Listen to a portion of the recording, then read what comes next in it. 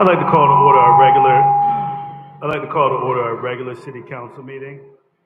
The date is May 1st and the time is 6:08 p.m. Madam Clerk, roll call. Mayor Ronnie Felder, Chairperson Douglas Lawson, Here. Chair Pro Tem Chadwick McCoy, Here. Councilperson Miller Anderson, Councilperson Lanier, Councilperson Spiritus, City Manager Jonathan Evans, Acting City Clerk Deborah Hall McCullough is present, City Attorney Don Nguyen. Mr. Chair, you may proceed. Thank you, Madam Clerk. If we can have a moment of silence, followed by the Pledge of Allegiance, led by Mayor Ronnie Felder.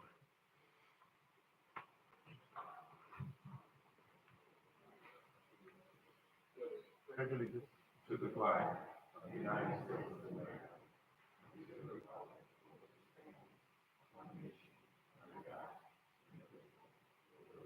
Justice for all.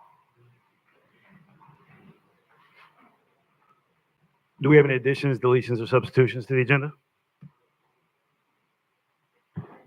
No, Mr. Chair. Thank you. Disclosures from the board? Motion to adopt agenda? So moved. Second. Motion been made and properly seconded. Madam Clerk? Councilperson Miller Anderson, Yes. Councilperson Spiritus, Yes. Councilperson Lanier, Chair Pro Tem McCoy, Yes. Chair Lawson, Yes. unanimous vote. Thank you. Consent agenda. Items from consent are routine in nature. If anyone choose to pull an item from consent, Mr. Chair, Councilman McCoy, go ahead. number 3B, please. Request to pull 3B. Madam Clerk, do we have any public comment from consent? Mr. Chair, we do not have any public comment cards. The acceptance of comment cards on consent items is now closed. Any additional items to be pulled from consent? Motion to adopt consent with item pulled. So moved. Second. Motion been made and properly seconded. Madam Clerk? Councilperson Spiritus, Yes. Councilperson Lanier, Yes. Councilperson Miller Anderson, Yes. Chair Pro Tem McCoy, Yes. Chair Lawson, Yes. unanimous vote. 3B, Mr. Evans? Mr. Chair, members of the board, if I can have the Director of Finance, Mr. Randy Sherman, to come up and answer any questions the board may have with regards to this particular item.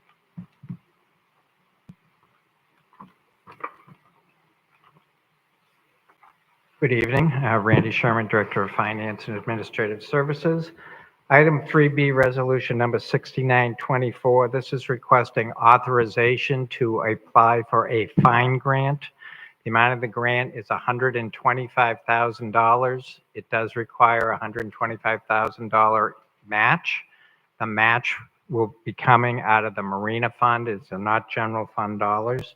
The grant that we're looking for would support engineering for the fourth and final phase of the marina expansion. The area that the final expansion on is on the north end.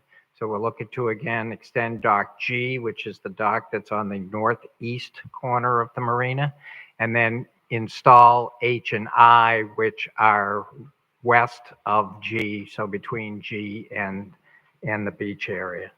And I can answer any questions that you may have. Councilman McCoy, go ahead. Thank you, Mr. Chair. Mr. Sherman, I was looking at this.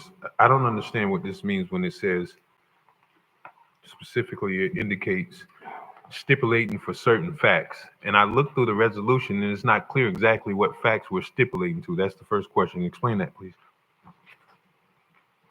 It says stipulating certain facts and conditions. Okay, I'm Mr. Chairman, go gonna pause. I need to go get my glasses. Go ahead, thank you.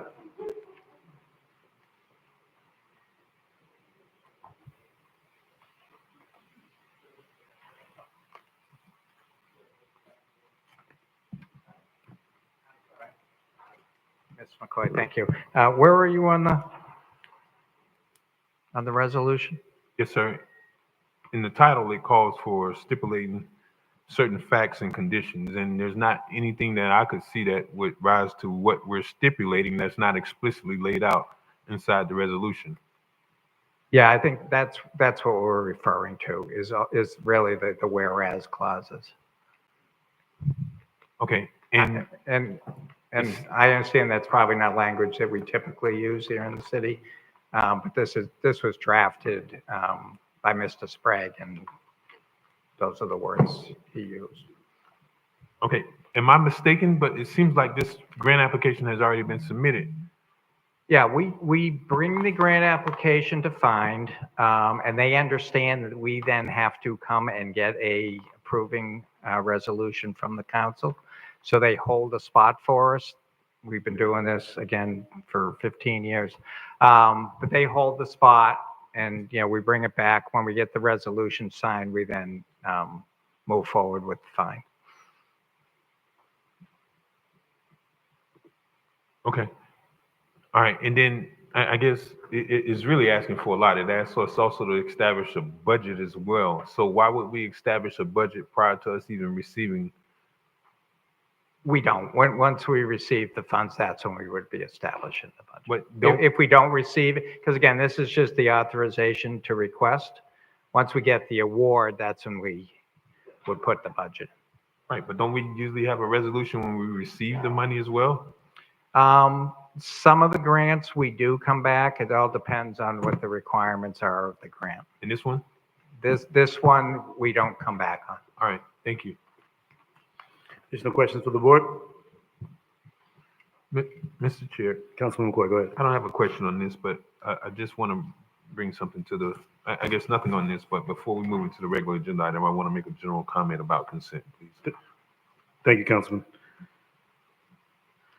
Mr. Sherman, I believe you answered my questions in the agenda review, and it wasn't relative to this. It was more so about the management of the dock. So we can actually address those later with the match. So I didn't have any questions about this item. Okay, thank you. Do you have a public comment, Madam Clerk? We did not have any public comments on this Thank you. item. Roll call. I need a motion and second on this item, sir. Motion to approve? So move. Second. Motion been made and properly seconded. Madam Clerk? Councilperson Spiritus, Yes. Councilperson Lanier, Councilperson Miller Anderson, Yes. Chair Pro Tem McCoy, Yes. Chair Lassett, Yes. unanimous vote. Point of privilege, Councilman McCoy, go ahead. Yeah, Mr. Evans, if I missed this, pardon me, but I'm looking at 3A, and I just am curious. Did you bring us something back regarding landscaping? Because seemingly this is the second time I think we've approved something regarding landscaping on the interim outside of a solicitation, because I know there was a solicitation that was supposed to happen. Mr. Chair, if I may. Mr. Evans, go ahead. This is for planning services. The landscape is in reference to the name of the actual company, but this is to assist with planning services.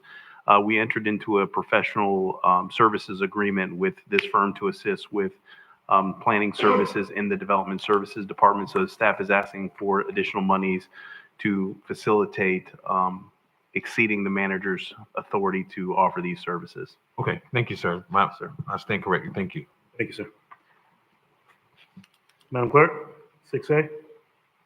Item 6A, 55th Annual Professional Municipal Clerks Week Proclamation. 7th. Mr. Chair, this item is going to be presented by the Office of the Mayor. Thank you, Mr. Evans. From the Office of the Mayor, City of Revere Beach, Palm Beach County, Florida, 55th Annual Professional Municipal Clerks Week, May 5th through 11th, 2024. Whereas the Office of the Professional Municipal Clerk, a time-honored and vital part of local government, exists throughout the world. And whereas the Office of the Professional Municipal Clerk is the oldest among public servants. And whereas the Office of the Professional Municipal Clerk provides a professional link between the citizens, the local government bodies, and agencies of government and other levels. And whereas professional municipal clerks have pledged to do or to be ever minded of their neutrality and impartiality, rendering equal service to all. Whereas the professional municipal clerk serves as information center to functions of local government and community. Whereas professional municipal clerks continually strive to improve the administration of the affairs of the Office of the Professional Municipal Clerk through participation in educational programs, seminars, workshops, and the annual meetings of their state, county, and international professional organizations. Whereas it is most appropriate that we recognize the accomplishments of the office of a professional municipal clerk.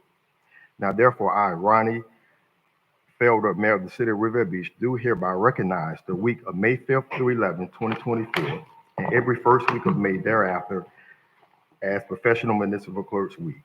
And further extend appreciation to our Riviera Beach City Clerk's Office for the vital services they perform and their dedication to the City of Riviera Beach. And whereas, in witness whereof, I have hereunto set my hand and caused the official seal of the City of the Riviera Beach to be affixed on the first day of May, 2024 AD. Thank you. Thank you, Mr. Mayor and Mr. Chair, Chair Pro Tem, board members, city manager, and city attorney. We just wanted to show our appreciation for what you do for us and what we do for you. So we have provided you some tokens of appreciation from the city clerk's office. And beginning on Monday through next Thursday, we will have activities in the city clerk's office to show the public, residents, business owners, the services that the city clerk the city clerk office offers. So feel free to stop by anytime during the week between the hours of 8 a.m. and 5 p.m. next week. Thank you.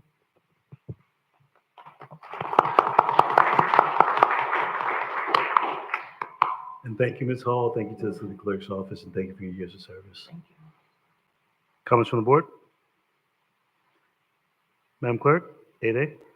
Item 8A, Ordinance 4258, an ordinance of the City Council of the City of Riviera Beach, Palm Beach County, Florida, amending City Code of Ordinances, Chapter 31 Zoning, Article 6, Supplemental District Regulations, Section 31-544, excuse me, child care, daycare, and other preschool facilities in order to update regulations for family daycare homes and large family child care homes, and amending Chapter 31 zoning, excuse me, Article 3, site plan review, Section 31-61, review procedures for special exceptions in order to update fees, providing for applicability, conflicts, severability, and codification, and providing for an effective date.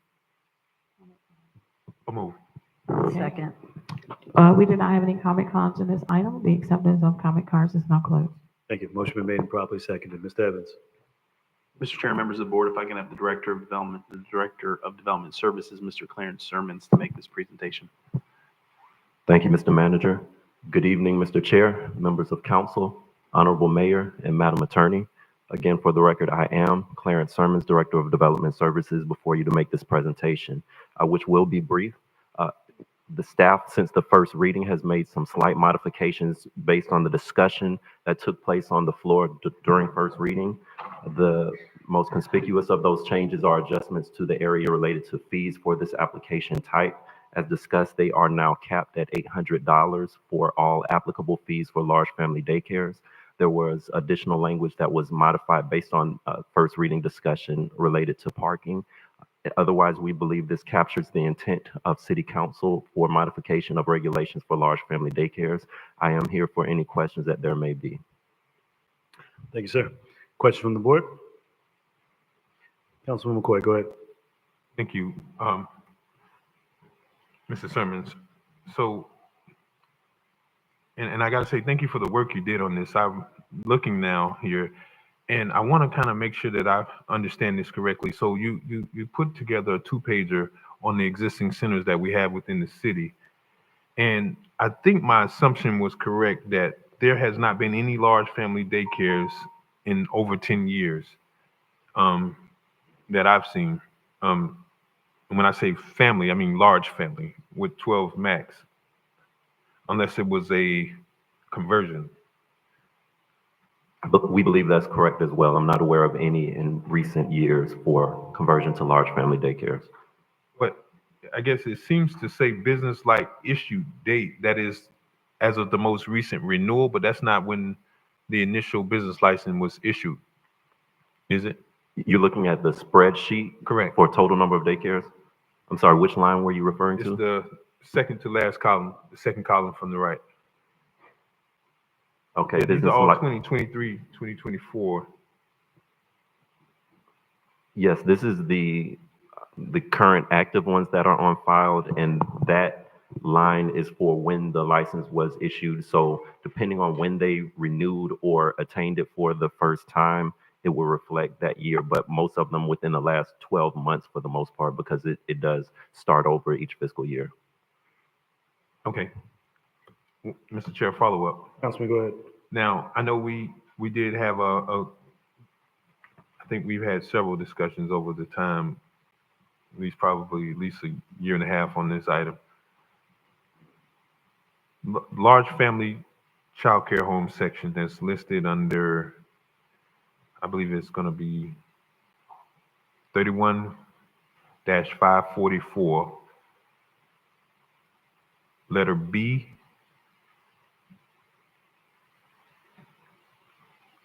F, I believe.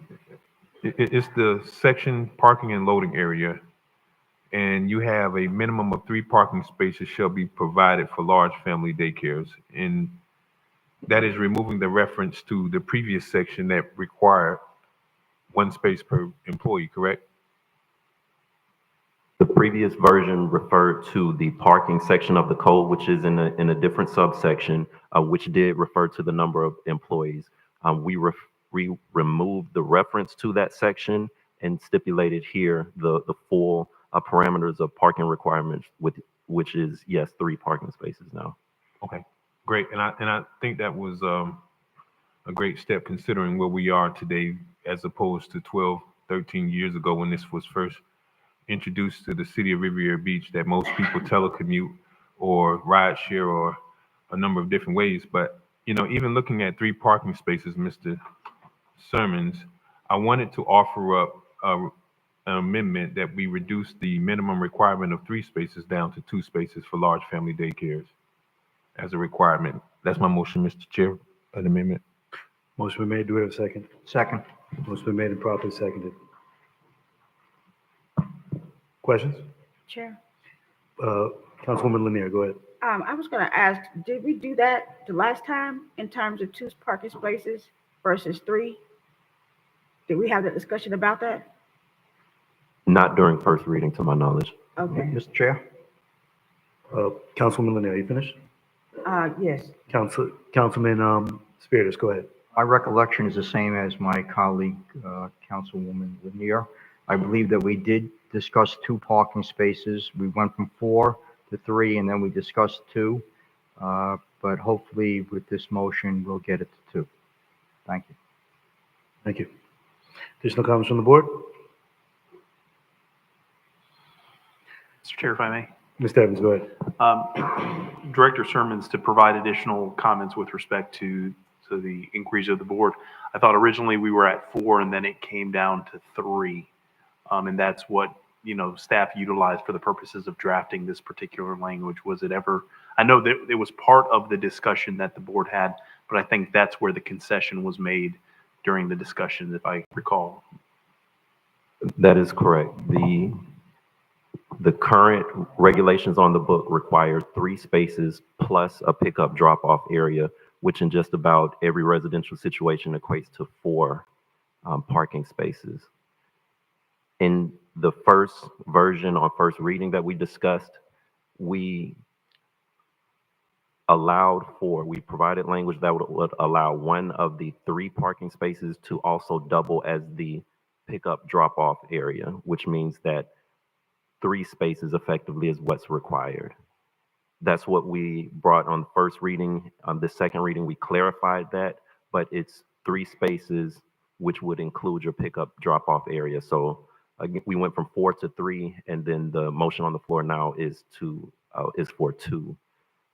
I think I would need to clarify for drafting purposes, in case the motion does pass, it would be 2 required spaces plus a pickup drop-off area, which would likely result in still 3 spaces, if I'm hearing the request correctly, though. Councilman McCoy, you made the motion? Yes, sir, that is correct. So it'd be 2 spaces and then a pickup Pickup. and then a space set aside for pickup and drop off. So 3 required spaces? Yes. Thank Well, you. no, let's not say it in that fashion Yes, because sir. if you look at it in the code, it's very specific as to how it's labeled. Right now, what's before us prior to the amendment says a minimum of 3 parking spaces shall be provided for large family daycares. Then it says one of the required parking spaces may serve as the pickup and drop off area if located as indicated above. And all I'm simply amending and offering as an amendment, Mr. Chairperson and members, is that instead of us having a minimum of 3, we're just removing the minimum down to 2. And that one of the parking spaces of the 2 is designated for pickup and drop off. So your request, your motion is to bring it down to 2 required spaces. Correct. Simply changing the first line in letter F from a minimum of 3 parking to a minimum of 2 parking spaces. Okay. Dr. Spiritus, your motion still stands? Yes. Question on the board, Councilwoman Lanier, go ahead. Yeah, so that means that the large daycares will only have 1 parking space plus a drop-off pickup space? Is that what you're saying? I believe that's what the council person is requesting. For a large daycare, you're having 1 parking space and a pickup space? That seems unreasonable for a large daycare. I mean, I can see a small daycare, small home daycare, but for a large daycare to have only 1 space and a space for a pickup does not seem as if that could work for a large daycare. That is my understanding of it, my position with it, because that doesn't make any sense to me in terms of having 1 space, and we're talking about large family daycares. Councilman McCoy, you had a follow-up? Thank you, Mr. Chair. Yes, sir. That is correct. And I mean, while this is a large family daycare, members, and I don't want to sound, I guess I should be careful in how I say this, but I don't believe the children are actually driving vehicles to daycare. So it's intended, more or less that it's a drop off. So if you have a husband and a wife, I mean, should we require what was previously in our code that if a husband and wife both operated a large family daycare, that we needed to have a parking space for both employees plus another set aside for public parking? So this is essentially moving it down to 2 spaces. And if you look at it, right, I don't know of any homes that we've seen that literally come built with 4 parking spaces. That's just not what I've seen in any of the most recent developments in the last 10, 15 years in the city. At best, maybe 3, but on average, 2 spaces.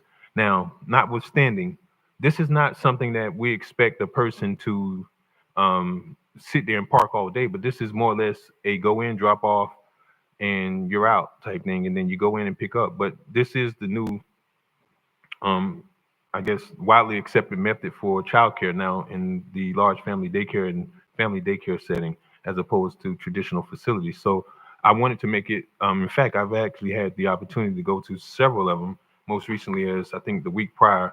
And actually, it doesn't seem to me to be that offensive or invasive on what we have currently existing to go down to 2 spaces.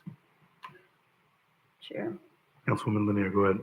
I would have to disagree with that, given the fact that even if you have the owners with the parking space, you do have, with the large daycare, you have to have childcare workers in ratio to the number of children. And as the number of children increases, you would have to have staff to be able to meet that quota for the Florida Department of Licensing. So to not have a space for employees, because you're going to need them if you're going to enlarge or you're going to expand the number of children in a daycare. And I'm just thinking about the staff that's involved with that daycare. Mr. Chair. Councilwoman Miller Anderson, go ahead. So is it the understanding that should 2 or 3 parents show up at the same time, that they'll just be doing street parking? Is that what we're expecting them to do? And, because I mean, I'm sure that's what's happening now is they're parking on the street. So I'm just trying to find out what's the advantage or disadvantage? What's the reason for it? Well, thank you, Mr. Chair, if I can. Councilman McCoy, go ahead. Thank you. And I pointed this out in the beginning. Large family daycares, and I've served on P&Z going back to 2011, I believe it was. There was a large, I guess there was a large amount of applications that we received in the city in 2011 and 12 when the state of Florida expanded the ability to go large, and I believe at that time it was up to the number of 10. And during that time, we provided an application-free process. But that's been over 12 years ago, and we've not received not one application for a large family daycare. And the largest reason that I've seen and heard from, and I've had this item that we've been dealing with since 2019 when we first arrived here, was that this creates a barrier because no home is ever created with above three parking spaces. So that's why that never happens. And members, I've shared this with you before. If you can all recall back, many of the churches at some point or another had daycares.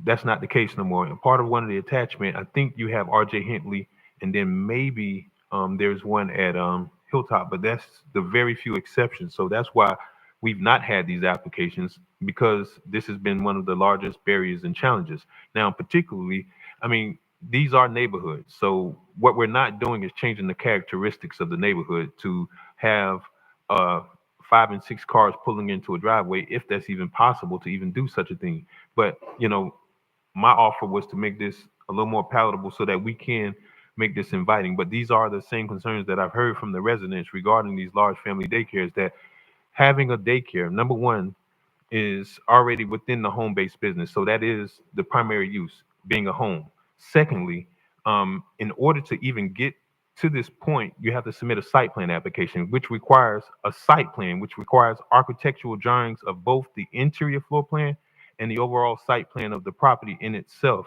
So then there's concerns about the ratio of pervious versus impervious. Before this project alone, for someone who needed to also increase the square footage to accommodate a large family daycare, would cost anywhere just in application fees alone upwards to $8,000 and $9,000, and that doesn't even get you an application approval. That's just an application to submit.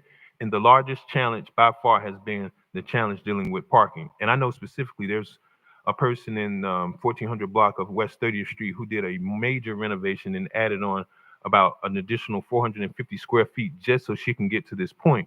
And one of the issues that she dealt with was the amount of parking spaces that were required. And I've seen this time and time again as to this being an issue. And I know certainly the members of this coalition throughout Riviera Beach who have these daycares have been, asking for this for a number of years. And certainly I probably met with them over a dozen times in the last 5 years. So this is the impetus of why I brought this forward, to offer up 2 spaces as a minimum requirement as opposed to 3.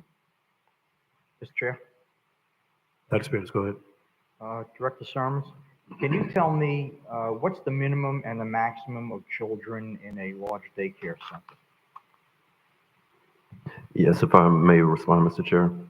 Go ahead, Mr. The maximum number of children, first off, is regulated by the county, but with the rules that they have in place, it depends on the age of the children. But in certain scenarios with certain age makeups, there's a maximum of 12 children that are allowed at the daycare. Minimum to be included as a large daycare? Once again, please. Is there a minimum to be considered large daycare as opposed to small? I believe, I don't want to misquote, there is a maximum for a regular or small family daycare, and anything above that would put you into the large family daycare range. I would have to look for that maximum number for regular family daycare.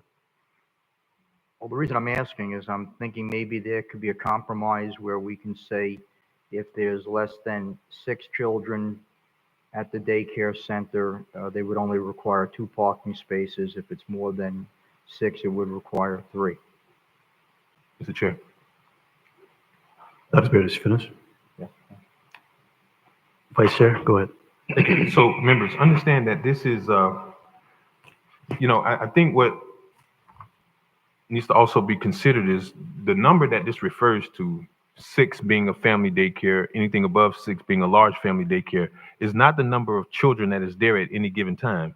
if you haven't seen, there are certain hybrid models where kids actually stay overnight. For that working parent that actually works overnight, there are accommodations under the Palm Beach County Health Department that allows for overnight childcare. So this isn't necessarily saying that you're going to have 12 kids showing up at 7:30 to 8 o'clock in the morning.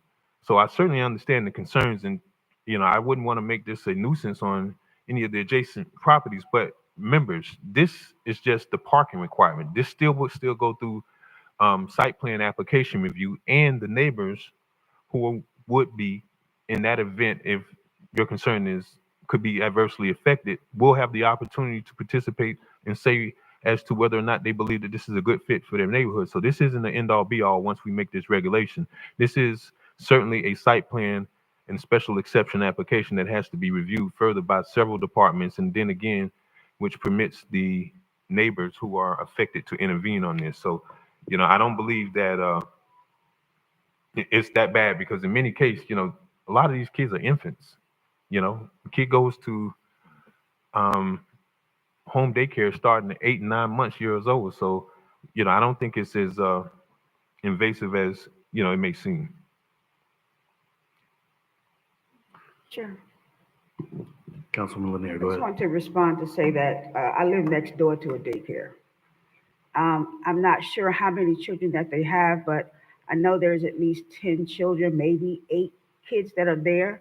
And at any given time, there's at least 2 cars maybe in front of my house. There's some that park on the grass in front of my house. That's no problem for me at all. I just want to make sure that it is understood that this will happen if you do not have enough parking spaces for those larger daycares. When they park in front of my house, I have no problem with that. It's just that if there was a parking space for them to park to get their kids, that may be a lot different in terms of them parking in the street, because sometimes they don't park on my grass, they'll just park in the street to come and get their kid and go home. But that is some concern to me because of the fact that you will have them parking on the street or in their neighbor's yard. Thank you, Councilwoman. Additional comments from the board? Okay. Current motion on the table that's been seconded is to amend the language to have 2 parking spaces and 1 encompassed within the drop-off. So 2 parking spaces with the other accepted requirements for the change. Additional comments from the board? Any public comment? No public comment, Mr. Chair. Madam Clerk, roll call. Councilperson Lanier, No, Councilperson Spiritus, Yes. Councilperson Miller Anderson, No. Councilperson McCoy. Yes. I'm sorry, Chair Pro Tem McCoy. Chair Lawson. Yes. The item passes with Councilpersons Lanier and Miller Anderson dissenting. Clarification. Councilman McCoy, go ahead. The amendment passes, Ms. Hall. Yes, the amendment Thank you. passes. Ms. Hall? Okay, and this was for the first motion. Councilperson Spiritus.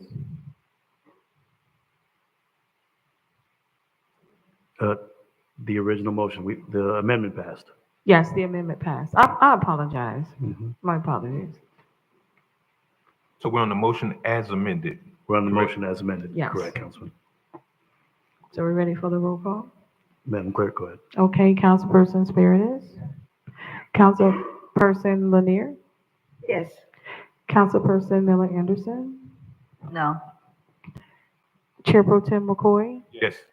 Chair Lawson. Yes, And that passes with Councilperson Miller Anderson dissenting. thank you. You're welcome. 10A? Item 10A, City Council Board appointments to serve from May 2024 until May 2025. I'm sorry, May 2025. Thank you, Ms. Hall. Mr. Evans? Mr. Chair, members of the board, this item is for the board to effectively select the committees in which they would like to serve on for 2024 to 2025. So staff is prepared to go through the boards and see if the board's desire is to make any changes or modifications with regards to that. So at this time, I'll turn the presentation over to the clerk for the purposes of walking through the item. Mr. Chair, as we go through each item, I did receive recommendations from Councilperson Spiritus, Councilperson Lanier, and Chair Lawson before this meeting. So as we go through each one, I will let you know which boards they have chosen and let you all decide. So the first one is the Business Development Board of Palm Beach County. I received a recommendation from Councilperson Spiritus and Chair Lawson to be on the board. Thank you, Ms. Hall. Dr. Spiritus, do you want to serve as the regular or alternate? Either one. Okay. I'll serve as the regular. Dr. Spiritus is the alternate, since he has no preference. Okay, the next one is the Issues Forum. Previously, that was Ms. Botel and Mr. McCoy, but I did not receive any new recommendations for this board. Mr. Chair, Councilman McCoy, go ahead. I will go and nominate myself as regular member for issues. Regular member. Do we have an alternate? I'll serve as alternate. Thank you, sir. Anyone else interested in serving on this board? Thank you. Madam Clerk? The next one is the North County Intergovernmental Committee. Previously, that was Ms. Botel as regular and alternate as Mr. McCoy. I did receive a recommendation from Mr. Spiritus for this board. Thank you. Dr. Spiritus, you want to serve as the regular? Regular, please. Do we have anyone that will serve as the alternate? Intercounty Committee? Intergovernmental Committee? And Mr. Chair, if I could just say, right, Yeah. me and my choosing as to the ones I can do is I'm trying not to, because members and I hope administration is cognizant of this as well as staff. But I know, at least for myself, I know I've seen Chair Lawson and even Councilman Spiritus do agenda review on Tuesday. It's almost impractical to have a commitment that you have to actually go to on a Tuesday, Wednesday, and a Thursday in many cases. So I pick my boards to see that it actually accommodates my schedule. So there's no intent other than my willingness, and that's largely dependent on my schedule. But some of these meetings actually have changed as far as their meeting dates and times. So that's why, my selection is what it is, because I have to try to figure out, what works.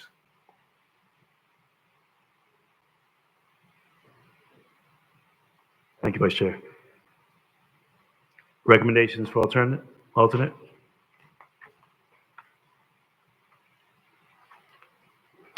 We'll come back to that, Madam Clerk. Go to the next one. So the next board is the Palm Beach County League of Cities General Members. We have Ms. Botel as the regular. The alternate was Mrs. Miller Anderson. I did receive recommendations from Councilperson Spiritus, Councilperson Lanier, and Chair Lawson. Thank you. Board members? Councilwoman Lanier? Yeah, I like the regular attendance for this meeting. The city's Dr. Spiritus? Okay. And I'm okay with that. The League of Cities Board, Councilwoman Lanier wants to serve as the regular. And alternate, Dr. Spiritus, do you want to serve? I also made a recommendation for that as well. So if you want to serve on that one. Well, all right, I'll sit on that board. Sorry, Chair, who's that? Doug Lawson, you will be an alternate for this alternate. one? Okay. Yes. Councilwoman Lanier is going to sit on the board as regular. Lawson is alternate. Okay, the next one is the Palm Beach County School District. Mhm. Mrs. Miller Anderson, regular, and Ms. Botel was the alternate. Okay. Ms. Miller Anderson, do you want to stay as regular? You can put me on alternate. Alternate? Do we have anyone who wants to sit on the school district as a regular? Ms. Miller Anderson would like to sit as an alternate. And these meetings are the third Wednesday of each month. We never attend. So, Councilman, go ahead. Go so ahead, Vice. while we're doing this, we should almost and always keep in mind, like, it's great to be a part of these, but is there a requirement?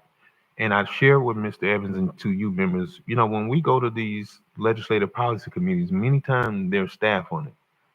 You know, so I just don't see a way that any one of us can really commit to a Wednesday when we have every third Wednesday that we have to be here at 5:30. So I'm not even going to touch that one, or even attempt to.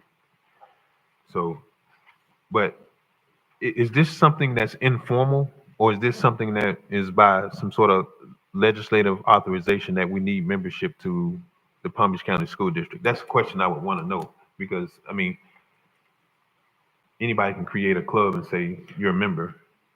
So I guess that's something for staff to kind of look into. Is this legislatively required? I don't think it is. No. I mean, I think it's just like all of these other And they're not, boards, you know? but Ms. Miller Anderson, you'd be surprised. They're not legislatively required. That's what I said. That's what I'm saying. Okay, A lot of them are not. right. But, you know, obviously we want to certainly have our appropriate folks at the table on items such as, you know, the Transportation Planning Authority and, you know, of those sorts. So, I'll take the school board for the Tuesdays in terms of workshops or special meetings. But of course, I could not do the Wednesday of each month because of the meeting here. Correct. And I think just sitting as the regular will be sufficient. I guess if we can just have Councilman Lear, if you're going to be the regular, just getting the regular updates from our Representative Ferguson and other board members, and just giving those reports, because none of us would really be able to commit to that. Unless we, of course, don't have a meeting. So, Ms. I mean, I can always go back and watch the meeting. Watch the meeting. You could. So Councilwoman Lanier volunteered for regular, Councilwoman Miller Anderson alternate. Okay. The next board is the Palm Beach North Chamber of Commerce. The regular position is open. Chair Lawson is the alternate, and I received recommendations from Chair Lawson and Councilperson Spiritus. Dr. Spiritus, would you like to be the regular? Yes, Mr. Chair. Thank you, sir. Dr. Spiritus, regular, and I'll remain alternate. The next board is the Palm Beach North Chamber of Commerce Economic Development Committee, and both positions are open. I received, excuse me, I received a recommendation from Councilperson Spiritus.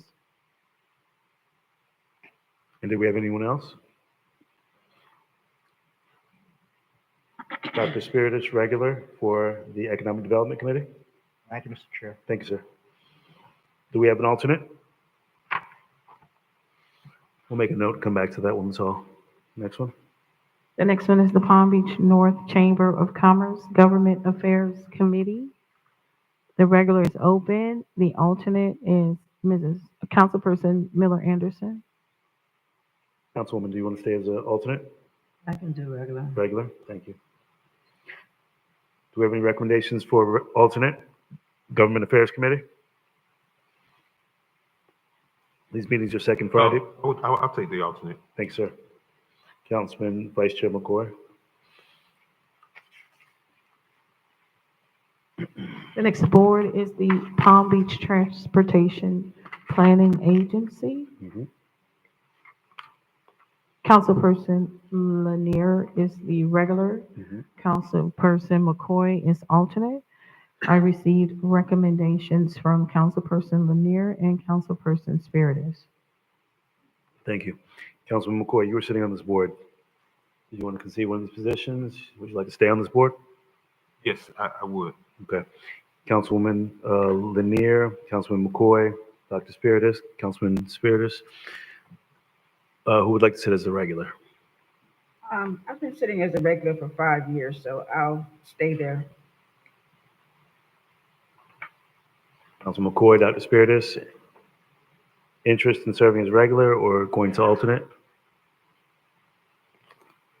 Regular, Mr. Chair. Regular? Okay, so Councilwoman Lanier would like to sit as regular. Councilman Spiritus would like to sit as regular. Do we have a prep? I don't. I don't have a problem with staying, but Councilman Spirit is, I appreciate your ambitions, but you do realize, Mr. Spirit, is that these are in some cases conflicting with other meetings. You have taken note, like for instance, I know certainly this TPA is on the fourth Thursday, I believe it is. Third Third Thursday. Thursday. And then I think there's one from the chamber that exists. And the reason I couldn't do it because I have a commitment with the school district construction oversight review committee outside of this one. So I just want to make sure that you're aware that you're literally going to have every Thursday in a meeting. Mr. Chair? Councilman Spiritus, go ahead. Okay. As you know, this is probably one of the most important committees that this city council will be representing the city on. This committee splits up all of the federal transportation funds, highway funds in the region. I sat on this committee in Nassau County on Long Island for close to 10 years. This is one of my specialties in engineering, is transportation engineering. This is the type of field that you have to be able to speak the language if you want to come home with the bacon. You got to be able to do exponential equations and understand what they're speaking about when they're planning 5-year and 10-year budgets. This is very, very important, and I ask the council, of course, to take this very, very seriously, who they appoint to this committee. Chair, given that I've served this for 5 years, I still would like to continue this meeting. I have advocated for the city of Riviera Beach on numerous occasions for funding in terms of the lighting that happened on Australian Avenue.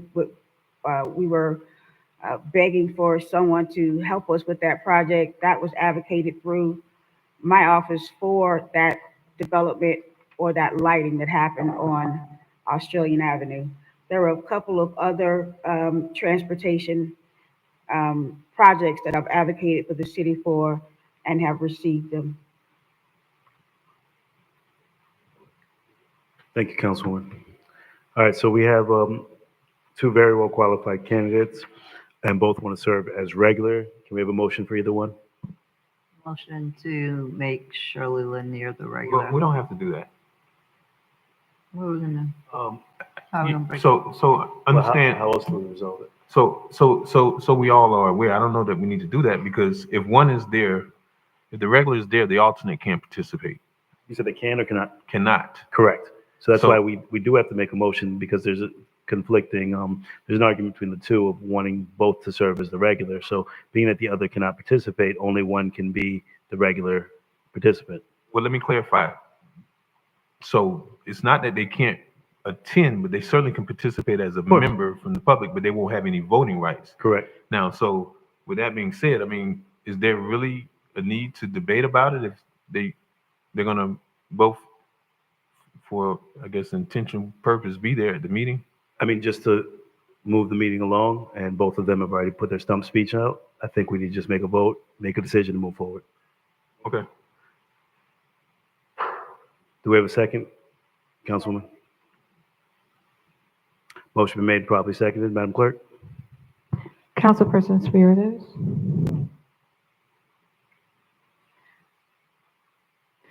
Councilperson Lanier. Yes. Councilperson Miller Anderson. Chair Pro Tem McCoy. No. Chair Lawson. No. That motion fails with Councilperson Spiritus, Chair Lawson, and Chair Pro Tem McCoy dissenting. Now, just to go on the record, I do know Councilwoman Lanier has served on this board.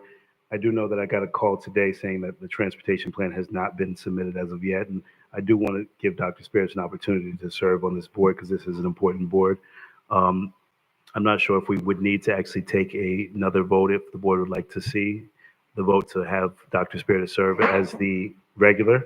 But if we do need to, we can. But I would actually like to see Dr. Spirits serve as the regular representative, and then Councilwoman Lanier as the alternate.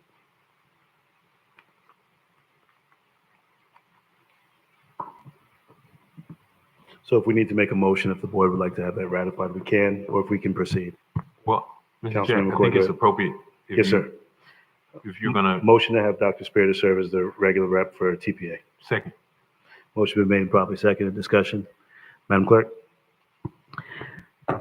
Councilperson Miller Anderson, No. Councilperson Lanier, No. Councilperson Spiritus, Yes. Chair Pro Tem McCoy, Yes. Chair Lawson. Yes. That motion passes with Councilperson Miller Anderson and Councilperson Lanier dissenting. Mr. Chair, Councilman McCoy, go ahead. thank you for your support of Councilperson Lanier, but, I certainly would like to maintain my role as the alternate. So if I can, I offer myself as a nominee, and I would motion for your support or the alternate. Motion been made. Do we have a second? Second. Motion been made and properly seconded. Madam Clerk, discussion? No discussion? Madam Clerk? Councilperson Lanier, What are we voting for? Councilman McCoy wants to serve as the alternate on the board for TPA. No. Councilperson Spiritus, Councilperson Miller Anderson, No. Chair Pro Tem McCoy, Yes. Chair Lawson. Yes. And that passes with Councilperson Miller Anderson and Councilperson Lanier dissenting. Thank you, Madam Clerk. You're welcome. Port of Palm Beach?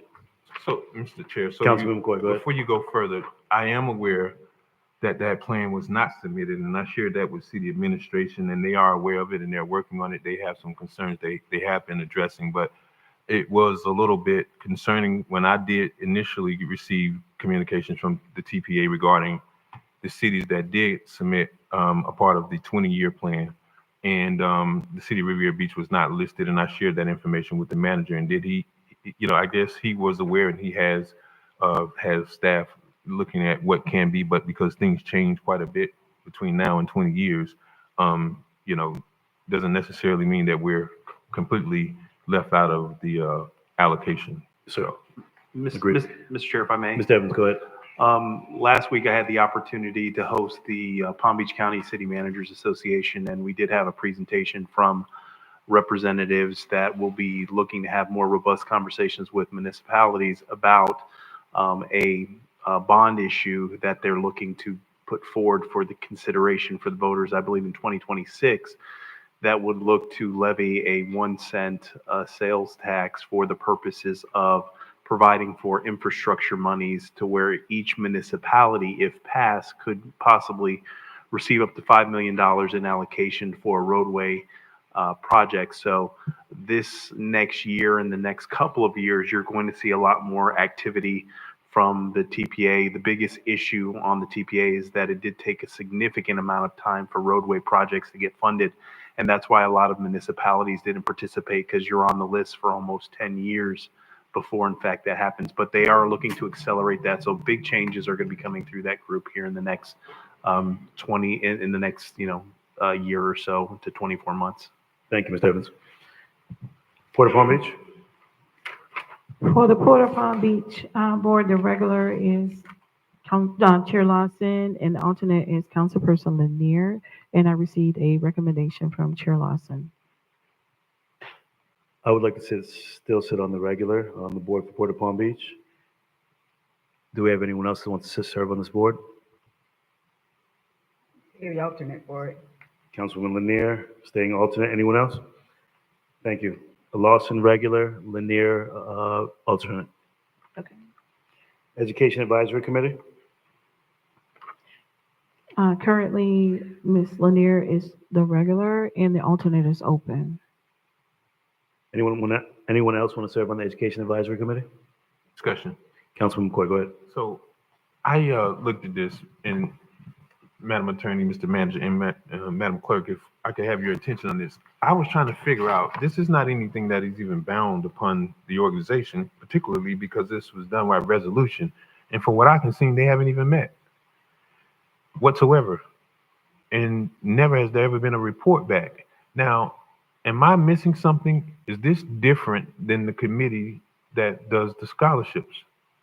And the reason I'm saying this is because, members, I got a call from Hal Watkins the other day. We have 70% of the students come out of Riviera Beach. They're asking for resources. I just got a call today from West Riviera, and they're looking for assistance. Washington is my school. Both I attended, and I'm also the representative there. But it seems that we need to figure out what really this is. This was a resolution which is not binding, and if you look at the authority on here, it says that this was done in 2017.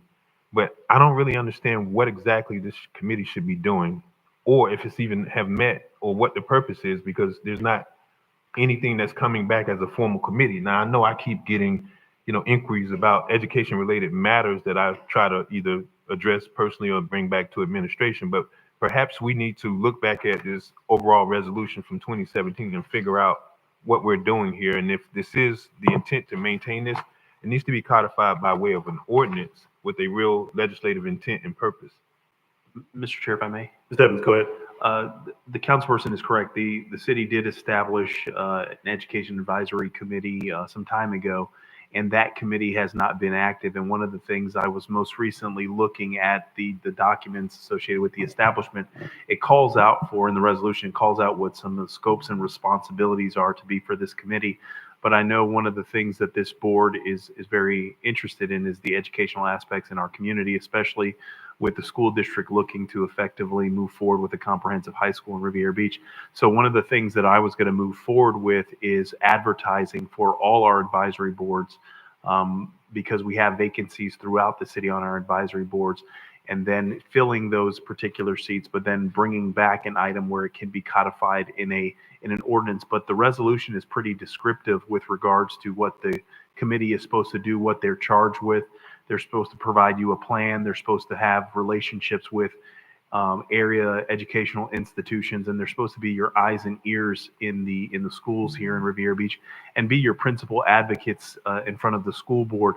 And I think that's something that, as the board had the discussion today about who would go to the school board member or school board meetings, it should be somebody that serves as the chair and the vice chair in that particular committee. So my intent would be, if the board would be inclined, is to fill those vacancies in those advisory board, in that advisory board capacity. And if it's the board's pleasure to bring it back in a form of a ordinance, we can. But we have been getting inquiries and interest from people that would like to see that committee started. And I believe Councilperson Lanier facilitated a meeting with school board member Ferguson about breathing life into this particular committee. So our intent is to advertise all our positions, especially the ones that are vacant on that board. Thank you, Mr. Evans. Councilwoman Lanier, go ahead. Yeah, I just wanted to say that we did have a meeting about a month ago in regards to this Education Advisory Committee, because of the interest and because of the fact that there are 8 schools that are in the city of Riviera Beach.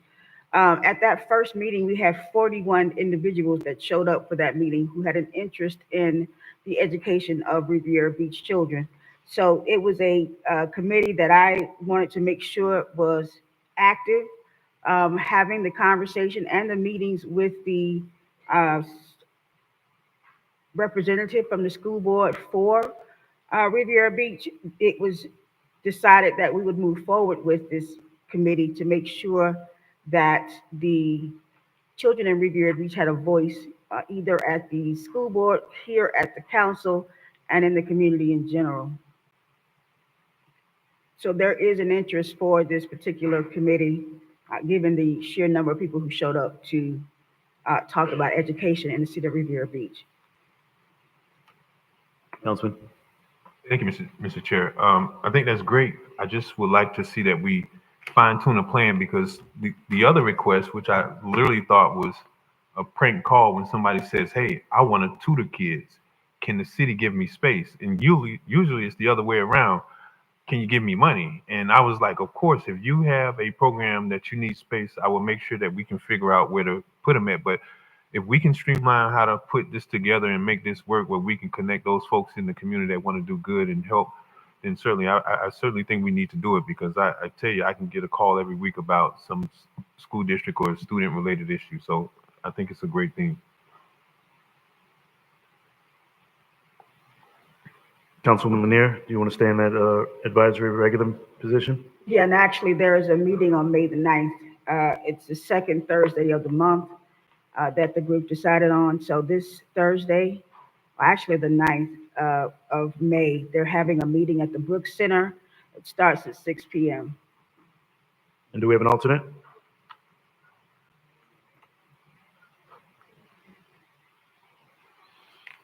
All right, that's the last one. Actually, Council- can we not do an alternate on that? Because I mean, I'm sitting here thinking if that's what we want to do, we got to talk about sunshine law matters, right? Mhm. So I don't think we need to jump too far into reactivating this until we make sure that this is structured, because I found nothing on the city's website referencing any meeting of the sort. So like, I think we don't want to send people down to have a meeting and they're reporting back to the city, but this is a de facto meeting of the city. We need to make sure that it is well equipped and prepared like any other committee. Mr. Chair, if I may. Stebbins, go ahead. And certainly one of the things I was going to propose for the board's consideration with those positions that are not filled as it relates to your alternate, I would recommend that we allow for staff to be that alternate member to be able to at least take notes and be able to report back accordingly to the member if they're unable to participate, just because a lot of these meetings and events that you're participating associated with these entities does have a staff related component. And so having that staff liaison will certainly help if you cannot be present, but also can inform that if there's anything that administration needs to do or the city needs to do, that's articulated to myself and the team so we can get it done for the purposes of whatever those committees may be needing. I'd be in support of that. Additional comments from the board? So are we going to assign a staff member for the alternate for the advisory committee? The education advisory committee? I would Councilman- recommend that we leave it as the manager's designee, so that could change at any point. Manager's designee. We do have two other positions. Madam Clerk, if you can go back to the two that we did not fill. The two that we did not fill was the North County Intergovernmental Committee. Councilperson Spiritus will be the regular member. We need an alternate. North County Intergovernmental Committee. Sure. Intergovernment Committee. And do we have an alternate? Are we, well, before we just give it to staff, is there anyone that wants to serve as alternate now that we're back on this item? So if we can have a manager designee. Sure. Sorry, where's that? I'm looking for that. Oh, first page. So we have Spiritus. Dr. Spiritus, yeah. And again, do we really need one? Because look at the notes. No set dates, a periodic informal chat. And then, this is my question, Ms. Nguyen. Do you have this with you? I do not. So the description of this committee is North County Intergovernmental Committee, and the only thing that we have is no set dates, periodic informal chat with the Palm Beach County District 1 Commissioner. That's where I'm kind of concerned that this raises issues of potential sunshine. So if you got two members as a regular and an alternate going up to a meeting that's not advertised, that's not public, and something comes up that may potentially arrive back here at the city, I mean, you're kind of creating an issue where inadvertently and without intent, there could be. But I thought the recommendation was for you to have Mr. Evans send a staff member and you wouldn't run into that problem. I believe that's the recommendation now. Yeah. It is, but what I'm saying to you is that there's no rhyme or reason how we just get to regulars and alternates. People just say, I want to create a club. Give me two members from the city. And, we should be able to filter that to say, hey, unless this is an organized public meeting as provided under Florida statutes, then we can't send two members. You can do that. That's your prerogative. Well, no. I'm asking that administration does it because, for Councilman Spiritus, he's walking in here new. He doesn't know if he walks in if it's a formal meeting or not. So, I just don't want to have a problem that we find out later. So it's just something to think about. I would be in agreement. Mr. Evans, if you can just get confirmation with all of the meetings to make sure they're going to be publicly noticed, that we have a regular and an alternate so that attendance is not a conflict or a concern.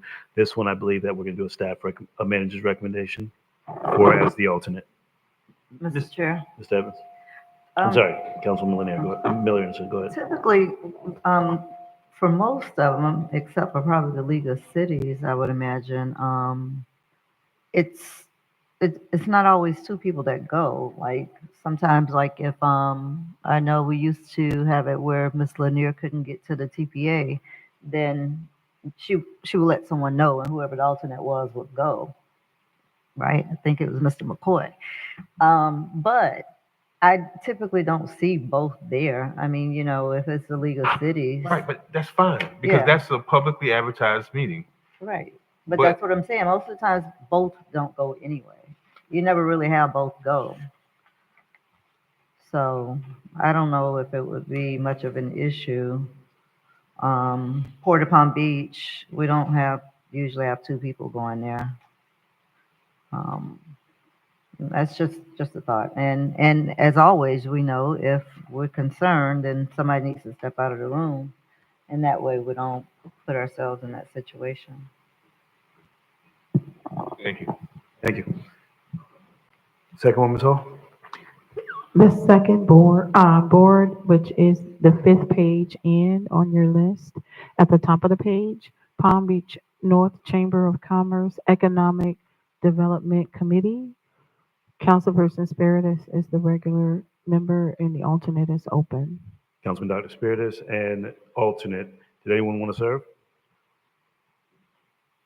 Mr. Evans, manager's designee. Thank you. Ms. Hall, is everything filled? Yes. Can we have a motion to accept the appointments? So moved. Second. Motion been made and properly seconded to accept appointments. Additional discussion? Madam Clerk, roll call. Councilperson Miller Anderson? Councilperson Spiritus? Yes. Councilperson Lanier? No. Chair Pro Tem McCoy? Yes. Chair Lawson? Yes. It is approved with Councilperson Lanier dissenting. Thank you. 11A?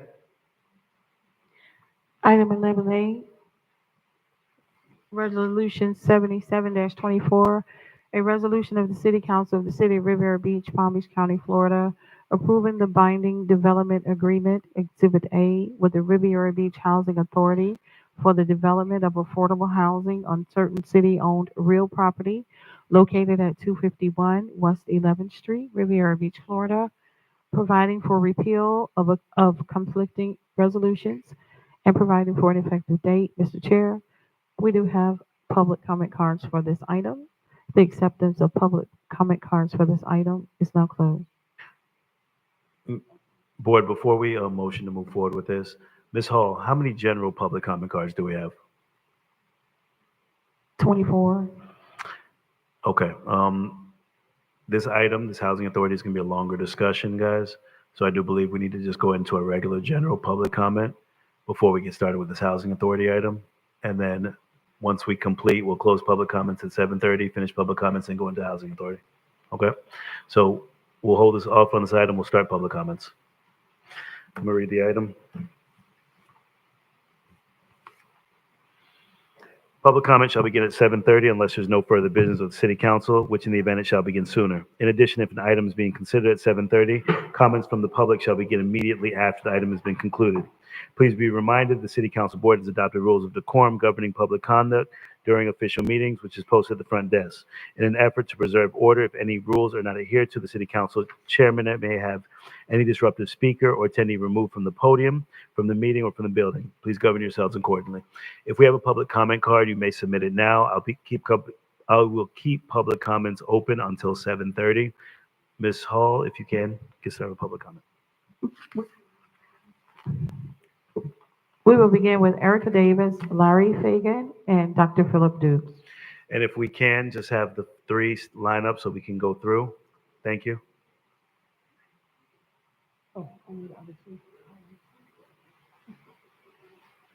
Erica Davis, Welcome, Ms. Riviera Davis. Beach.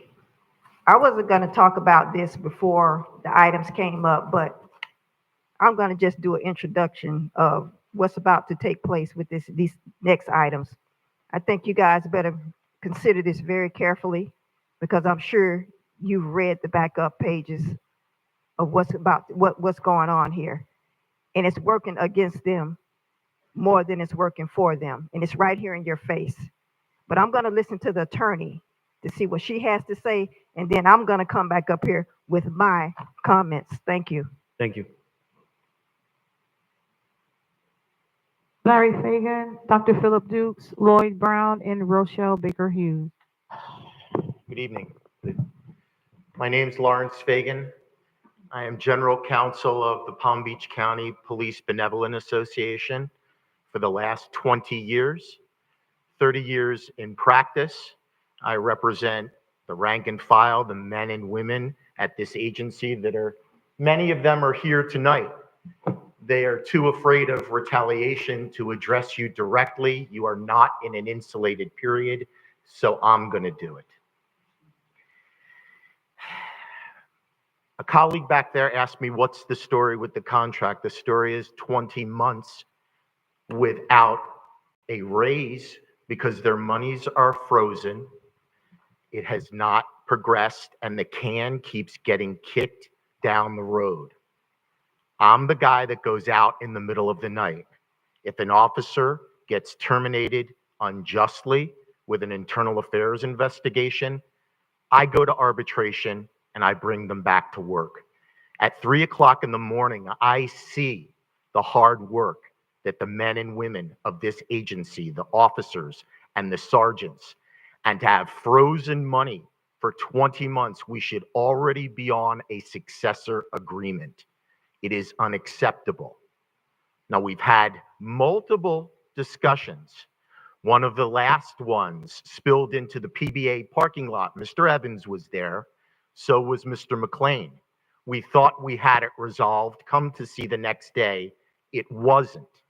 Now I have a new resolution, not a recommendation for you, but both sides signed an agreement this time, and it's changing yet again. I am asking you, after 20 months with no contract, for the men and women at this agency that wear the bulletproof vests to get informed, to find out what's happening on your side, and to show them that they are a priority for you and this city. Thank you for coming, sir.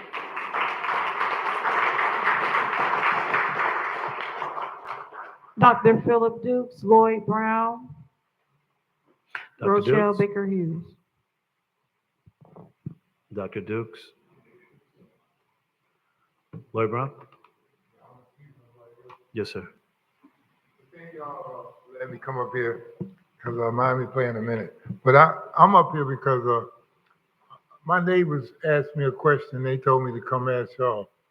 So if this garbage company is going to charge, or you're going to put on somebody's water bill $25 more because they got excessive garbage, then what about the neighbor next door don't have anything? Are you going to deduct? I mean, it don't make sense. You pick up, I go to the waste place all the time. And you know what? They charge you by weight. They don't say, well, good company, let me ask you this. All the people you got out there, we want a percentage of what you get from them. The mafia only do that to stores in New York and whatever. So, I mean, how can you consider charging somebody 25 more extra dollars on the water bill? And if they don't have anything, my neighbor say he don't put out garbage all the time. So why don't you deduct $25 from him? Like whoever signed this contract with these people, they don't pick up. They really don't pick up. And the garbage is all down in the street. Is there any way I can file a FOIA so that I can find out how much the city paying them and how much they have to pay when they go to the dump? What's the difference? Because you're getting paid, if it's 1,000 people out there, 1,000 residents, and you're only picking up for 100 of them each month. So you got 900 more people still paying. So why don't you deduct when you go by and say, well, we're not going to charge Brown today, he don't have no garbage. But you're going to charge somebody for having too much when you're already going to be getting paid anyway from 900 more people. I don't know if you understand what I'm trying to say, but what I'm saying, I need to know how can I file a FOIA Act so that I can find out how much y'all paying them and how much they paying the waste place where they take the stuff, because I know they go by weight. They're not telling the good company that, well, I'll tell you what, we want a percentage. That's like a drug dealer telling his people on the corner, I want a percentage of what you made because you on my corner. That ain't right. And then you don't really pick up. If you ride around after them, you'll see trash in the street. And okay, 6 yards, they said. Yeah, if you up there wherever they say they from, 6 yards ain't nothing. If I cut down the hedges, that's 6 yards right there.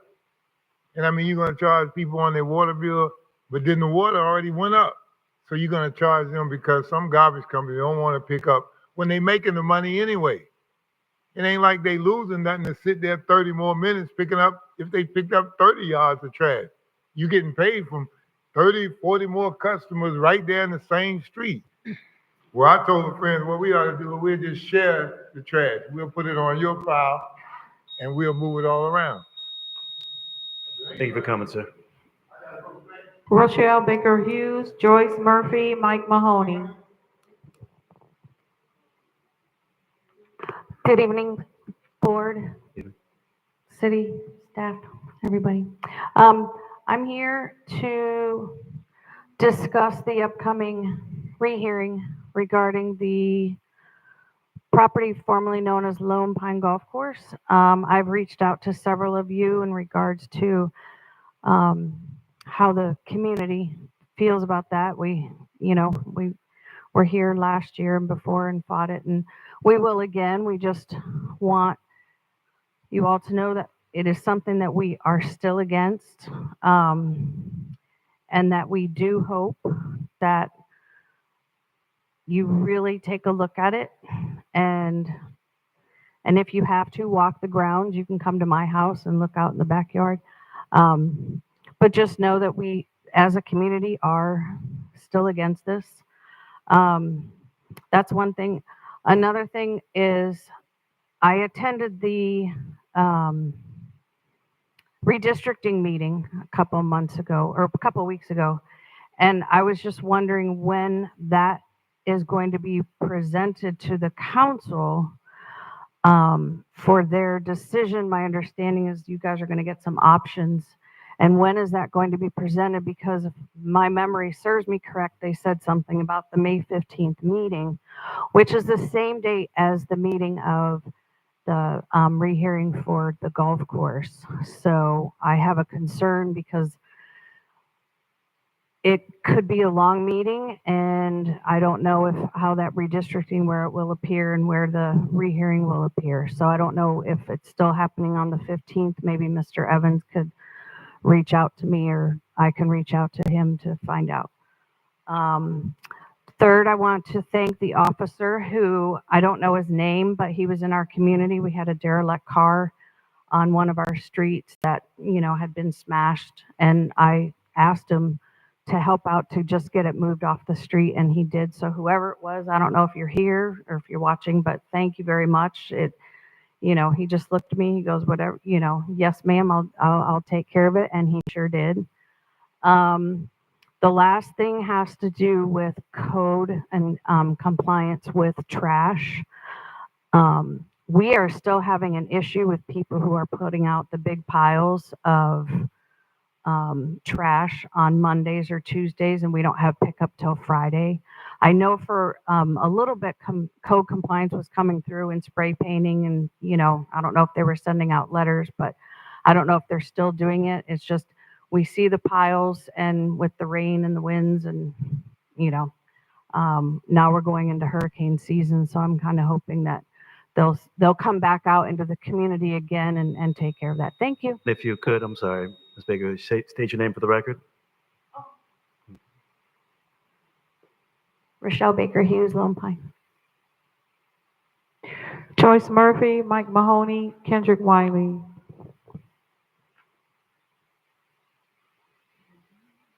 Welcome, ma'am. Hi, I'm Joyce Murphy from Lone Pine Estates. So here we are again. I know the former Lone Pine Golf Course rezoning is coming up again. First of all, I'd like to thank you who supported us the last time. With our deepest appreciation, the last time the same zone change for the former golf course was proposed.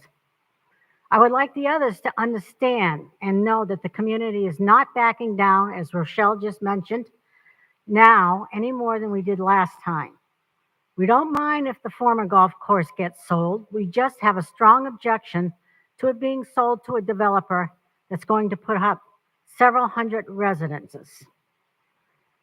I would sincerely like to know what the logical reasoning, other than Robert's rules, is you have to justify attempting to rezoning this once again, despite all the objections and problems the Lone Pine residents have previously pointed out to you.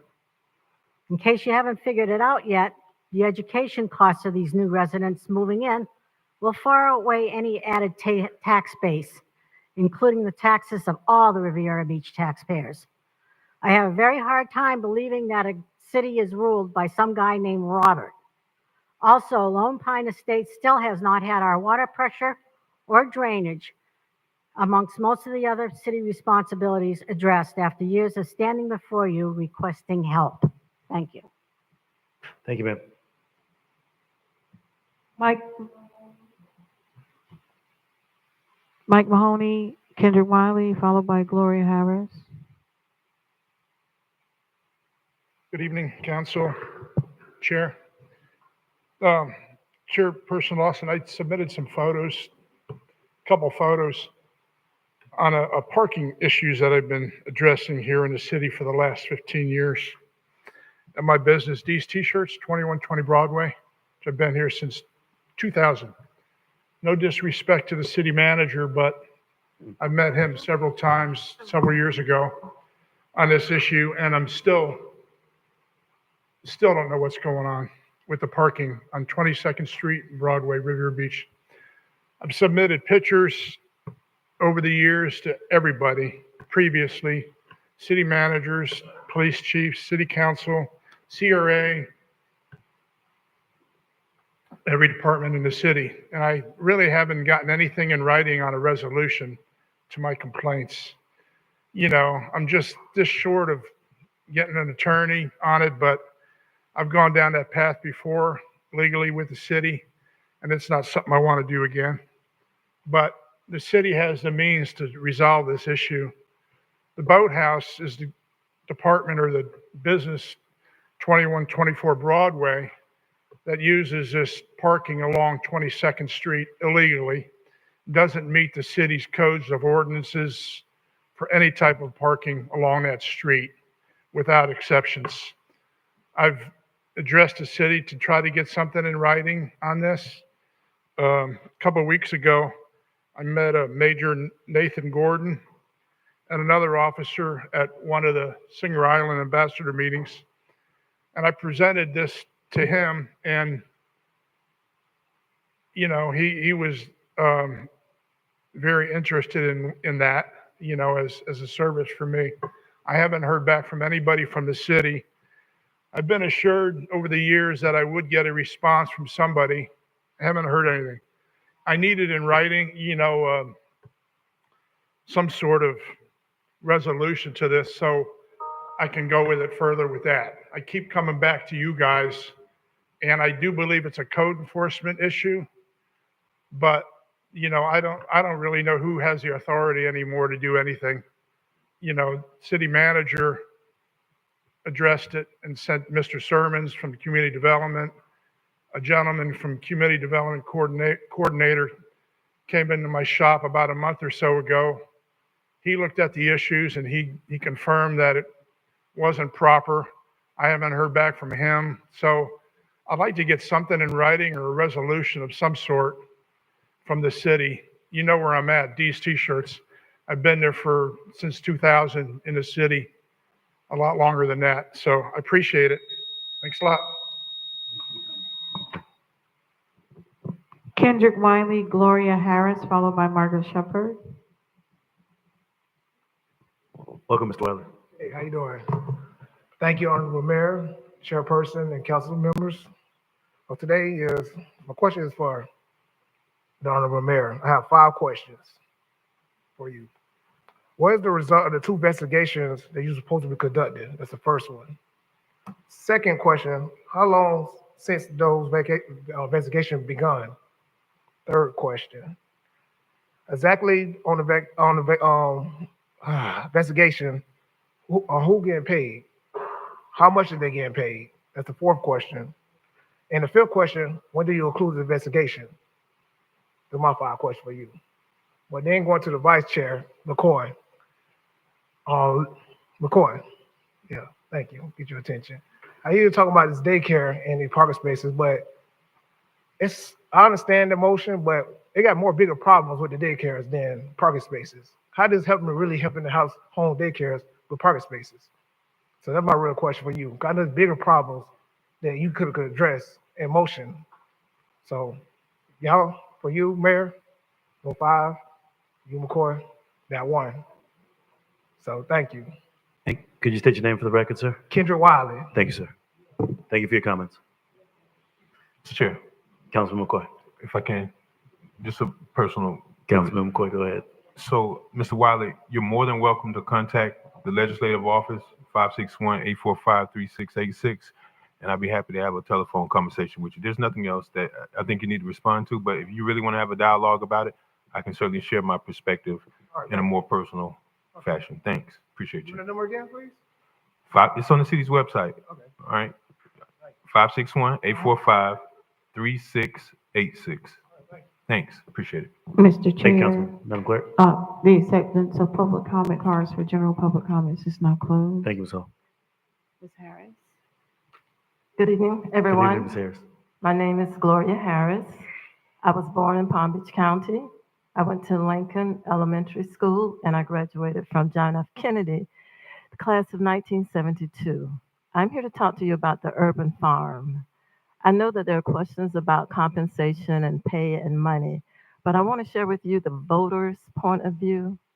I'm a volunteer. I work with the urban farm and JFK Middle School. I'm also a University of Florida Master Gardener volunteer.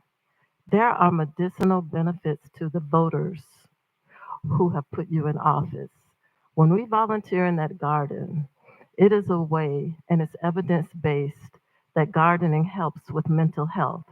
Just so happen May is Mental Health Month, and the gates at the urban farm are locked.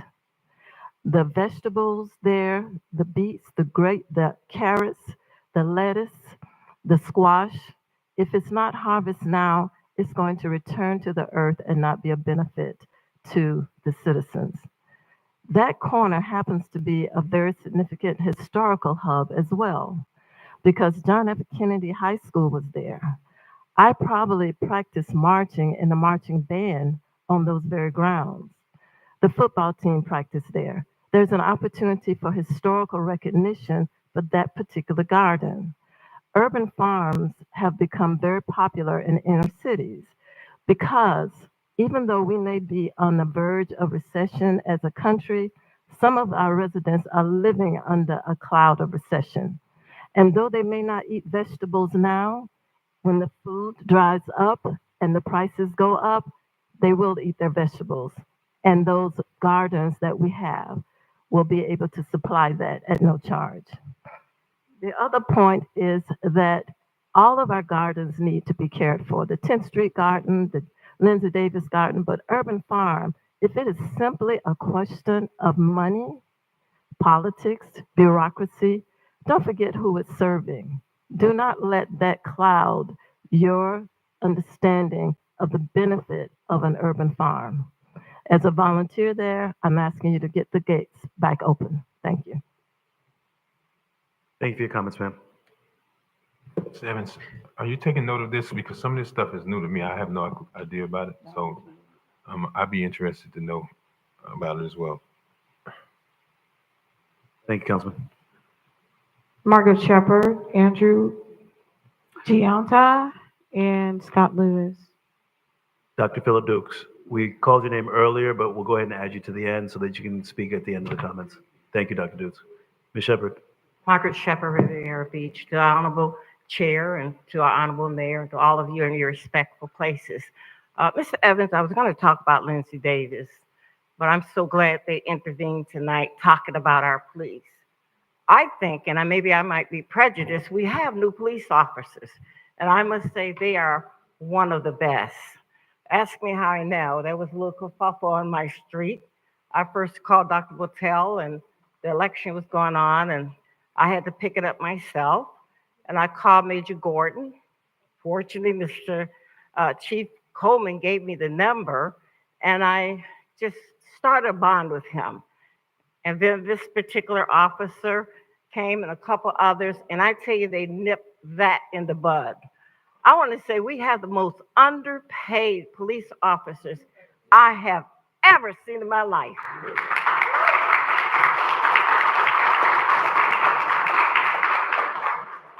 Their slogan is to serve and protect. And I must say, I'm out there. And I see when things happen, 4 or 5 cars are there. And they take their time. And my street is very quiet. But I see them coming up and down that street all the time. Why do we put them in danger of not being paid? I don't understand when they're some of the best. On the back of the car, it says serve and protect. I thank you for serving and protecting me. Do I give you any trouble? No. Sometimes I get a little rude, but that's who I am. I think they understand me. They come to me very quietly and they say, can you stop? And sometimes I do. Sometimes I don't. But I'm very proud of you. I'm proud of your service. I'm proud of the way you carry yourselves. I'm just proud of you just being who you are. You're my police officers in the best city to live, work, and play. May I say to you, continue. And I just wish that you all would take it under consideration. They have to be paid. They have families. I heard on the news the other day, 4 officers was killed. And my heart went out. He had 4 children. One of them wife was about to give birth. My heart went out to them. And here I look at the city of Riviera Beach, well, we can do better. And yet we put a stamp of disapproval on them protecting us. I ask you all, whoever's in charge of however this is going, I hope that you understand one thing. They are here to not only protect me as a widow, a mother, a grandmother, but as a resident of Riviera Beach. And I thank you once again for your service.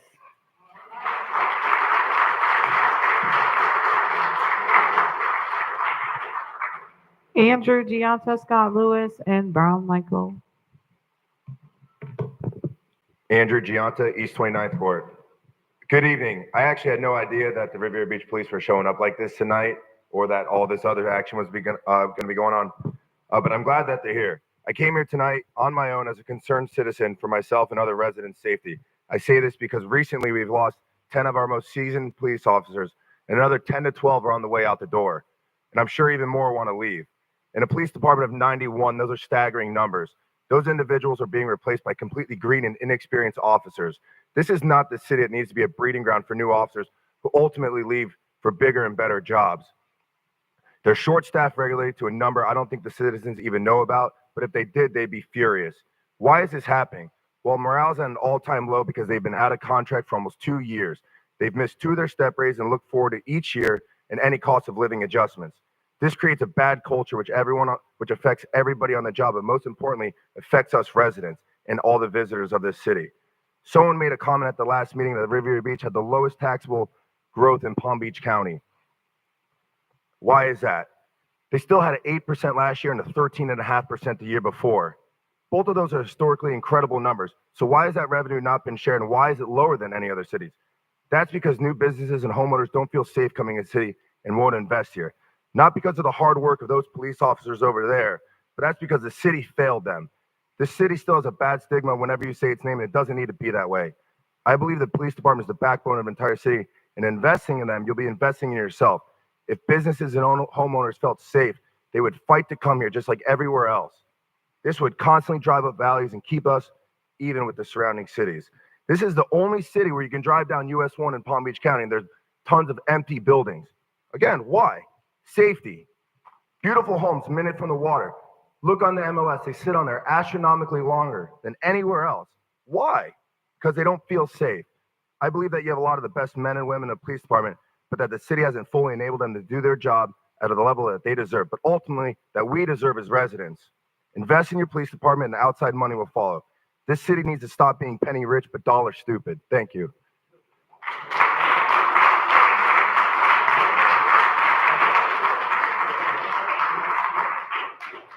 Scott Lewis, Michael Brown, and Brian Jackson. Scott Lewis, Wellness Circle. That's a hard act to follow. and much deserved. Dollar stupid. That's sort of my topic tonight. That was a good way that he ended that.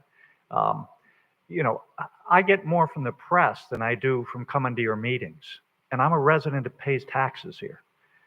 And seeing Channel 5 yesterday come out with all the information about the EPA having been here last fall, when I came to this council and Dr. Botel sat down there, told me the 27% water increase. Y'all knew or should have known then, but no, we had to hide it for another 3-4 months, keep it a big secret, right? And now we got an investigation. It's 90 days old. Nobody's been disciplined. Nobody's been sanctioned. Nothing wrong with having shit in my water, okay, that I drink, right? And now we got the 115 million in bonds, and then we're racing away tonight to go, let's push that forward. But wait a minute, we just found out that the $100 million utility was 200 million. Now it might be 300 million. You're going to put that as a bond someday. And then guess what?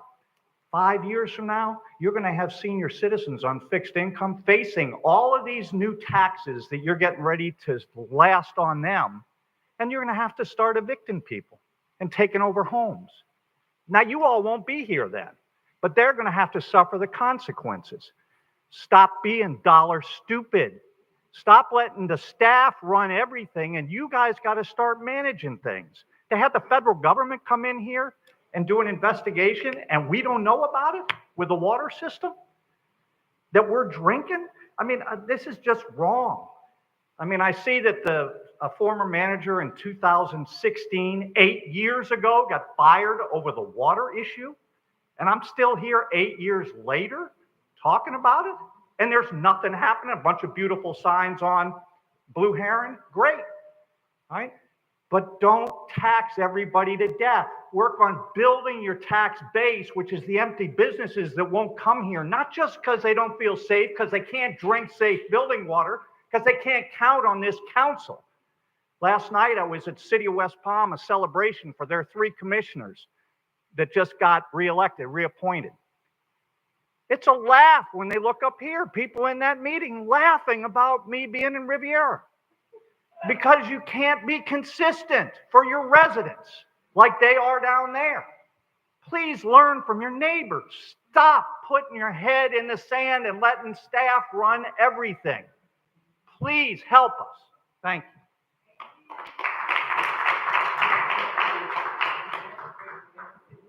Michael Brown, Brian Jackson, Tiffany Williams.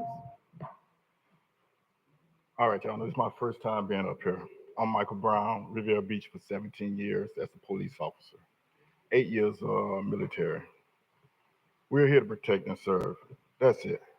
We want to get paid for what we do. We've been in contract negotiation for over 2+ years. 2+ years. Mr. Manager knows this. Been frozen in a step, 2 steps. We done missed 2 steps. We actually had an MOU that was signed by both parties. The city reneged on that. We actually had a handshake on a contract down at the PBA Hall. Mr. Manager, she shook Mr. Fagan's hand and said we had a contract, and it didn't happen. Can we get an explanation of why we don't have a contract? That's all we're asking. We work hard. Every citizen know me. I'm out there working. All these officers up there, stand up, please. Stand up. Stand up. These are your officers here working. They come here tonight. They come here tonight to show their support for us trying to get a contract. Can we get a contract, council? Can we please get a contract?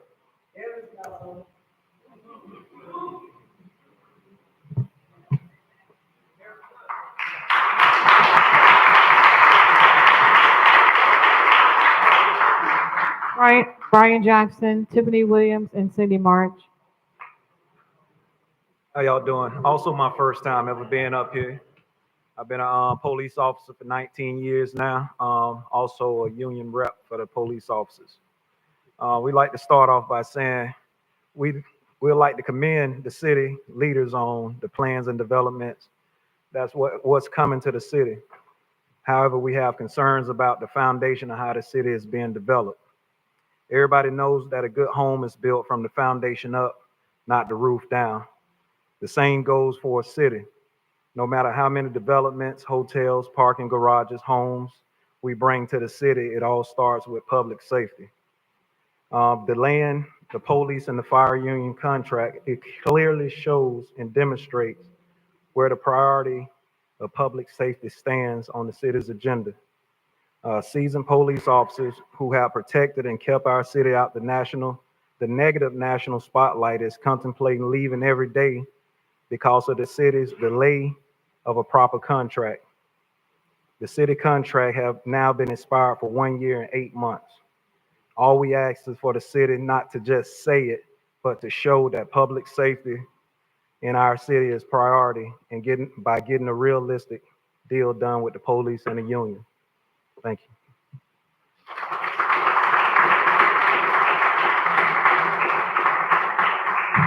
Tiffany Williams, Cindy March, and Jeffrey Jackson. Tiffany Williams. I was watching the council meeting last on April 17th, and I saw when they set up here the good company with staff regarding the solid waste contract, they made a comment about Ms. McBride and Ms. Boynton wanted to keep the city clean. Dr. Spiritus, want you to, you wasn't here, but the solid waste contract was voted on and no one read it. They didn't compare what we had with waste management to what we were getting. I asked you to look into that so you can see what we're talking about. But I want to give you guys an example when they say they want to keep the city clean. Waste management picked up the trash, got out and raked, picked it up again. When public works guys do it, they do the same thing, right? The good company come in, they don't have to do that. They pick up and go. Mr. Brown, everybody come in and say how they just leave trash in the street. They don't rake. You know what they do? Because it's not in the contract. So I was confused when they said they want to keep the city clean, but then they want to educate the residents on how to keep the city clean and put out trash. We have residents been in the city for over 50 years plus. We don't need to be educated. We need things done right. I do recall when this contract came up 2 times with Waste Management and Good Company, Bonnie Larson came up here 2 to 3 times. She said, do not vote on this contract. She said that. The representative from Waste Management clearly stated that this contract that they was offering was not going to provide the residents with the services that we were used to. They said it. We still got a sloppy contract. Mr. McCoy, you wasn't here to vote on it. I understand why. You don't want to be the bad guy. The guy always questioning things. That guy always doing the research, looking like he the attorney or he wants to be the city manager. You wasn't here to vote on that. This was brought to them at the last minute. You need the guys, I asked you guys to go in, do the research on this contract, read about it, and bring this back to the city. We have 5 years of this that we have to go through, and it's not fair to the residents. Thank you.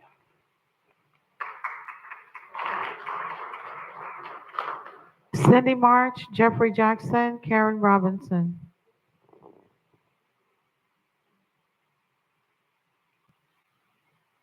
Good evening, Council.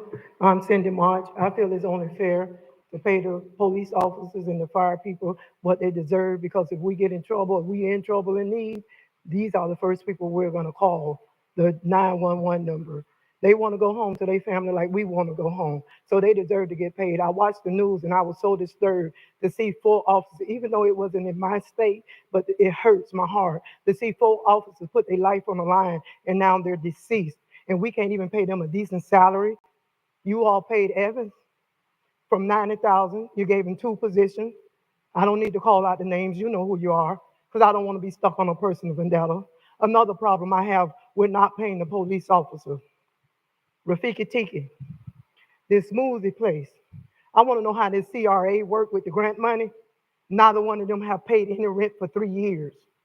3 years. And Rafiki Tiki doing good because I'm big. I eat there all the time. That smoothie place don't even be open.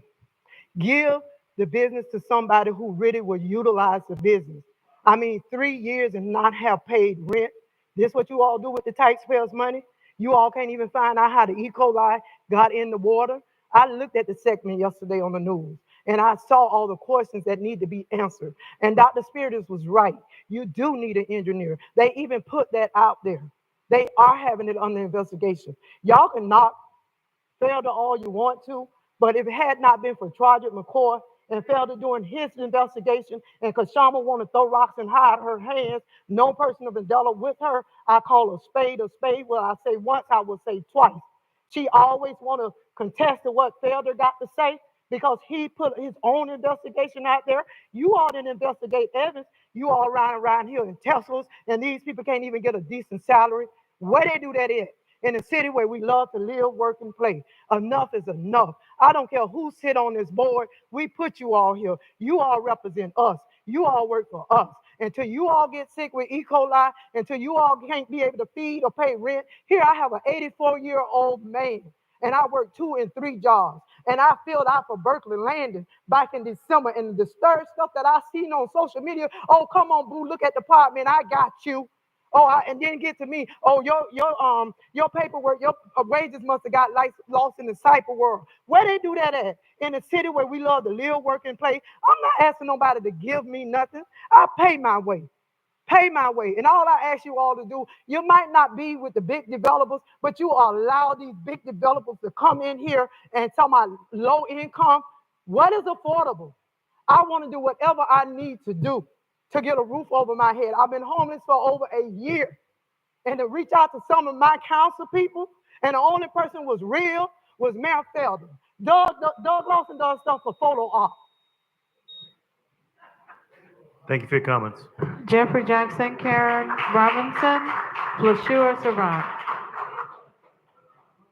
Good evening, I'm Jeffrey Jackson, Mayor, councilpersons, city manager. I'm here tonight to support the officers.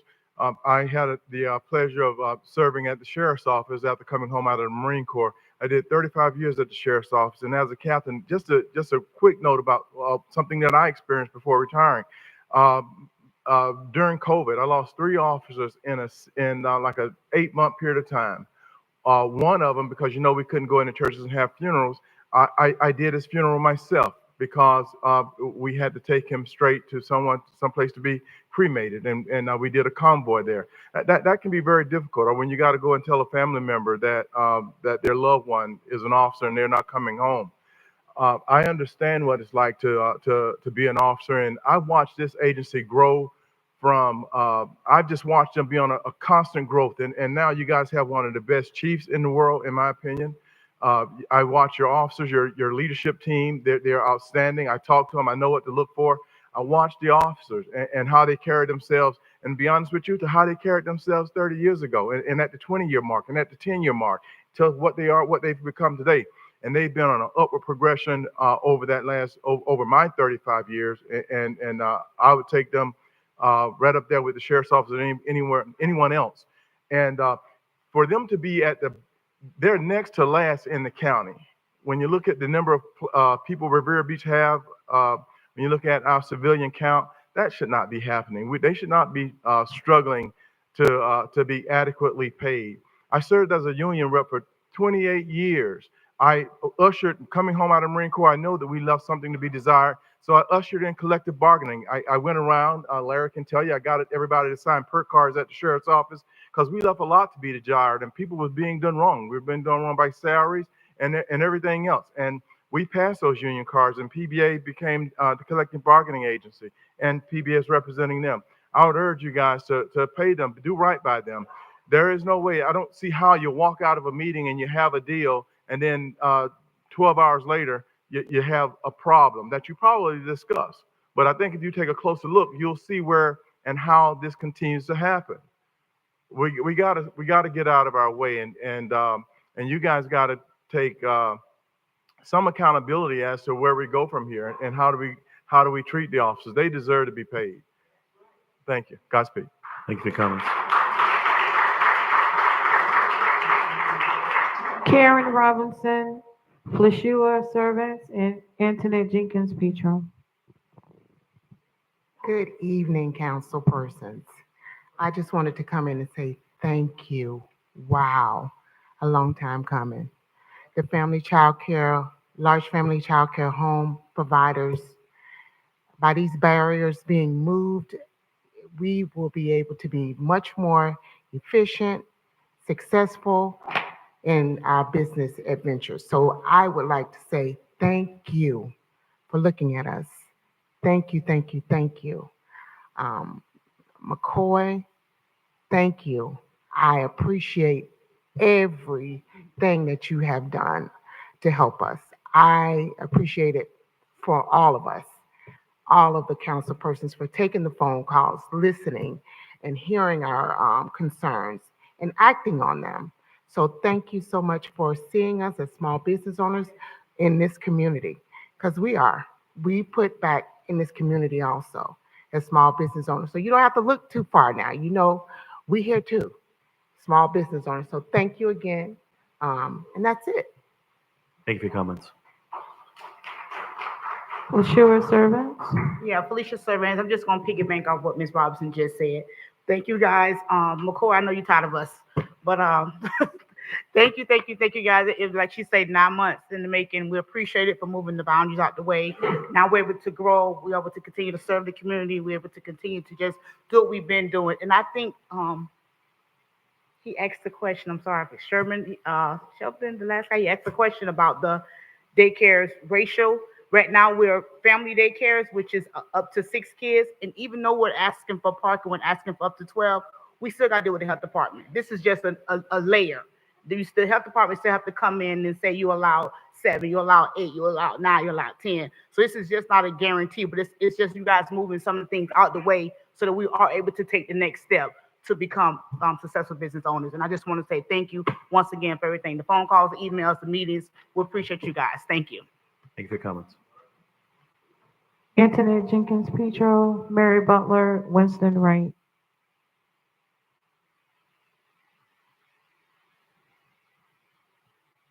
Good evening. Thank you for allowing me to share my comment. I came up here because I had some concerns about the Bicentennial Park. And I want to say to the board, thank you so very much for a beautiful park. Thank you for investing in your constituents. It's really relaxing. And I think the best feature of the park is the acoustics. Playing the Caribbean music as you walk, trying to get connected to God, Allah, Buddha, whoever you serve, to relax your mind, to clear your mind, to think, to make clear decisions about how to move forward as an individual. However, I noticed that some of the speakers are broken, and I understand the process now, but I would like to speak to the one who served on that particular committee. Would you consider replacing those beautiful Bose speakers? I even have them at my house. I love the sound. Even though we may not be able to replace the ones in the parking lot because of what is coming forward, but that's why I'm here to voice my concern so we can maintain the beautiful music that is played as one enjoy such a beautiful park. And once again, I want to say thank you, thank you, thank you so very much. And if you could state your name for the record, please. If you could state your name for the record. Oh, I'm so sorry. Yes, ma'am. My name, I am Antoinette Jenkins Pietro. Thank you so much, Ms. Jenkins. You're welcome. Pietro. Better known as the Pretty Girl from Belgrade. But anyway, moving forward, as I was listening to some of the comments in the approvals that have been made by the board, I would like for us to consider and ponder when we rezone residential for businesses, your taxes are increased. My parents are 80, 82 years of age. They can't afford it. So maybe we need to reconsider placing those small businesses in different areas so that you will not disturb the residents who have to deal with the income and the changing of people. And it's not really safe these days. So I just wanted to ponder and say thank you for remaining neutral when you make decisions. And as a constituent, always vote for the one who shares your thought process of what is just and right. That's all I ask you all to do. And once again, thank you for such a beautiful park. Thank you for your comments, sir. Mary Butler, Winston Wright, Arthur Johnson. Thank you. Mary Butler. I just have a question about the wall. It's going down Blue Heron. On the back side, it's black. On the front side, it's beautiful. So who do I contact to get the back side of the wall pretty? That's the question. Anybody can give me a phone number to call? Because they was painting the front. We'll answer all the questions at the end, ma'am. So after your comments and everybody spoke, we'll answer all the questions. Okay, bye. Thank you for your comments, ma'am. Winston Wright, Arthur Johnson, Dolores Williams. Good afternoon. My name is Winston Wright. I've been in Revere Beach area for the past 36 years. I've worked in the culinary for the past 36 years. And now I'm a small little business owner. But I noticed since the past couple months, a little incident happened where I understand the importance of that incident. But, me, myself, don't get involved with any kind of rude behavior. All I just asking for is just the opportunity to make an honest living, to put a roof over my head, my wife and my family. And that is all my concern is here, is just to get an opportunity to make an honest living, to carry on my life. I'm not a violent person. I'm not involved in no organization of disobedient or doing anything wrong. So all I'm asking for is just an opportunity to make an honest living, to put a roof over my head and put some food on the table for me and my family. Thank you. Thank you for your comments. Arthur Johnson, Dolores Williams. Kevin Torres. Good afternoon, or good evening. How's everybody? I got one thing. If we're making no appropriate to council, does our minutes have to start, or should it be started at as soon as we start talking about the topic? As soon as you start speaking, Mr. Johnson, So your even time if I starts. say, well, I like to say good evening to the council, it starts then. Yes, sir. So then that will bring to where we just don't acknowledge you and just start saying what we got to say. Yes, sir. I mean, at some point, should it be changed to where if we want to give you acknowledgement, don't start till we start talking about the topic?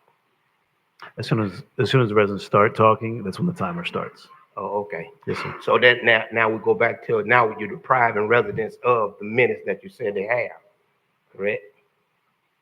Just this question. Maybe something need to be changed that y'all may need to discuss. But anyway, police officers, I understand y'all fight. But the issue is, if you don't know the history of the city or why things were like they were, then we're always going to have a problem. Give them an incentive to wait. If you put retroactive back into negotiation, then it will allow staff to maybe, you might want to settle this. Because if they was getting back pay for all the time that the contract hasn't been solved, then we wouldn't even be here. You wouldn't even be here. So that not only for police, it's for fire, general, everybody. You take things out of our contracts for employees, and now they're disadvantaged. So if they're willing to wait to get what they deserve, they don't mind working. They'll work. But when you're not giving them nothing, they have to work 2 years to get what you're gonna get them for 1 year. Come on, really? And you expect them to be great to be here, want to be here? They don't want to be here. And then y'all establish things to where you're running people off with this new FRS. So this city will never have employees over 10 years. Who suffer from that? We do. Because now they chase dollars. They're going to the highest bidders for the same position that they're doing. So citizen residents, we suffer from that. Because now every new officer that comes, they don't know Miss Shepherd. Okay, now our city is beginning to become another place. Riviera Beach used to be a place of its own. It took care of its own. Now we're looking at, oh, I think y'all want some minutes. Thank you for your comments, Mr. Dolores Williams, Kevin Torres, Terrence Davis. Mr. Lewis?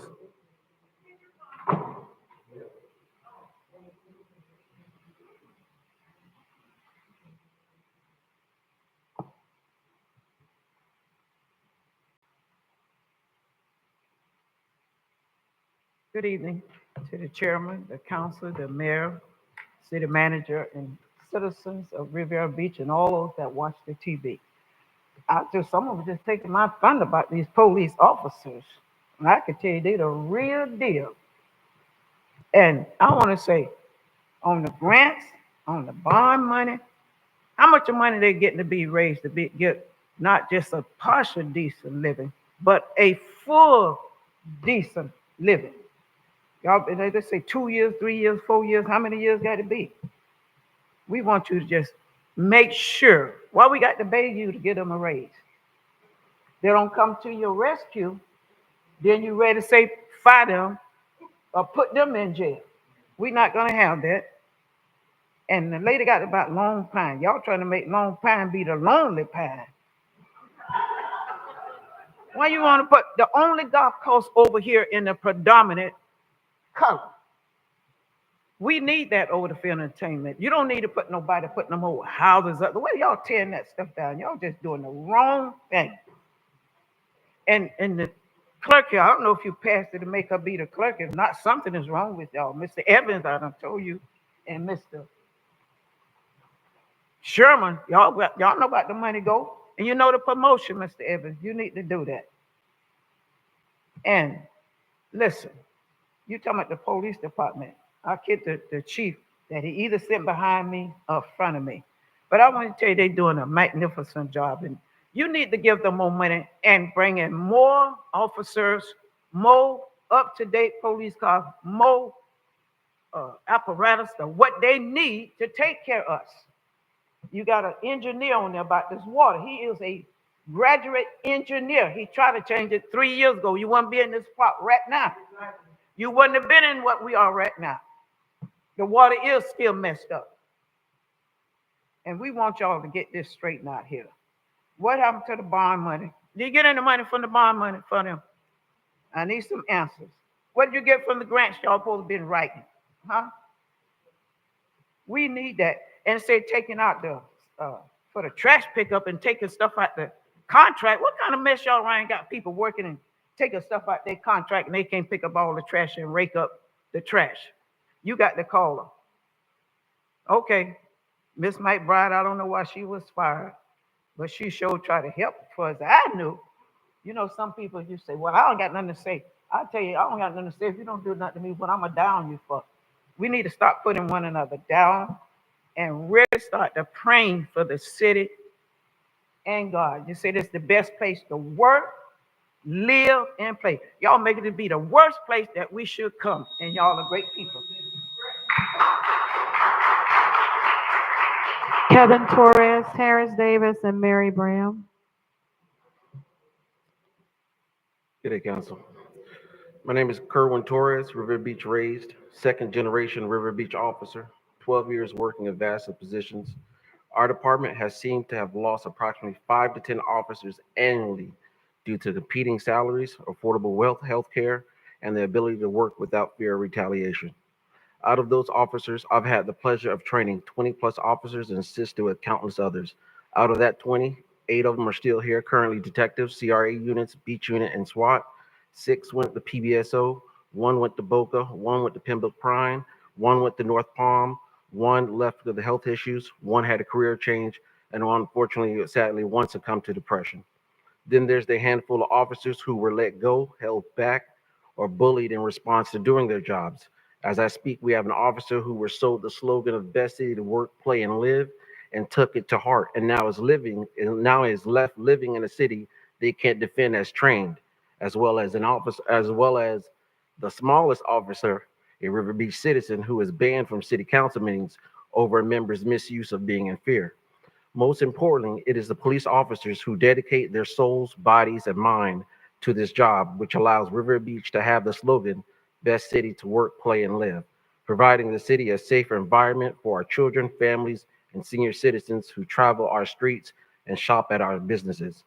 The only way to have successful community policing is to have officers that the community can recognize and relate with through time and respect, all of which I have mentioned is not possible through a revolving door of officers capable of leaving with the department's training to make other cities better, once again leaving River Beach behind.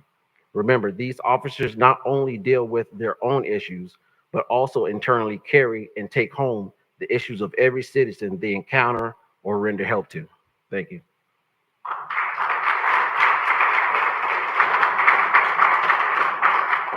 Terrence David, Terrence Davis, Mary Brown, and Billy Brooks.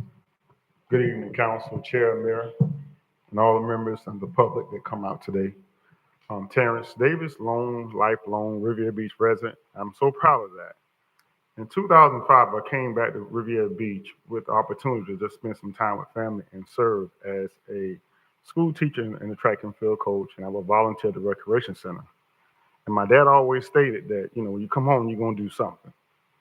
And this community has been built on the back of employees since the day way before me. And we've always had a culture that we take care of our own. And we find a way to sacrifice and get it done. And prior to me getting elected in 2013, instead of letting people off, they did a furlough. But guess what happened in 2015-16?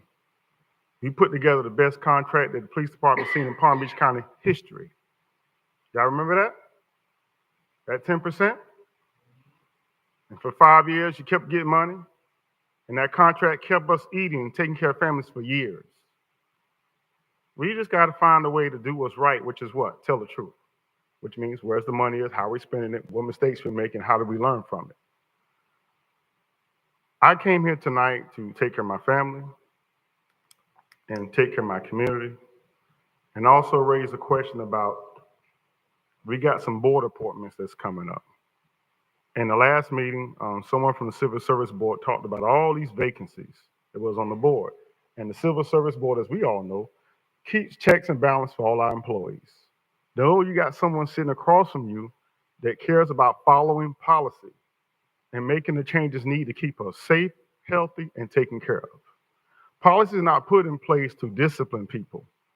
Policies are put in place to discipline our employees, not discipline our employees, but build our employees. Here is another meeting tonight. The Civil Service Board appointments is not on the agenda. I have a copy of my application, April 15th at 12:44. It was submitted and emailed over to HR. So it went to HR, from HR to staff, from staff. So I'm sure at some point the city manager and chair have a discussion about this, but this board appointment shouldn't go another meeting without having these positions filled.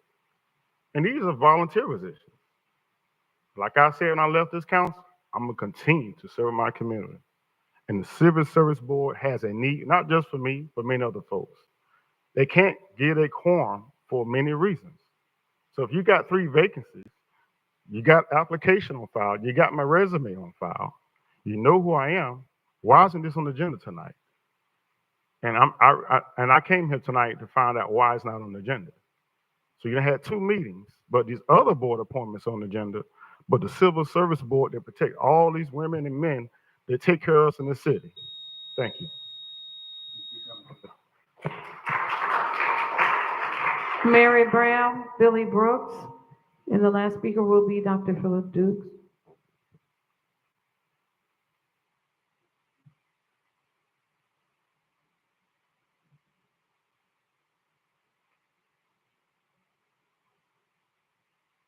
Good evening, Ms. Mary Brown, Riviera Beach, to the chair, to the vice chair, every staff, and everybody that is represented here. I would like to say this is a beautiful magazine. I can't wait to see next month what it is going to look like. But I'm here for a little bit more than that tonight. Those fine men's over there in blue.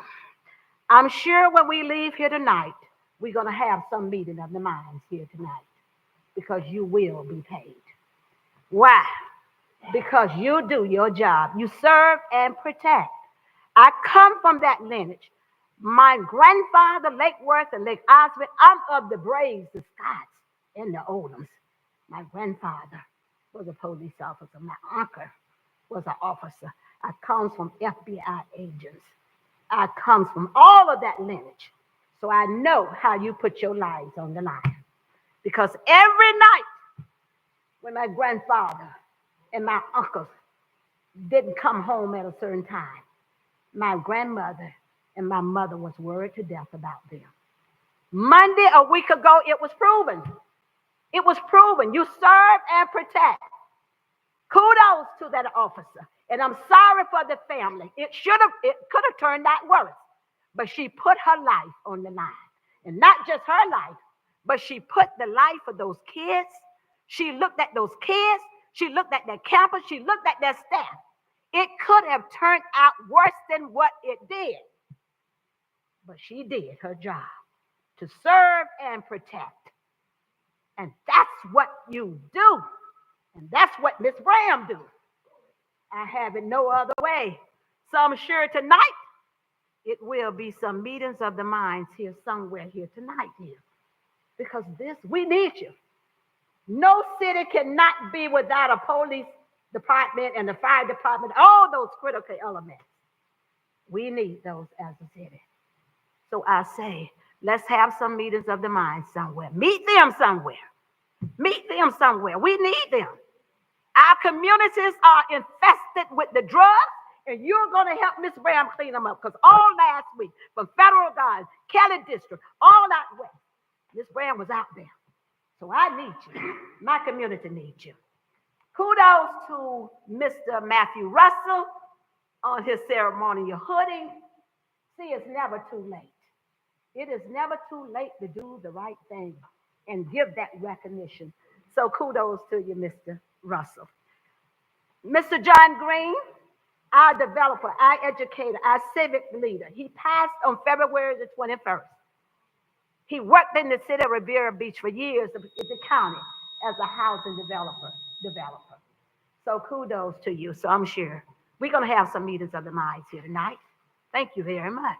Thank you, Thomas. Thank you. Billy Brooks. Good evening, Billy Brooks. I'm telling you, my heart is just so heavy because of what I'm hearing about, and I call them my policemen. I have been on the police pension board since 2001. Heard stories about the guys and girls who are leaving the force because we're just not treating them right. I'm wondering if all that has been said here tonight is falling on deaf ears, hard hearts. Don't you know when you make a promise, you must keep it? We're talking about integrity. I don't know what it's going to take, but you got to make a change. You got to do this. My heart is heavy for the men and women who fight for us, who keep us safe. I'm begging you to please make a change. Listen to the pleas that you've heard here tonight. When I came, I didn't know this was going on. I came really to talk about what was happening with the police departments, which I will talk about as well. I see the time is running out. Today I met with a representative from the Department of Justice. I don't know if you realize that there were 10 cities, police departments that were selected to be interviewed to talk about, I think it's called closed case. But anyway, we ranked in that because of our police department. The woman wanted to talk with me because they were looking at persons in the community who partnered with the police department in doing what they do in the community. My church, which is Christ Fellowship, I'm an outreach coordinator. So we work with the city police department and whatever they're doing. Also, I am the chair of the newly formed police foundation. And we are working with our police to provide what funds they need for technology and equipment and training. This impressed this woman today. So I'm just begging. Look, we got the best police chief, I think, in the world. I know he's been the best for Riviera Beach.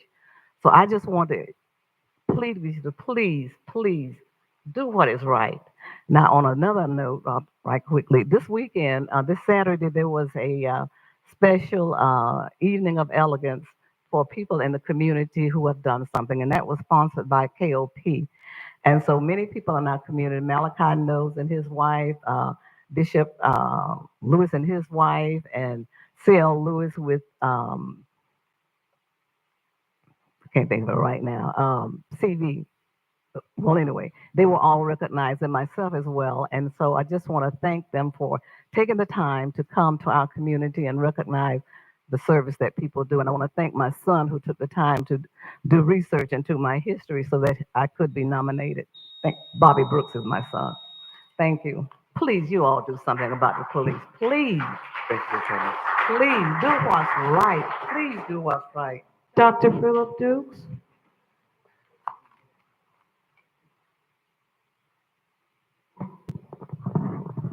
Dr. Philip Lutz, 181 West 18th Street Council, Mayor, City Manager.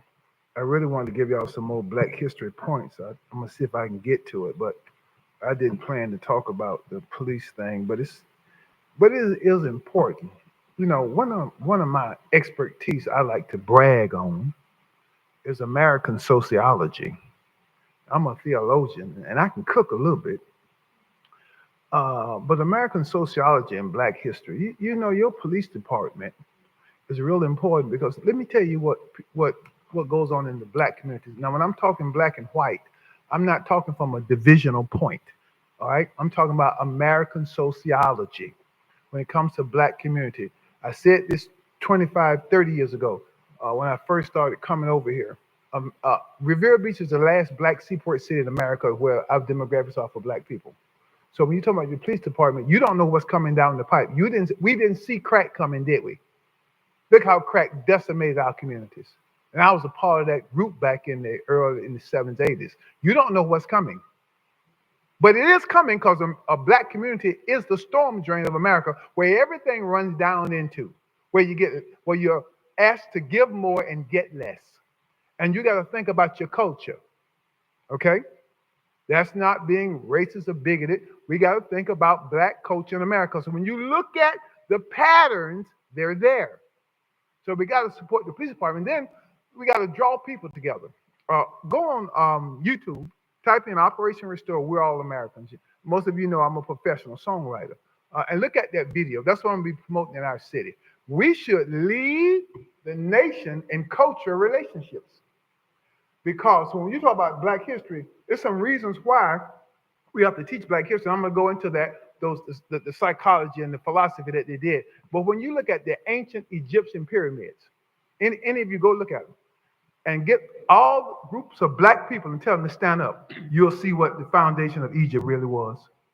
Not those people who come from the Arab world that came there 1,800 years ago.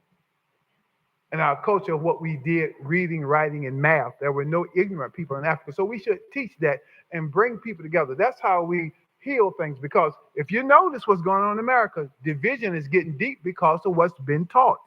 And if you don't get your police department intact, you don't know what's coming. And you know every negative thing winds up where Black people live at. Thank you very much. Thank you for your comment, sir. Mr. Chair, that is the end of public comment. Thank you, Madam Clerk. Mr. Evans? Yes, Mr. Chair. Concerning the city's ongoing discussions with the PBA, it is our intent, obviously, to move forward with a contract and get an agreement. We know that there has been a significant amount of time that has taken place, and so we are working to effectively resolve that. We've had conversations with board members individually or as a group, and so hopefully in the next couple of weeks we'll be able to resolve that issue as well as with our other labor unions. So we are working towards resolving that particular issue. Mr. Chair, can I ask a question? Go ahead, Mayor. And I don't want to get too far into negotiations, But I'm hearing that, what was the handshake about, the agreement, and then what happened after that? I mean, if you can tell me that. Mr. Chair, if I may? Mr. Evans? Yes, we made an agreement in principle in the at the Union Hall, and then when we went to effectively look to codify it, there was a different perspective that was shared by the union. The same perspective that was shared by staff did not deviate. So there was a different interpretation of our remarks, but we did go to the Union Hall. We had a robust conversation with them, and then as everyone left, me and Mr. McLean stayed back to try to remedy the particular situation. Thank you. Thank you. Go ahead, Mr. Evans. The next item was concerning redistricting. It's my intent to bring that item back before the board for consideration here at your May 15th meeting. When you do move forward with seeing the maps that are proposed, then I will have another community meeting and then ultimately look to bring you second and final reading of that item in June. The agenda for the May 15th meeting is going to be light, so you're only going to most likely have the redistricting item and the items concerning the Long Pine development, but that's the intent, to bring that item before for your consideration here at the May 18th meeting. With respect to the trash piles in Lone Pine, I will make sure that code compliance or Director Sermons has a conversation with Ms. Baker to have staff out there to make sure that they are informing folks about non-compliant piles.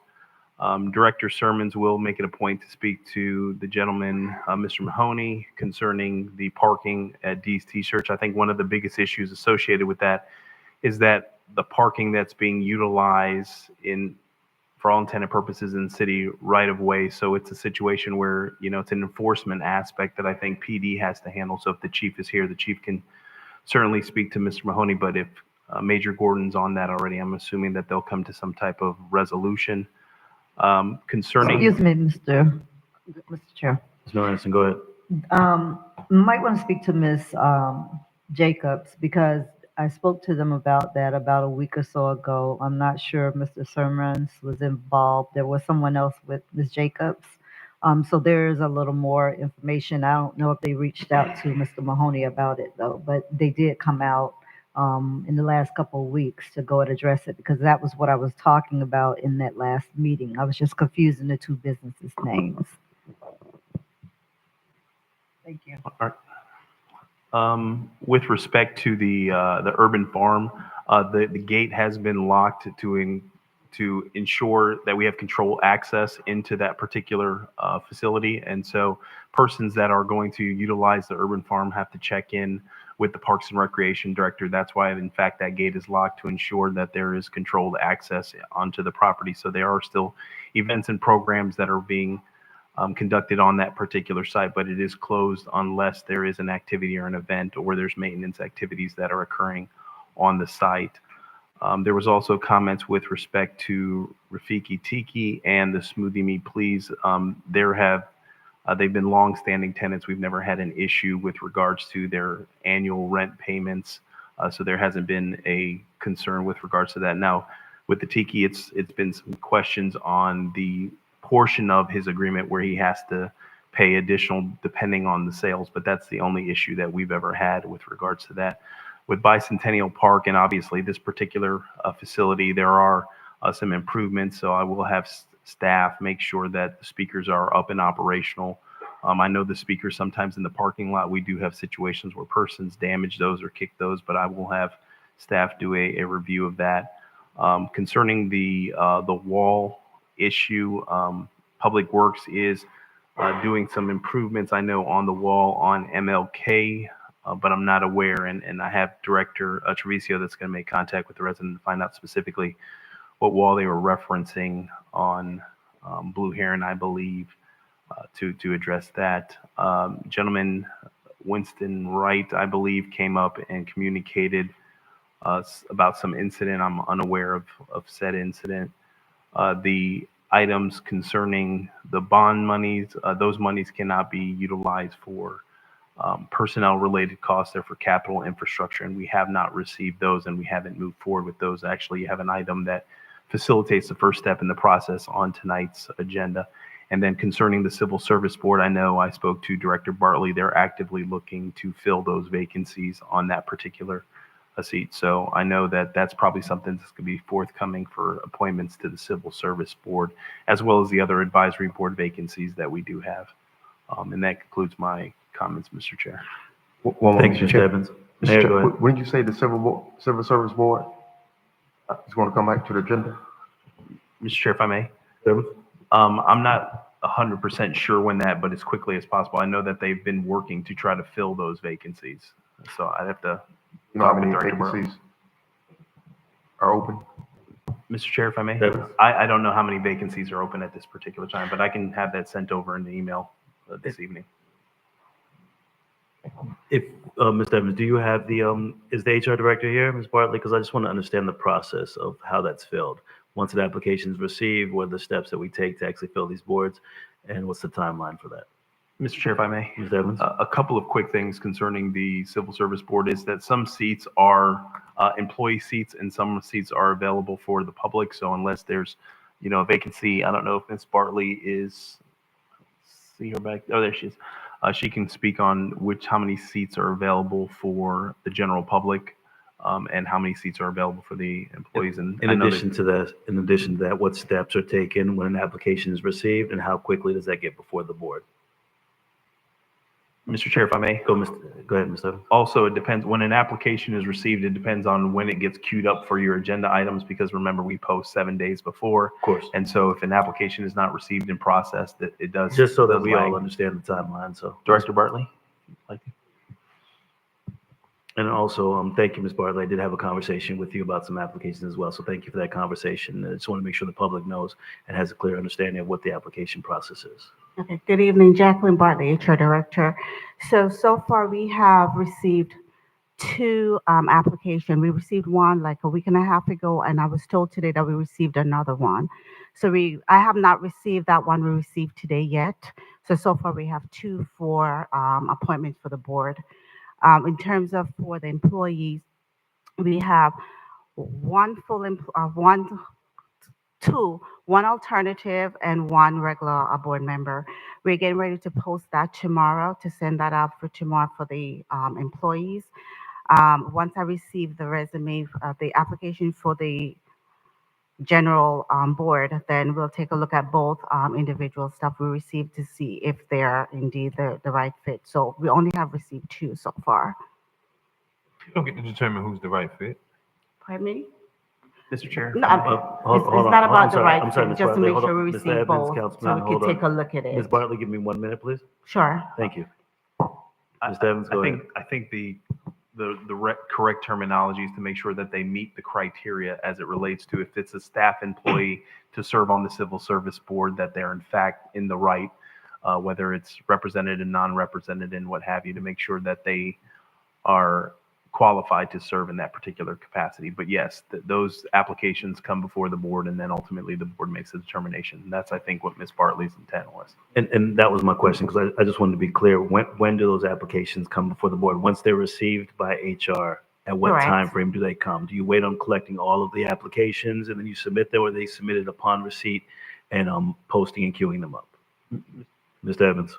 Most likely those all come before you when you have, if you have 1 vacancy and the board still can function, they will come when the item is obtained. If there's 3 vacancies and you need those 3 vacancies for a quorum, then staff invariably waits to get those vacancies, or at least a couple of them, to bring before the city council, or it could look to prolong it. But I know staff has been actively even working with the unions to try to find members for that advisory board. Yeah. Additional comments from Ms. Bartley? Thank you, Ms. Bartley. You're welcome. Thank you. And I did have Mr. Evans one more question. Well, actually, for the mayor. Mayor, I heard some disturbing comments tonight: harassment, retaliation, bullying. Are police department or police officers, are they part of this employee investigation? No. Okay. Is that based upon the union? Is that based upon them not being able to be a part of it? What's the reason? I think that's part of the union. union? No police have reached out to us. Okay. And Mr. Evans, I know we've had multiple conversations. What is currently the delay? Because a 2-year process of negotiating this contract, I've had conversations with you, we've had closed sessions, and we know that there's been some unreadiness, but how can we get these union discussions done? The problem we're having right now is that this seems like it's a staff issue and our officers are not being taken care of. How do we get this resolved quickly? Mr. Chair, if I may, I would prefer that Mr. McLean reach out to you all personally and share some additional commentary concerning the process as he's had more conversations and has more experience as it relates to until I got involved. But our intent is to effectively move forward with trying to get this particular issue resolved. And to that point, I've had multiple conversations, with Mr. McLean. We've had closed sessions. We've had these discussions. I would like for you, Mr. Evans, to take charge in getting this done. I know that we have hired outside counsel. I know that we've had the discussions with police and fire, but I need you to get this resolved for us because we've given clear direction. We've given oversight. We want to see how we can get this done and allocated for the officers, but for them to come in here and to stand to say 20 months later that they have not been able to get a raise because there's been unreadiness with staff and with their union, we need to get this resolved. I don't want to say that we're going to wait a couple weeks, months to get their contract ratified. I do want to see this posted as quickly as possible on the next council. Mayor, go ahead. Mr. Chair. Who's negotiating this contract? Is Randy? You and Randy? Mr. Chair, if I may, we have a group of folks that are on the union negotiation team. Mr. McLean serves as the chief labor negotiator. Mr. Sherman serves as the finance director to do financial calculations and what have you, and then the entire team works on. So we have myself, Chief Coleman, Chief Coppin, and multiple parties that are involved in this particular process. Mr. Chair. Go ahead. I don't know Mayor. if this could be answered or you or Mr. Sherman can answer it. Is it a money problem? Mr. Chair, if I may. Go ahead, Mr. Evans. So at this particular moment, and when we had executive sessions with the board, the issue comes down to what the difference is about $1.1 million. And invariably, if we are to proceed forward with that, it would be a situation where you would look to take that from one of your other labor unions, monies that we have set aside and allocated for.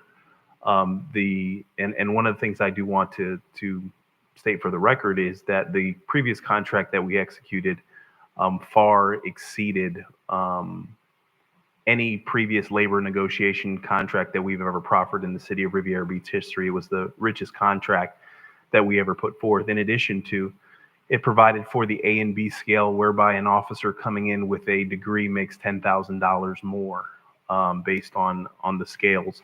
And I believe that the contract that we do have and where we sit our police officers are in the at least in the top quartile or at least the middle of the pack when you look at municipalities. So we are again trying to make a resolution to the particular issue, but what the ask is about $1.1 million. Mr. Chair, I'm sorry. Are you? Mayor, go ahead. Yeah, I'm concerned because I'm here. We have had 10 police to leave, another 10 threatened to leave. My question is, what happens? Like, who takes over our department if we're losing police officers? Mr. Chair, if I may, and I don't know if the chief of police is in the room or anyone from his command staff that can get up and speak in great specificity. I don't think there's a level of service concern or a concern with respect to our ability to provide law enforcement services. I do know, and I have personally spoken with multiple law enforcement officers, that one of the biggest issues that come up is the cost for healthcare.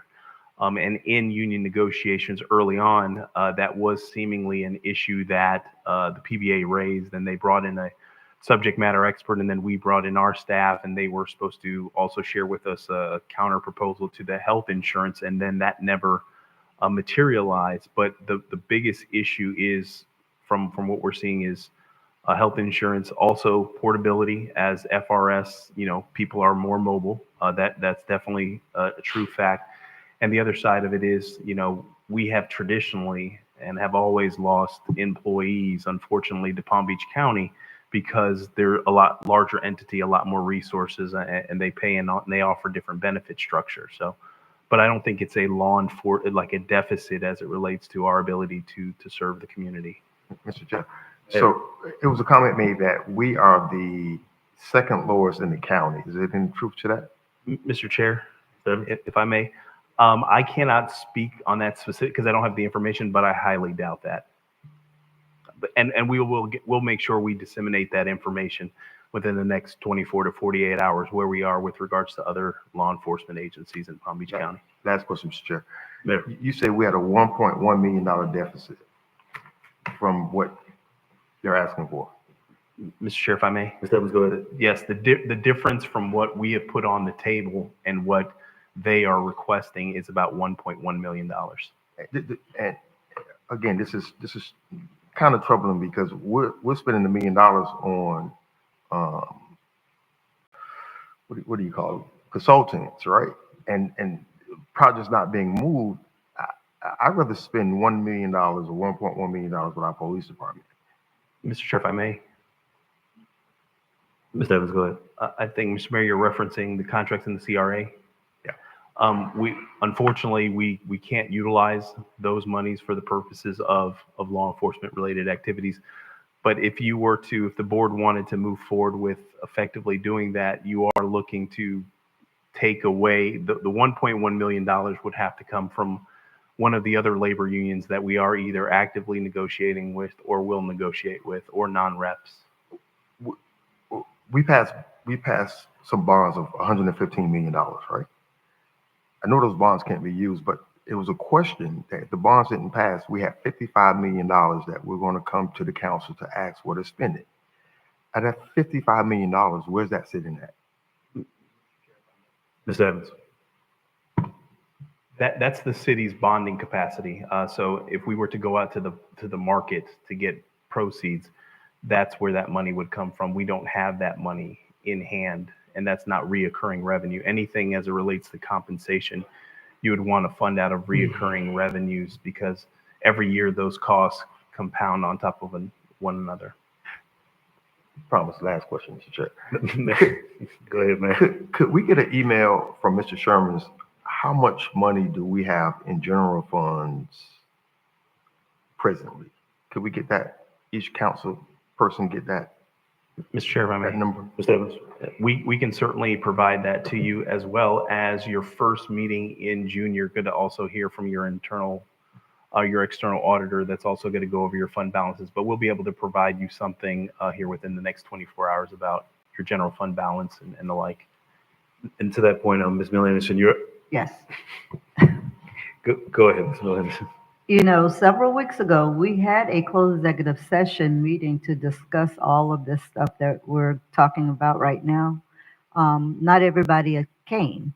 And so that's why some of these questions haven't been answered. But we discussed all of this in the meeting. And like I said, everybody didn't show up. But I think having this conversation right now is not proper, giving this information out.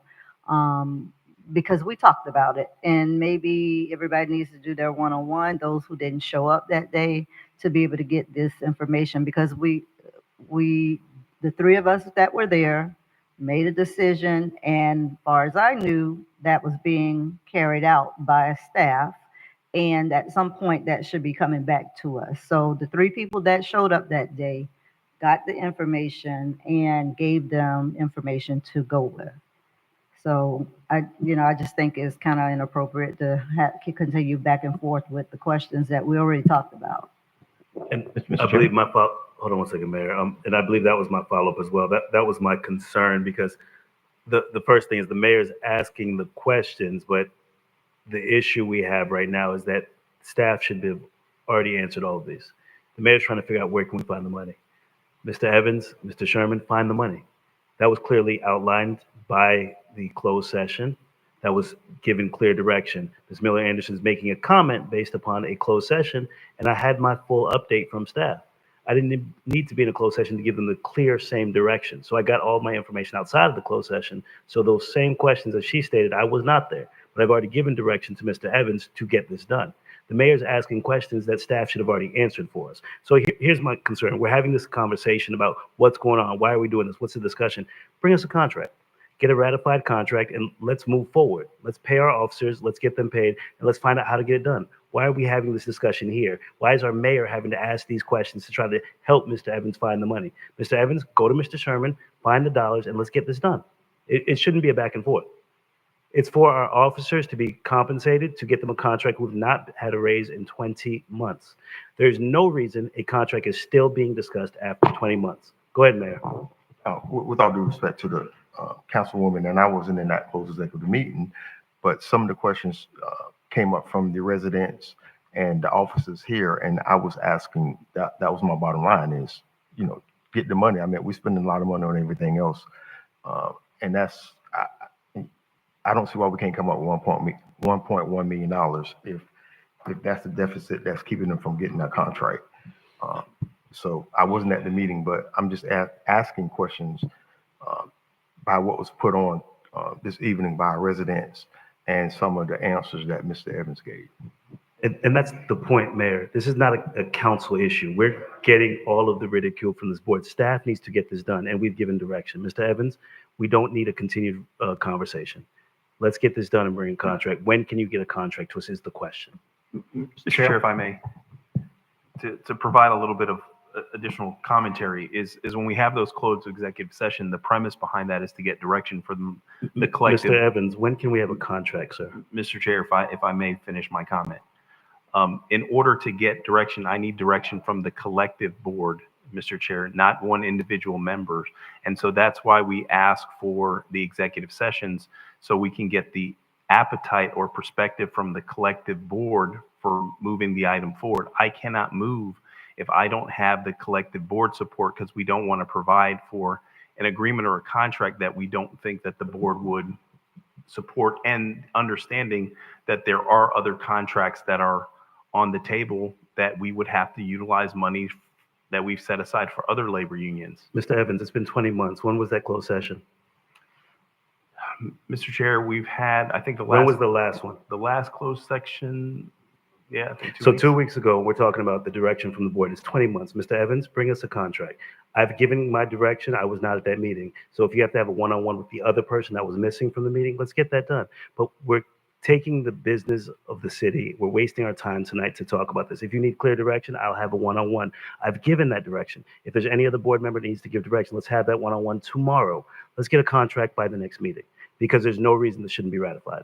Board, if we can, take a recess so that we can take a few minutes. Chair? I'm sorry. Before we go on, I'm gonna let the board finish with the comments from public comment and then take a recess before we go into our next item, if that's okay, is what I meant. I'm sorry. Mr. Chair. Go ahead, Dr. Spiritus, and then Councilman, Vice Chair McCoy. As Commissioner Miller Anderson stated, there was a quorum. There were a majority of council members at that closed session. Directives were given to the city manager and his staff. There were questions given that we haven't received the answers to yet, and I'm looking forward to getting those answers very soon. And I agree with you, Mr. Chair. We have to put an end to this now. Thank you. Thank you. Councilman McCoy. I think it's been said. Thank you, sir. Councilwoman Lanier. I have one other perspective with this, and this has nothing to do with the fire or the police union. It is the questions that have been asked about the water. It is something that does not sit right with me in regards to this water issue. I have to agree with the resident that said that there were, articles in the paper about the EPA, about them coming down. I had no idea. And although I support the fire union, I have an apprenticeship program with them. I support the police union. I have a meeting every second Tuesday of the month, a community meeting with the community police officers. So for that part, I have no issue with that. What I do have an issue with is that last June was when this happened. Next month is June again. And we have not gotten any information in regards to what happened, who did what, who shot John. I don't know. But all I know is that John got shot. all I know is that this is just as important to me And I'm sure that is just as important to the residents in regards to, there was an investigation through the city that I saw that was published in the paper, but it gave no information. There apparently is an investigation with the Department of Health. There apparently is an investigation with the mayor's office in regards to the OIG.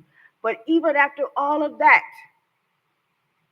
I am not satisfied with the information I have been receiving in regards to this water. So either we need to get some answers about this, or we need to provide to the public information about what has happened with this water because it still has not been answered to my satisfaction. And, Mr. Chair, the, Mayor, Councilwoman is coming, but let's get our officers this contract. That's what's on the table tonight. And I agree that there's a lot of things on the table, Mayor, and I agree with it. And I told you that I support the police officers and the fire department in terms of their union negotiations.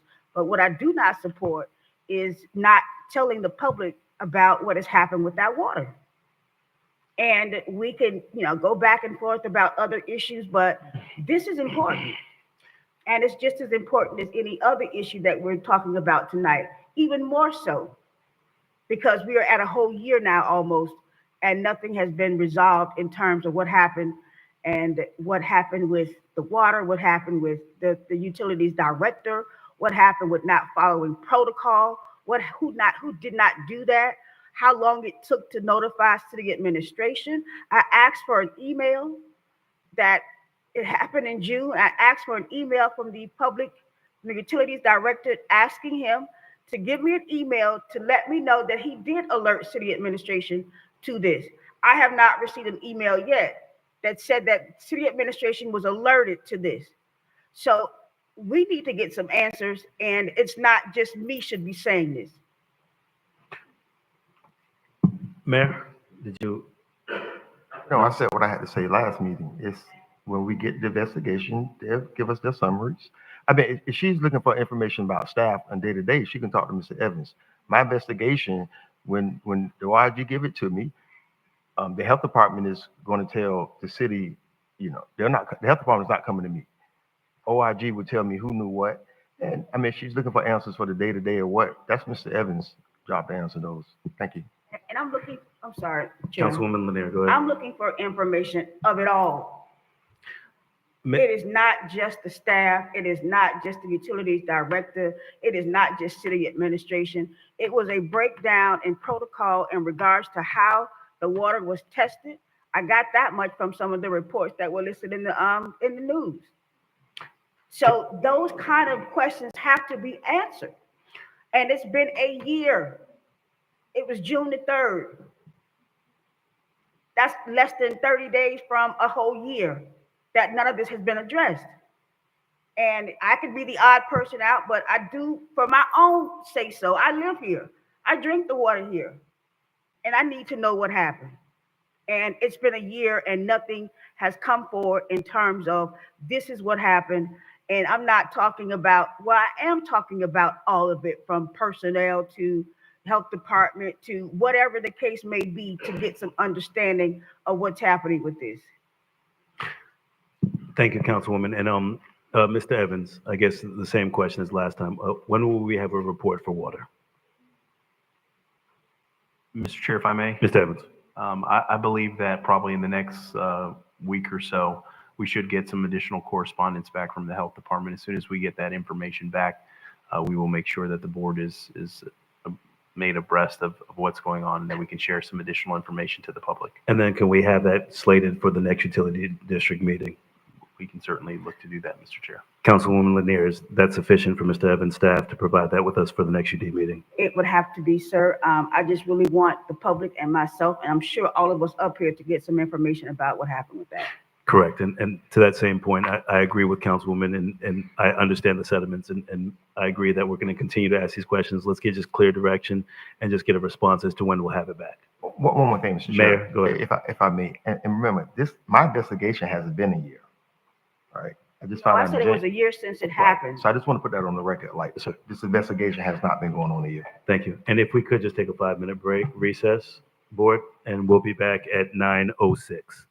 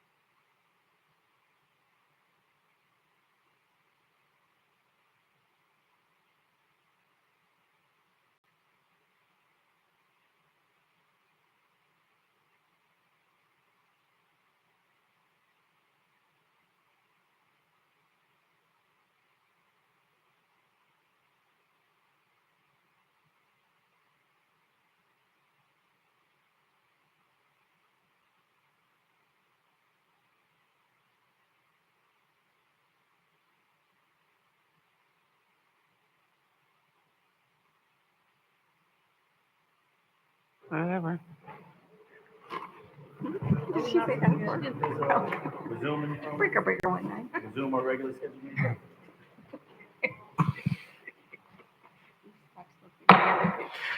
The time is 9:15. We'll resume our regular city council meeting. Madam Clerk, item 11A. We are on item 11A. Mr. Chair, we do have public comment cards on this item. The acceptance of public comment cards on this item is now closed. Resolution number 77-24, a resolution of the City Council of the City of Riviera Beach, Palm Beach County, Florida, approving the binding development agreement, Exhibit A, with the Riviera Beach Housing Authority for the development of affordable housing on certain city-owned real properties located at 251 West 11th Street, Riviera Beach, Florida, providing for repeal of conflicting resolutions and providing for an effective date. Thank you, Ms. Hall. So Ms. Maxson? So moved. Resolution? Thank you. Motion been made properly seconded. Mr. Evans? Mr. Chair, members of the board, if I can turn the presentation over to Ms. Maxfield, our Business and Economic Development Manager. Good evening, Mr. Chair, council members. This evening, we are going to do a brief presentation. Our outside counsel, Attorney Gadot, will be sharing some information related to this item. This information is also related to the upcoming Resolution 78-24.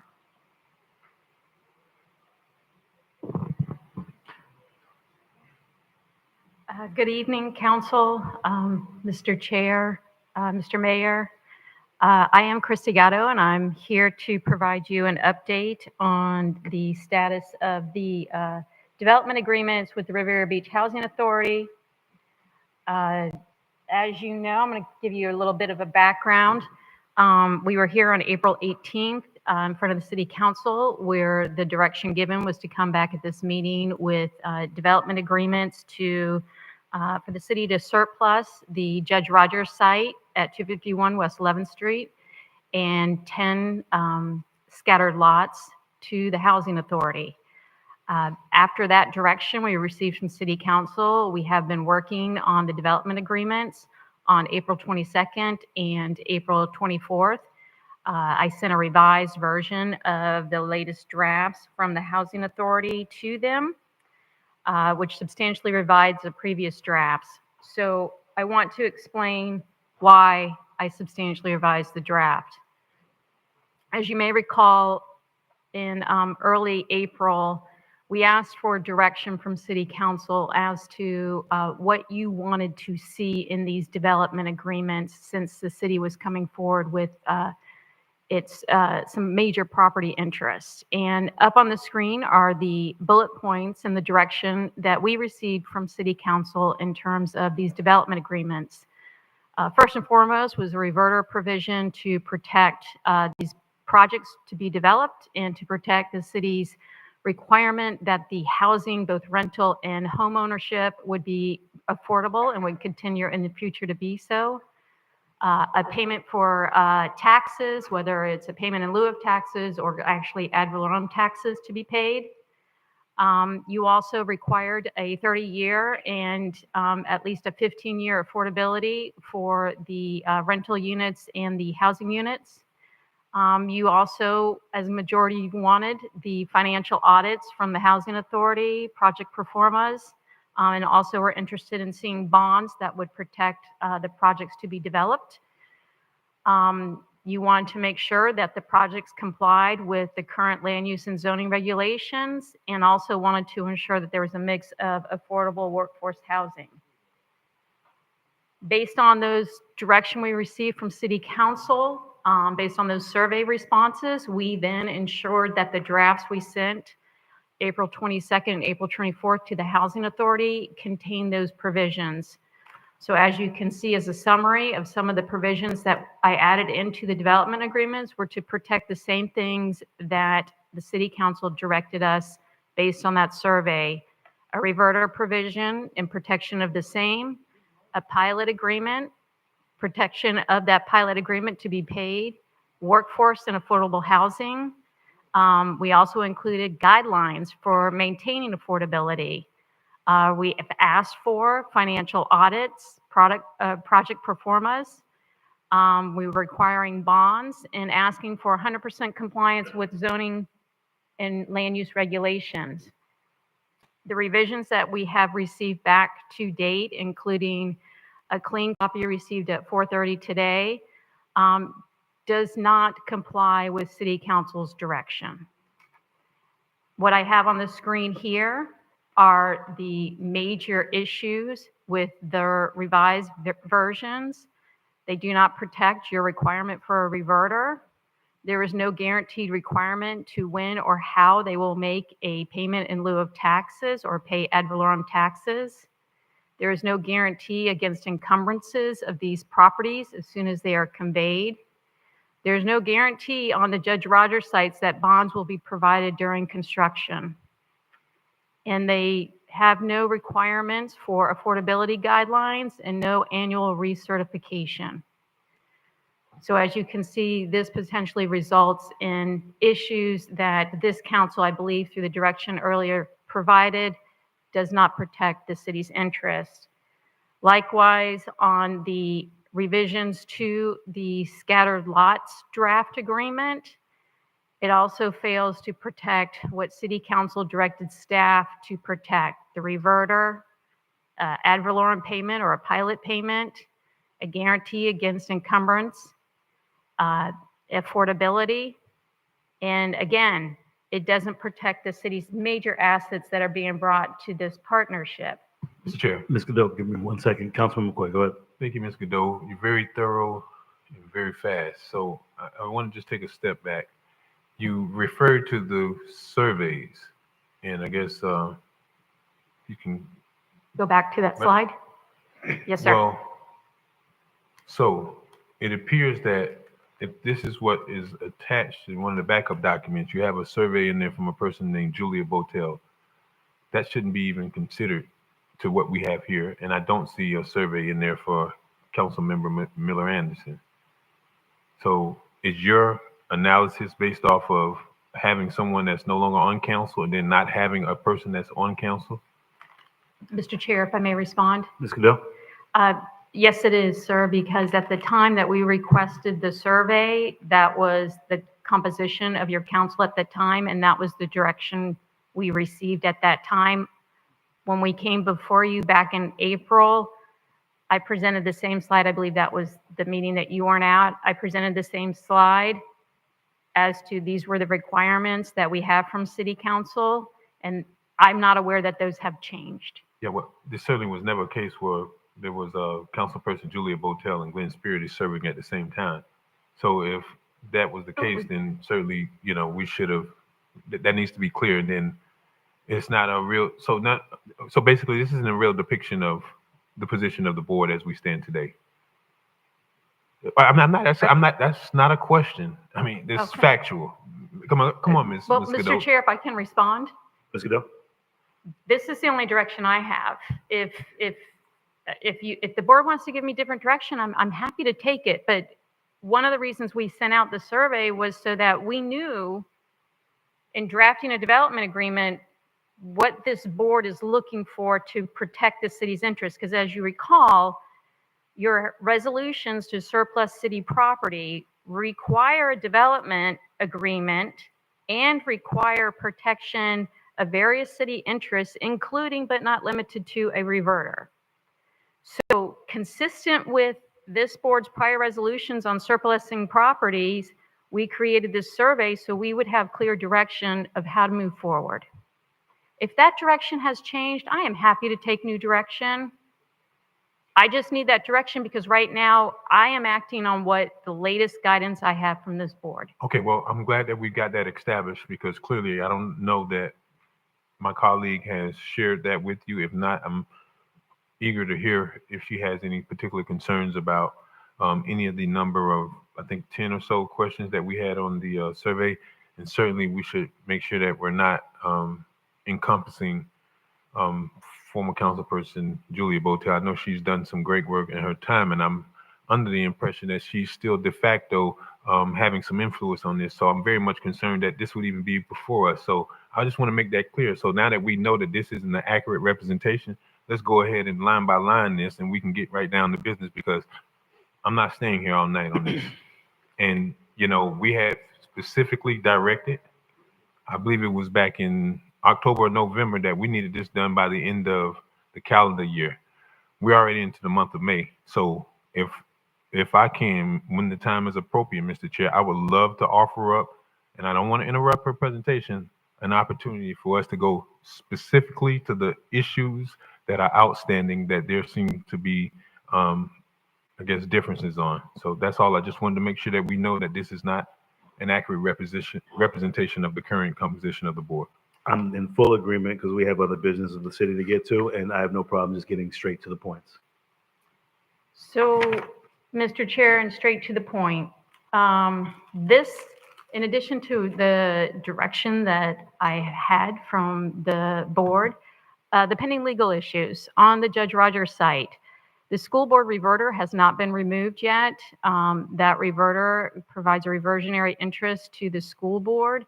It is tentatively set for the June 2024 school board meeting. The property, I was informed earlier or late last week that the property, the Judge Rogers site, cannot be parceled out or subdivided until it's replatted. And this is a requirement of the city's code, chapter 30.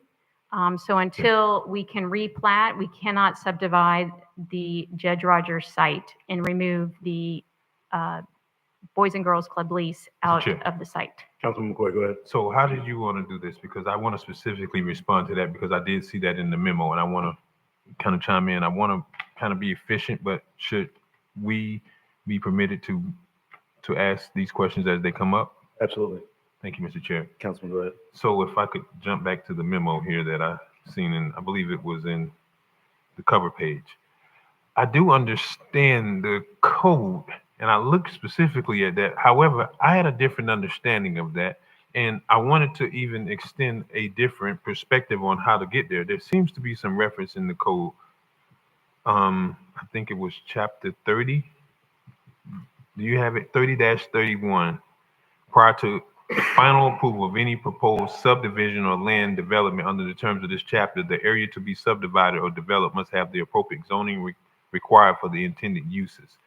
So here's what my concern is, Ms. Godot, Ms. Maxfield. Why is that a responsibility of the housing authority? If we already have an agreement with the Boys and Girls Club for that land, it should be on us as the landlord, as the actual landlord in site control that has site control, to replat that and parcel that out separately and not a part of this project. Like, I mean, why is that their responsibility? They have, and we don't anticipate that they're going to have any management interest in that. So that to me seems like that, I would like that to be a city, a Riviera Beach responsibility. We can direct staff through a motion to send this back and bring this back to planning and zoning on the very next city council meeting, very next P&Z meeting, which I believe is next Thursday, because it's pretty routine, and then we can resolve that issue right there. Mr. Chair, if I may respond? No, go ahead. If the city council wants to put the responsibility of subdividing the property on the city, it will require the city to go through the process of replatting that area and also rezoning and do the land use change for that property. So the city will then have the requirements of obtaining those entitlements in order for them to develop. If that's what the city wants to do, under your surplus regulations, the city's not supposed to incur any costs once it surpluses property. So if you want to incur the costs and have that, you'll have to hire a consultant to do your plat, present that plat and go through that process, have the property land use changed and rezoned. That's certainly, that's going to take time for the city to do that and go through the proper approvals to get that done. So maybe push your neck down, because you got a little shortage in sorry. your. That No, good? push the neck down at the base here. The base, right here. Yeah, right down there. Push it down. So I don't think that that's far off. I mean, we did set aside a budget or dollars to facilitate bringing you on as a consultant, but I would like to see that that is the city's responsibility and not the applicant. Because truthfully, let's think about this, Miss. And I know you're very astute in planning and development, but I just don't understand when looking at a plat or at least looking at the official records, why such a massive property that had a whole separate lease would, because I mean, if you look at the lease agreement with the housing, with the Boys and Girls Club, does it definitively define where the boundaries of their property is or what they have site control over? Because truthfully, it's all under one plat. So why wouldn't that be our responsibility? If we got one plat, we have the Alphas on the southern portion and we have the Boys and Girls Club on the northern eastern portion. That should be something that would be the city's responsibility, in my opinion. And I would welcome if you have a different perspective on that. Mr. Chair, if I may respond. Oh, thank you. So the part of in being in compliance with your surplus regulations, it has been the thinking that in order for the city to not incur additional costs for any surplus property, that you would have the person who's to receive the property to move forward with getting all of the entitlements in order to develop what they want to do. If the way that the Boys and Girls Club lease is set up, the leased premises are defined within that lease agreement.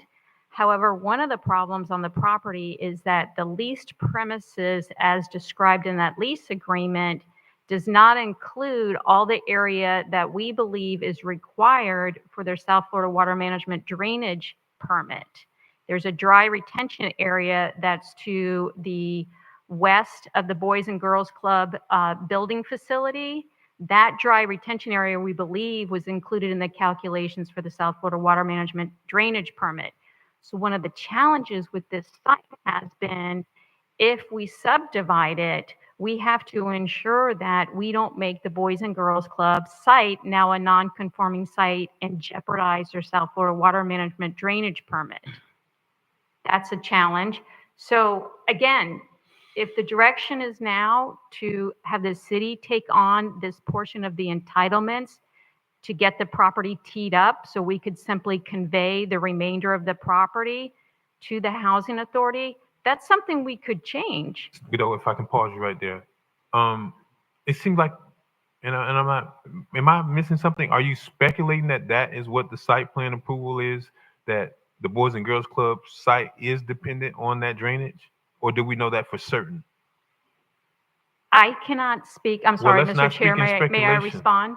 Go ahead, Ms. Godot. I cannot speak for certain on a South Florida Water Management drainage permit. So that's of no consequence, Ms. Godot. Let's move on. Let's like, I really want to get to the point of you're interposing a hypothetical situation that you can't even factually represent to us. So let's just go ahead and move on. So that's not even an issue.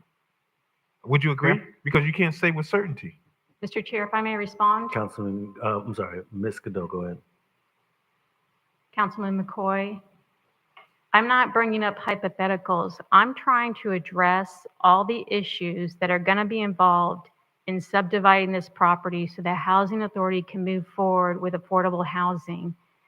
I believe that's why I was brought in, to address some of those concerns and make sure that your tenant, the Boys and Girls Club, don't have their site jeopardized or their South Florida Water Management District permit jeopardized. Okay, The thank way you. that we currently have it planned is that once the property is properly subdivided and platted, when they come in for a site plan, they can ensure that the new drainage that they're going to do will not jeopardize the Boys and Girls Club lease or their South Florida Water Management permit. Thank you. So let's, if we can, with the board's permission, let's make sure, as one of the first items that need to be taken care of after today, is that staff goes back and determines that the South Florida Water Management District is dependent upon the Boys and Girls Club site. And that's going to resolve that right then and there. Would you think that would suffice, Ms. Godot?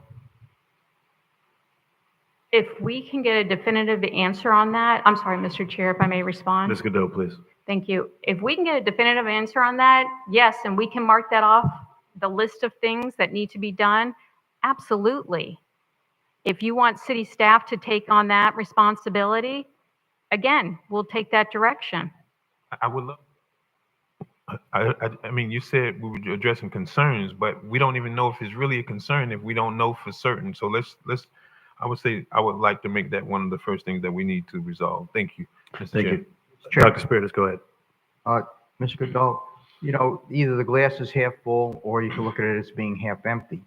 The Boys and Girls Club is not a surplus site. That's a site that should have been subdivided and platted out a long time ago. The city's first going to be doing what they should have done a long time ago when they built that building and they gave a lease to the Boys and Girls Club. So I don't look at that as surplus land.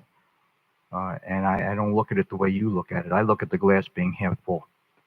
On another note, you brought up the taxes, the payment in lieu of taxes not being included in the agreement that we received tonight from the attorney for the Housing Authority.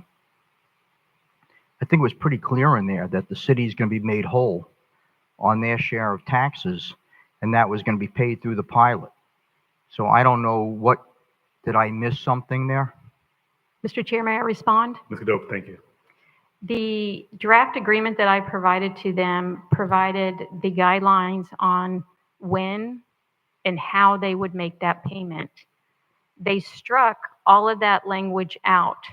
So the only thing, the provision that's in there regarding a payment in lieu of taxes is that they will agree to make a payment in lieu of tax.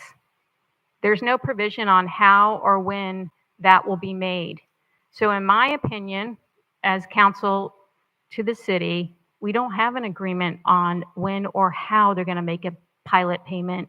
It's just that they're agreeing to make a pilot payment. So the details of when and how are necessary to be in this agreement to ensure that you know when and how that payment is going to be made. Mr. Chair? Thank you. Go ahead. Okay, I was looking through, we were told that it was going to be apples to apples, that the Housing Authority was being treated the same as all the other development projects the city's involved in.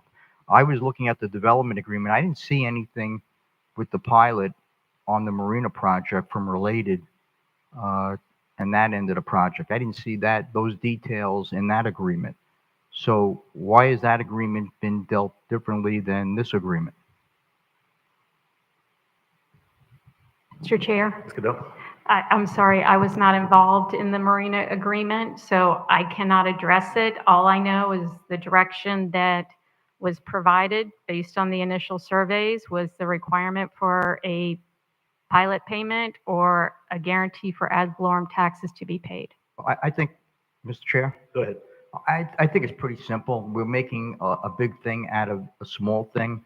I think you could easily put in an agreement that the payment in lieu of taxes will be due when the taxes are due yearly. I don't know why we're making such a big deal out of this. I may respond. Ms. Cadopa? December 30th was the date that I had in the draft that they struck. It also gave a discount if they paid early, just like everybody else who pays their taxes early, you get a discount. So it was set up to be consistent with Palm Beach County's and pretty much statewide regulations for payment of taxes. Mr. Chair, if I may. Ms. Evans, go ahead. With respect to the deal with the marina, the deal with the marina, the city did not give the land.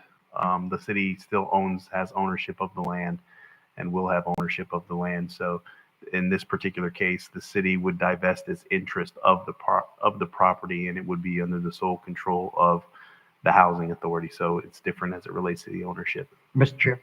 Go ahead, Dr. Spears. Listen, I've been developing for a long, long time. Please, there's no difference between leasing a property and selling the property.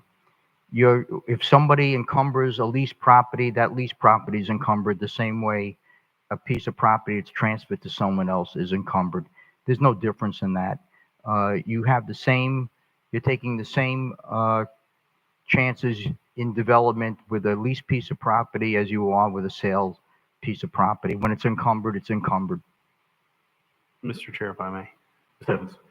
With respect to Resolution 10519, it speaks on the disposition of parcels, specific as how we would handle this particular process. In addition to, CRAs are provided a lot more latitude and flexibility in the statute concerning how they are to utilize those properties for the purposes of raising TIF or ad valorem value within the particular area. So it is slightly different. Mr. Chair? Dr. Spiritus, go ahead. Well, I don't see that. It sounds great what you just said, Mr. Manager, but I really don't see the difference in the bottom line in a development. A TIPS is, that's tax anticipation money. That's what that is coming in. I don't see how that impacts how you encumber a piece of property and whether the property loses value or not when it's encumbered. When you have a 50-year lease or a 100-year lease, if that property is encumbered, no matter whether the city owns it or the man in the moon owns it, it's encumbered and you can't do anything until that encumbrance is off that property. So it's one and the same. Thank you, Dr. Spiritus. Ms. Godot, you want to continue? Yes, Thank you. Thank you, Mr. Chair. So what I was covering was the pending legal issues on the properties. One of the things I want to get to is we've talked about the city's surplus resolutions and requirement for a reverter and asking for financial information. And what I want to point out is that under this section 163.380, one of the things the city has to consider when it surpluses property is the financial and legal ability of the persons making such proposals to carry that out.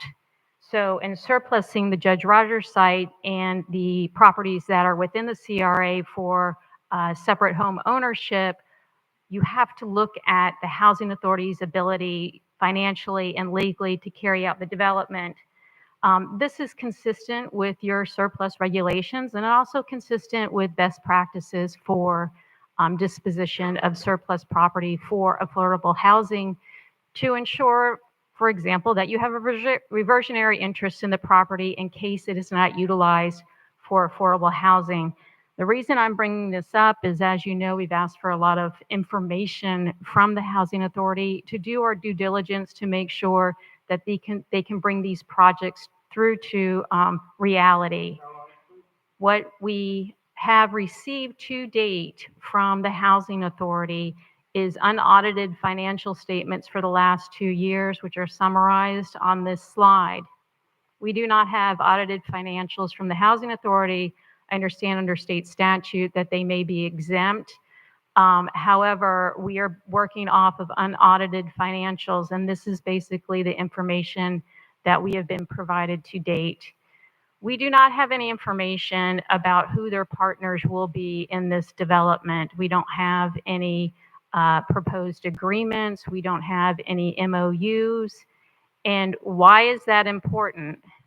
The reason that is important is because in their latest draft of this development agreement, they are not agreeing to requiring city council approval to transfer or assign the development agreement. What they want to do is allow this development agreement to be transferred or assigned freely and provide you with notice that it's been assigned or transferred. So I understand that there's a partnership that's trying to be fostered here between the city and the Housing Authority to bring affordable housing to the city of Riviera Beach. But right now, as soon as you sign these development agreements, they can be assigned, if you sign off on the Housing Authority's proposed agreement, they can be assigned and transferred to someone who you don't know, who we haven't done any due diligence on. And my concern is to protect against that and to make sure that the city's put in the best possible process or in their interest to recover this property if this doesn't go forward. And that's why I believe I was brought in, to protect your interests. And I've been trying to do that. And my concern is, without this information and knowing who you're going to be dealing with through this project, you may not be getting what you really want. Mr. Chair. Councilman McCoy, go ahead. I'm going to go back to the survey. So I'm looking at the survey, and there's only one council person that identified financial statements as what they would like to see as a requirement. And I believe I shared with Ms. Maxwell, and perhaps even you when you were there, is there's no way that they're going to be able to produce financial statements that's going to give us reassurance of their ability to do this because they're just not operating at that capacity. Certainly, no different than the special purpose entity that's doing the development here at the marina. They're not going to have financial statements, but if their lender or their letters of credit shows that there you have established a guarantee of financing for that, then why do we even look for audited financials? Mr. Chair, if I may respond. Ms. Godot? Right now, your agreement is with the Housing Authority. If they're going to bring in a lender, if they're going to bring in a third-party financing, they want this property before we have that information. Shouldn't the city have access to that information to know who you're partnering with in this development? Because if these agreements are assignable and transferable day one, that's who you're dealing with. You're not dealing with the Housing Authority anymore. I understand that, but we're speaking of Riviera Beach Housing Authority's financial statements. Why is that a requirement for you up here if that's not contained in the surveys? Mr. Chair, if I may, Ms. Godot? the direction received from the council and as part of your surplus property resolutions, there's a requirement to get financial audited information so you know that they've got the wherewithal to do this. And if they don't have the wherewithal to do this and they need to rely on additional parties for that financing, I agree 100% with you. Great. Bring those parties to the table. Let's see what they got. Let's see what the city will be agreeing to. Are we agreeing to a $3 million mortgage on day one before you even have any entitlements to develop the property? Oh, Mr. Chair? Councilman McCoy and then Dr. Spiritus. Councilman, go ahead. I certainly appreciate your diligence, Ms. Godot, in being thorough.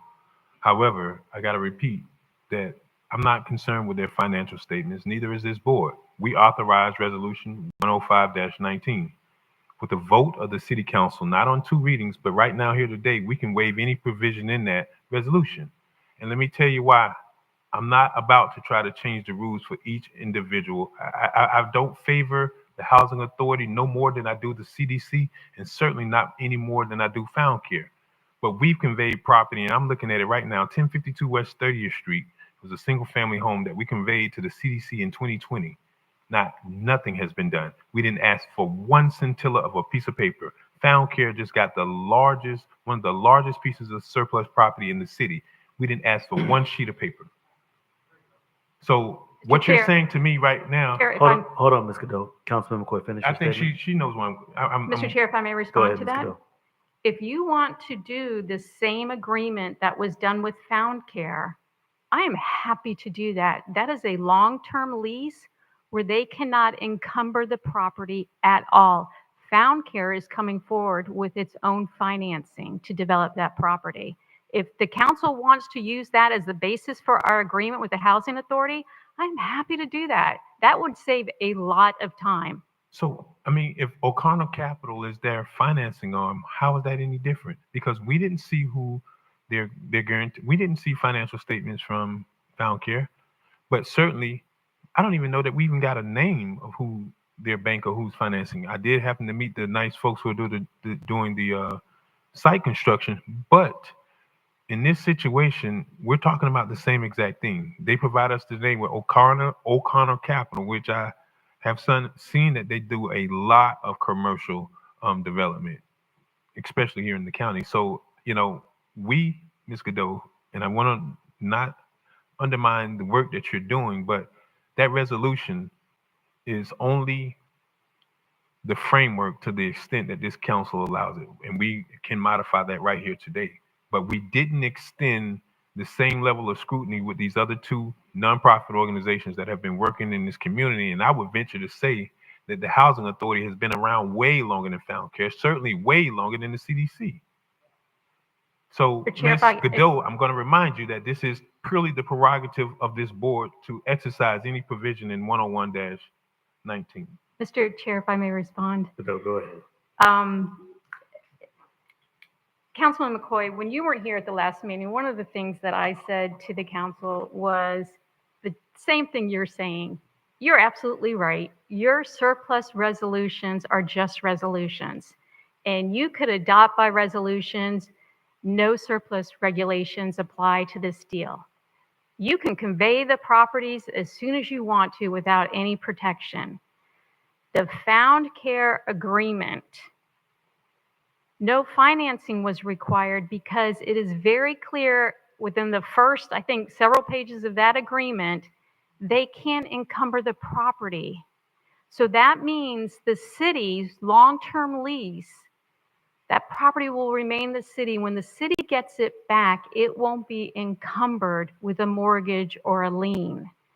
The difference that we're addressing here is that the Housing Authority doesn't have the money to do even the entitlements on its own. Thank you. I'm going to stop you It's right there. gonna I'm going to have stop to- you right there, Ms. Godot, because I'm not going to speak to their finances because you've already said that you don't even have audited finances. But what I will tell you is Found Care does have encumbrances on it. I just so happened to be visiting the clerk's office today, and one day, probably earlier this year, and you know what they were doing?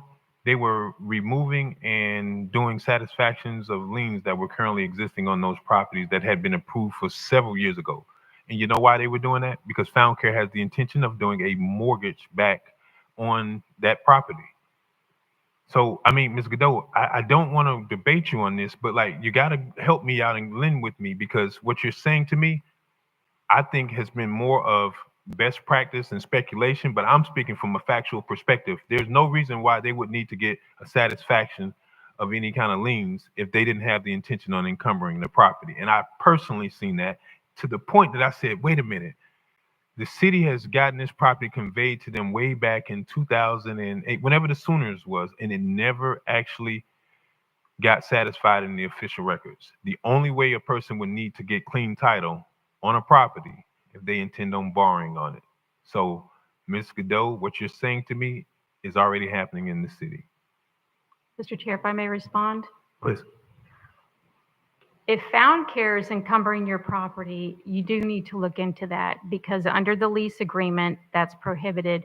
What I was saying is that without due diligence to understand what the Housing Authority's financial plan is, they are going to have to encumber this property as soon as possible in order to move forward with entitlements.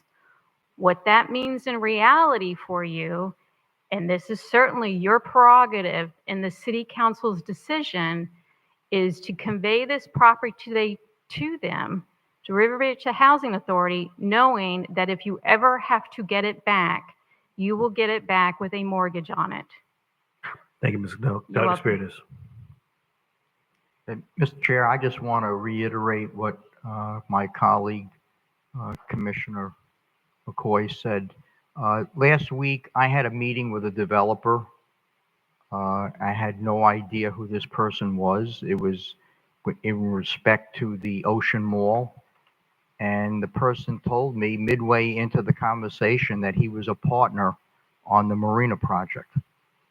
Nowhere was his name or his company mentioned in any agreement as a partner on that project. Clearly, we're not treating the Housing Authority the same way we're treating other development projects in the city. And I respect the fact that you were not here and you did not put that agreement together.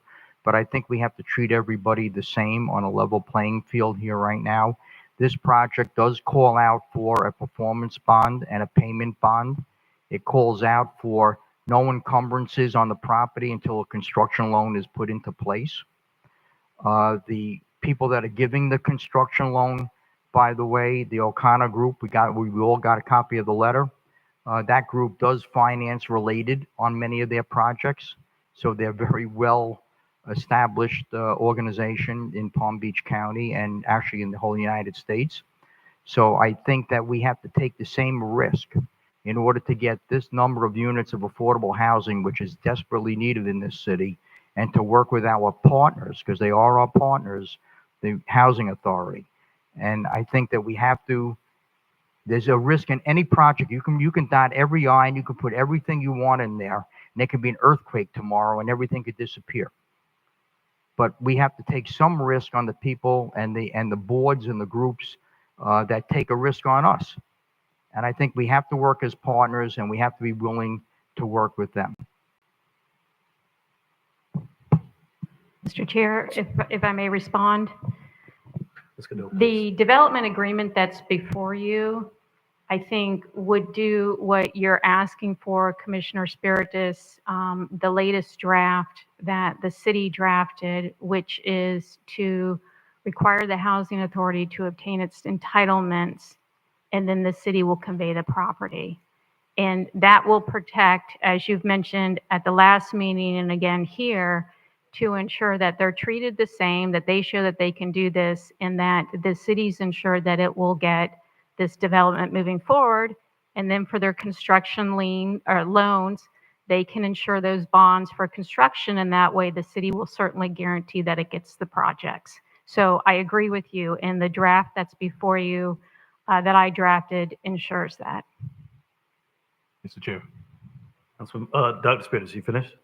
Yes, thank you. Councilman McCoy, go ahead. Thank you. You jumped to entitlements, but I want to ask one very specific question because I am 100% behind you. I want security in the event that this property is encumbered, that God forbid, and I certainly am not being pessimistic, that economy turns and we have to go in and do a reverter. What protections can we have? Because the audited financial statements aren't going to do it.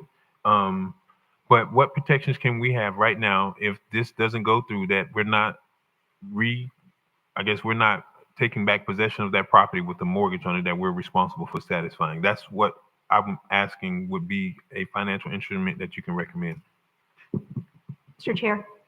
Before we do go into that, if you can just remember that question. If we can't have a motion to extend the meeting, board. So move. Second.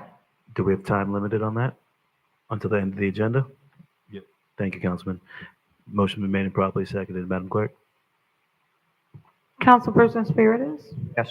Councilperson Miller Anderson, Yes. Councilperson Lanier, Chair Pro Tem McCoy, Yes. Chair Lawson, Yes. unanimous vote. Go ahead, Ms. Cadeau. Thank you. Thank you, Mr. Chair. The draft that is before you, the way that this transaction is envisioned is for the housing authority to move forward with the entitlements on the Judge Rogers sites and the 10 scattered lot sites.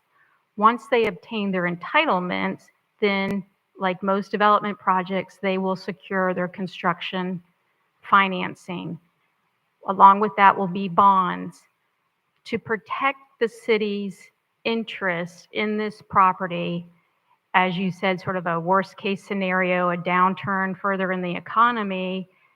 There's a reversionary provision that's provided in the declaration of restrictive covenants that would need to be recorded before they secure their building permits, that would ensure that if the project doesn't move forward, that the city has the right to get the property back. Now, with the way this transaction is proposed in that regard, you then are guaranteed that there's no encumbrances until they get their entitlements. So at that point, you know that they're capable and have the ability to develop exactly what they're telling you they're going to develop on each of these properties. That way, when they go to that construction lender who's going to mortgage the property and put a big mortgage on it, you already know that what they're going to develop has been approved, and have more assurances that that mortgage that's going to be put on your property will now also be protected by bonds. So you will get the project as proposed. Oh, Councilman, go ahead. yeah. Ms. Godot, let me go ahead and ask the question again because you're laying out your proposed, what you're proposing in the draft development agreement. you're proposing that we go through the entitlements first. And my question is this: what instrument or measure that you believe we can have in place to ensure if there's ever in the unlikely event or very likely event that this could happen where there's a default and there's an encumbrance on the property, how do we go about getting it? Because I'm not interested in doing entitlements first, and I'll tell you why in a minute. So, letters of credit doesn't get us there.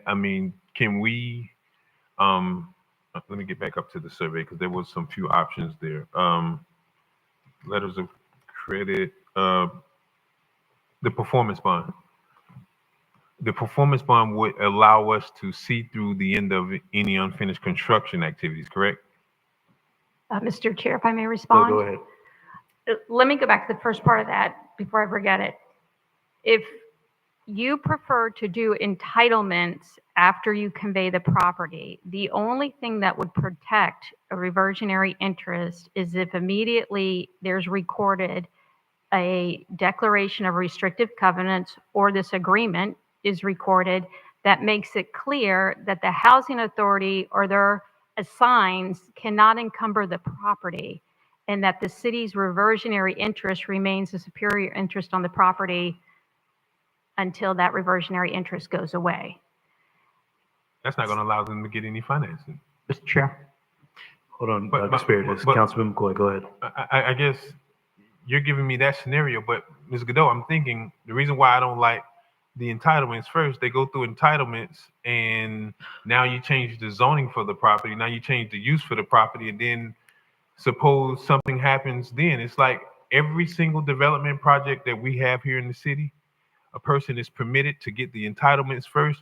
Look at Lone Pine. This is probably the longest standing project in South Florida's history where they've never actually went through all of this. They sat there and they're making applications for entitlements and they're paying to do so during these contracts. But what I don't want to see is a situation where the window closes with the opportunity to get underwriting from the county based on an entitlement process that our development services department is notorious in South Florida for being the longest place to get any kind of thing through the process. A simple replat will take you 9 months. So I'm not going to sit here and say, let's go and do entitlements when we already know every board member up here will have to stand on their oath and say the truth that at some point, someone has called them about a project that has been in development services. I'm not about to set these people up for failure. And that's what we're doing if we're saying send them through entitlements first. We just approved an item on the agenda. The very first item on the agenda on the consent is because we had to give them more staffing because they can't manage the workload because there's so much development. And I don't want to see that happen. They need site control in order to submit to Palm Beach County, which I believe is coming here in the next couple of weeks. So they need to have something here today. I'm trying to get to that point. So, and I don't want to have this dragging along forever. We're going to convey it. If they're not able to do it, then we can have a callback provision. But I just don't want to sit here and drive down this entitlement first because that's not going to help. Mr. Chair? Dr. Spears, go ahead. Okay. I read this letter from the O'Connor Group, and it seemed pretty clear that they were not asking for any funding until the construction loan was in place, that they were going to pay all the costs for due diligence and to do all the entitlements. There's going to be a performance bond and a payment bond. Payment bonds is important as a performance bond, if not more important. And it ensures that the construction drawings and when the project starts, that it will be completed to the end and be paid for to the end. So the worst case scenario is the city will inherit 200, 300 affordable housing units. I don't see that happening. I don't see the housing authority defaulting when the project is going to be built. And they will have a partner who has experience in this project, as they did with Heron Estates, which is a successful project, a very large successful project, I might add. I think we have to, when we're taking very, very little risk, when we have that performance bond, that payment bond, and we don't let that property get encumbered until a construction loan is in place, I don't see what the big risk is really. Mr. Chair, if I may respond. Ms. Godot? The payment and performance bond was removed from the draft for the Judge Rogers site. So there are no bonds on that project in the current draft proposed by the Riviera Beach Housing Authority. The issue, I think, Councilman Spiritus, that you're pointing out that I agree with is that the risk is always with making sure that you get the project that you want. And my concern, and I believe my role to try and play all this, is to find a middle ground where we can protect your reversionary interest without being encumbered where you don't see anything in return. And that is my main concern, because if we convey this property under the draft proposed by the Riviera Beach Housing Authority, there is no reversionary interest, and they can assign and transfer these development agreements on day one. The O'Connell letter that they just provided is a non-binding letter which says that they will create a special entity, usually an LLC. They will enter a joint venture agreement with the Housing Authority, where the Housing Authority will bring the city's property to that joint venture, and O'Connor will bring its funding for entitlements to that joint venture. I can't speak for O'Connor, but my assumption is, because it's not addressed in that letter, that that joint venture agreement is going to leverage the city's property for the amount that they're coming forward for to pay for those entitlements. But I don't have a draft joint venture agreement, so that's just speculation on my part. All I have is the financials that are unaudited from the Housing Authority. And so I don't know otherwise. Right, Mr. Chair? Councilman, Dr. Spiritus, go ahead. So I do agree with you on what you just said, but really, who cares? I mean, we want to build the project. We want to see the project come out of the ground and be developed. And if there is a performance bond and a payment bond, and the O'Connor Group is very substantial nationally, and I don't think nothing can be encumbered on the property until that construction loan is in place. Not one nickel is being encumbered on that property until everything is ready to go. So I don't see what the risk is. I just don't see it. I don't see it being a big risk. I mean, there's always a risk. As I said, the earth could blow up tomorrow and we'll have nothing. But I mean, I think that the odds of that happening are very slim. And I think we have a much, much better chance of picking up about 300 affordable housing units, which are needed desperately in this city. And we know the Housing Authority has a good track record of building. And Mr. Chair, if I may respond, if the council's direction, Ms. Goodell, hold on. Let's try to get through it, because I understand. I think it's just been clearly stated, and a lot of repetition is happening. Councilwoman Lanier, you had a statement or a comment? No, I just wanted to say that there was something that came in the email about 4 o'clock from the Housing Authority, and I wanted to know what the difference in that was. And to be honest, they should have had you on the Marina deal, because the hoops that the Housing Authority is jumping through, it did not happen with the Marina. This is $2 to $5 million. That was a potential $300 million deal over there, and they didn't go through near as much as this. But with that being said, we want to protect the city's interest. So I really want to know what happened from the attorney, the Housing Authority's attorney, what happened with the differences between what you put forth and what they put forth. And before the Housing Authority, before our attorney comes out, I know Councilman McCoy had a follow-up question for Ms. Godot in regards to this. If Councilman McCoy can ask that. And it's really quick. Ms. Godot, you said that there were no provisions for payment bonds in their draft. I'm looking at 18.3. Remedies for Riviera Beach Housing Authority's default. Upon the occurrence of a default of Riviera Beach Housing Authority following applicable notice and cure periods, the city shall be entitled to seek all legal and equitable remedies under the Florida law as set forth in the Declaration of Restrictive Covenants, whether recorded or not, including without limitation specific performance removal of the RBHA from the property, including the RBHA property claims under the performance and payment bonds. you're looking at our draft. Well, this is their version that they added modifications to, that they sent back to us today at 4 o'clock, that the Councilwoman is referring to. So Is this that is for the Judge Rogers site, or is that for the scattered? correct. This is for the Judge Rogers site. If I may have a moment to look at my draft, because I don't believe that's correct. Yeah, I didn't see that in the Judge Rogers site. Mr. Chair, Hold on one second, Dr. Spiritus. Yes, it is. Mr. Chair, I just want to state that I did see It's on that and I page- read it. It's on page 19 of the document that we received this afternoon, and that section is 18.3. And I guess that was my question, but Ms. Godot, if you could just go ahead and take some time to review that section, and then if we can have Ms. Hope Calhoun come up and answer the concerns, because I didn't get a chance to review that draft if it came in at 4 o'clock, but I guess that was part of my concerns from earlier, because in my agenda review, I spoke with staff that this document was not vetted out. We weren't prepared for signatures, and it was going to be a lot of debate and discussion tonight. So for us to be publicly having this discussion is just kind of unfair to the board. I know we're rushing to push staff to get this through, but it's also been months since we've requested this. So I'm not sure why are we still having these same discussions in unreadiness. But also to get a document at 4 o'clock, I didn't get a chance to review that. I was in meetings until 5:30. So it's being in a position to be prepared for these meetings, because we're just going down a rabbit hole and having a constant back and forth with this. So I'd prefer that staff keeps us ready. And if it's not ready, let's just not put it on the agenda. I do believe my city manager did say that this was requested by the board to be here, though.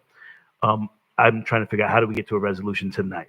And that's what I kind of want to hear from. So Councilwoman Lanier had a question for Ms. Hope No, I in would- reference to the, To yes, the agreement, yes. to the agreement, yes.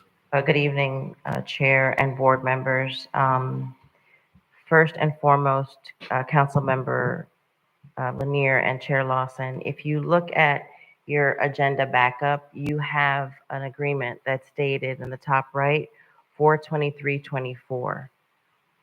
That was in your backup. The email I sent you this afternoon has the same date. So this document was in your backup. There are very minor changes that were made between the document in your backup and what you got at 4:30 this afternoon. The changes were for the most part immaterial. If I may, so that I hope answers that question. I took a sheet of paper of the comments that were made that were not necessarily accurate. And I have to tell you, I am trying to represent my client. And as my email stated this afternoon when I sent it, the goal is to do what the board directed to be done, and that is convey the parcels so that they can be developed. I think it was Member Spiritus who said, you can't draft for everything. This is not a perfect document. I'm the first to admit that, but we've done the best we can in the time allotted. With that said, just a few things I want to touch on, and they might be irrelevant, so stop me, but I'm going to try to answer some questions in no particular order. There was a question about the engineering, and I think you said it was irrelevant, but I just want to answer. We have engineers on our, the Housing Authority has hired engineers. The reports previously presented and provided to us from the Water Management District have been reviewed, and the drainage issue that has been raised as a speculative issue, it is my understanding, is not an issue. The drainage is not an issue. Furthermore, we have agreed, and it's in our agreement, that to the extent it is an issue, we will address it. I'm sorry, you said that the drainage is not an issue? That Ms. is Gunn? correct. That's my understanding from the review of the drainage reports previously provided. Meaning that drainage, the Boys and Girls Club has adequate drainage on a portion of the property not impacted by our proposed development. But, okay, but Ms. Calhoun, based upon the reports you received, was that did you have a consulting firm, engineering firm look at this and In They've fact, given you this report? in fact, the engineers that prepared the original report, Calvin Giordano, were retained by the Housing Authority to re-review their own report and provide their opinion, and they have provided that opinion, sir. Thank you. Continue. Um, with regard to reversions, the agreement, you just read some of the language, Councilmember McCoy, but remember, we have, and this was specifically asked for by the council, milestones to be met. Failure to meet milestones allow reversion. Again, Councilmember McCoy, you specifically pointed out very properly that if things proceed, if entitlements are obtained first and then conveyance, you very clearly laid out the repercussions for a not-for-profit organization. There was a statement made that no information was provided with regard to the development partner. I recognize that the board, I can't remember right now who said it on the board, but clearly you did get information about the O'Connor partners. So that's just an example. We're trying. I know everyone may not think so, but we are really trying to be partners here. Ms. Cadeau stated that we specifically removed language. That is true. We did remove some language because some of it was overreaching. For example, the board in Ms. Cadeau's draft was going to have to approve any lender that lended money. Lended is not the right word. What's the word? Loan? Thank you. That's the word. It's late for me. Only It 4 is- letters, LOAN. It is past my bedtime. Thank you. That loans money to the housing authority. And we thought that was an overreach and egregious because that's not very common in development agreements. So some language was removed. We kind of threw the baby out with the bathwater as they did with our draft of agreements. So if we could pause it right there. Sure. Let's just say, let's take this scenario. The housing authority borrows money from O'Connor, and for whatever reason, there is a default, and now we need to go in and exercise our rights under that default provision. We would then draw down on the payment bond that is secured by the housing authority to satisfy whatever remaining mortgage is outstanding. And then if wherever they are in the construction process, that's where the performance bond would kick in, correct? That is my understanding, yes. Okay. So even if there is a situation where you get an action of foreclosure by O'Connor against the housing authority, they're going to likely name the city of Riviera Beach because we have an interest. That would be almost immediately resolved with the payment and the performance bond, both on the construction of whatever's left unfinished and then whatever's left on whatever balance is due on the note. That's my understanding of how it would work, sir. Thank you. But when the time is appropriate, Mr. Chair, I want to make sure that our team has that same understanding. And if they don't, then I want to hear from them why they don't believe that that's a great option to protect the city's interests. So that's all I wanted to make sure of, Mr. Chair. Thank you, Councilman. Mr. Chair. Dr. Spears, go ahead. Yeah, Ms. Calhoun, with respect to the performance bond and the payment bond, can you require that the city be named as an additional insured on those bonds? I believe we can. I don't think there's a problem. We can do that. Yes, we can.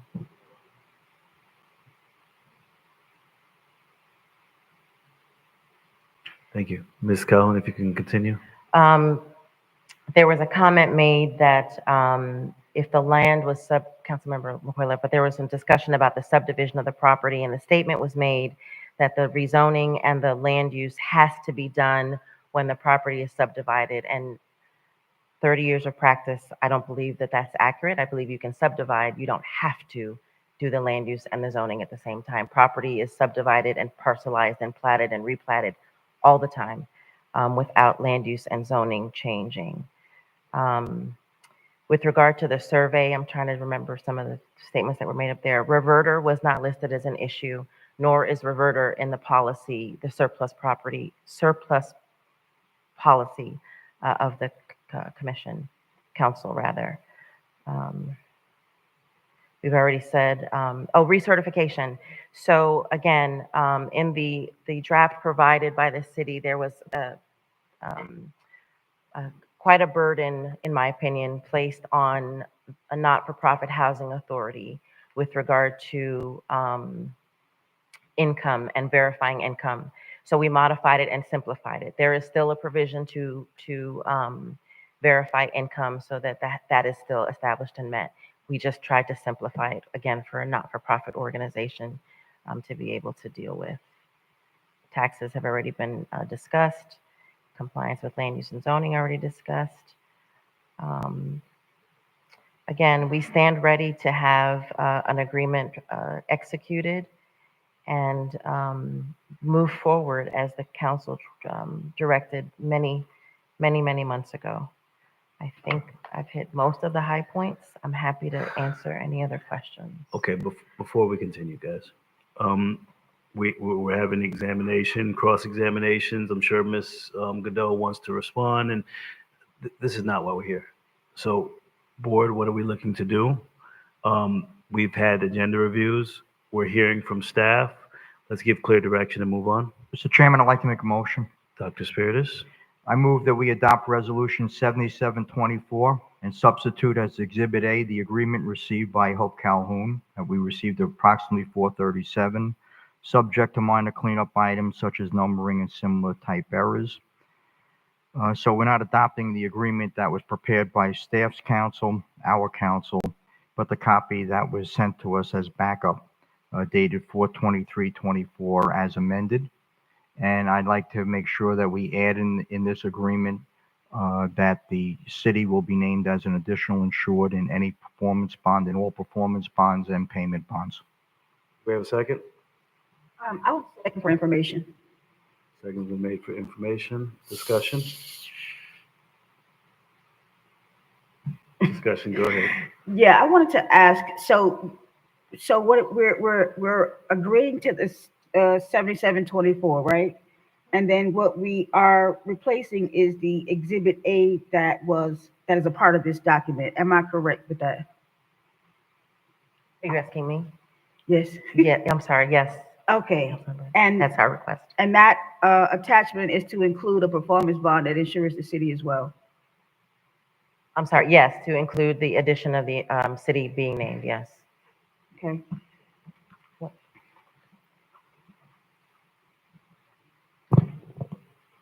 Additional discussion? Can we go to public comment? Public comment, Madam Clerk? First speaker is Erica Davis.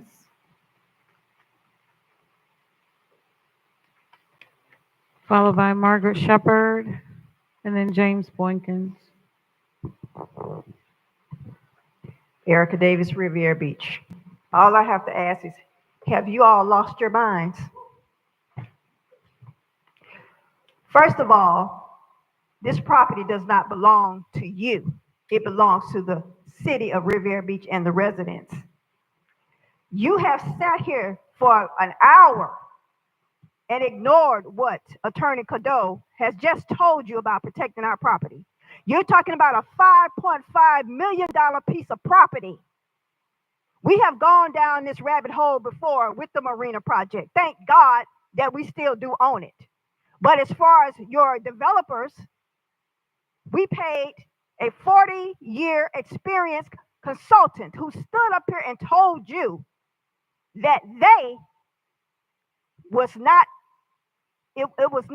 could not do the project, the Marina project. He said there was no way because you didn't look at their financials, because you ignored them because they were your friends and family. And yeah, Mr. Davis is here. He was right here for the Marina project. Have we broke ground on that yet? No. Are those developers still in the deal? No. And you're doing the same exact thing with housing authority. You have not looked at anything as far as their finances. That's the main and most important thing that you're supposed to look at when you're doing development. And you're not trying to protect the city or our property. $5.5 million. And you sitting around here trying to play attorney once again. This woman has been representing this city for years. You don't have a license. She does. And they're stressing and stressing and stressing to you what's going on. And you all are sitting here ignoring the fact that you know they're not qualified financially. And Mr. Spiritus shouldn't even have a word to say because it's a conflict of interest for him being on the board, having those discussions before he became a city council person. You all think we are stupid. I don't think. But we keep playing. You shut up, you little asshole. Say you keep talking. Because all of y'all gonna end up in handcuffs. One of their board members have ended up in handcuffs in federal prison right now. So if y'all want to go there, keep doing what you're doing. And you, Mr. Spiritus, you're so adamant about this getting done. Why? Because yeah, you are a developer. You're probably coming through the back door, in my opinion, on record, with your developers and your money to do the project. But you're trying to blame it on Cornell or whoever the damn developer is.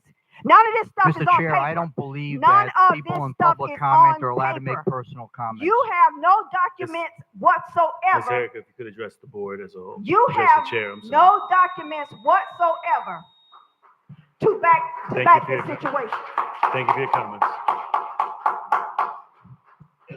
Margaret Shepherd, James Boykins, Pastor Teresa Nelson. I don't think. I know. Margaret Shepherd, Riviera Beach. Welcome, Ms. Shepherd. Let me be clear on one thing. I've been with this Riviera Beach Housing Authority now for over 20, 25 years. 16 years, I think, with planning and zoning. I don't remember one meeting, Erica Davis, or none of these idiots sat in this meeting. But yet, all of a sudden, they become this geographic person who can say what's going on in the housing authority. Let me be clear on one thing. The Heron Estates is owned by HTG. And if you don't know, you need to ask somebody how this land would be conveyed from it's the city to the housing authority. They have a track record.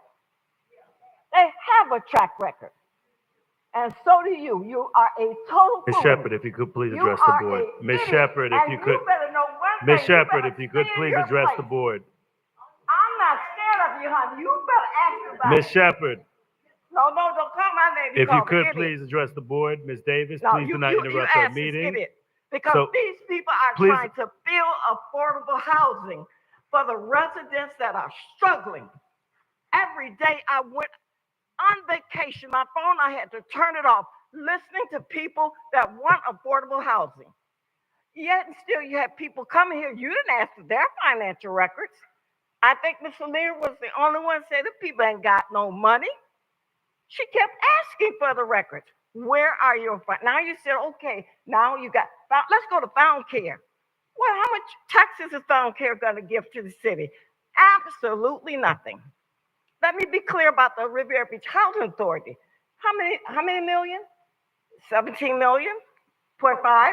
Is that what it is? So you're getting taxes. And it's very ignorant for people come here. All they do is complain.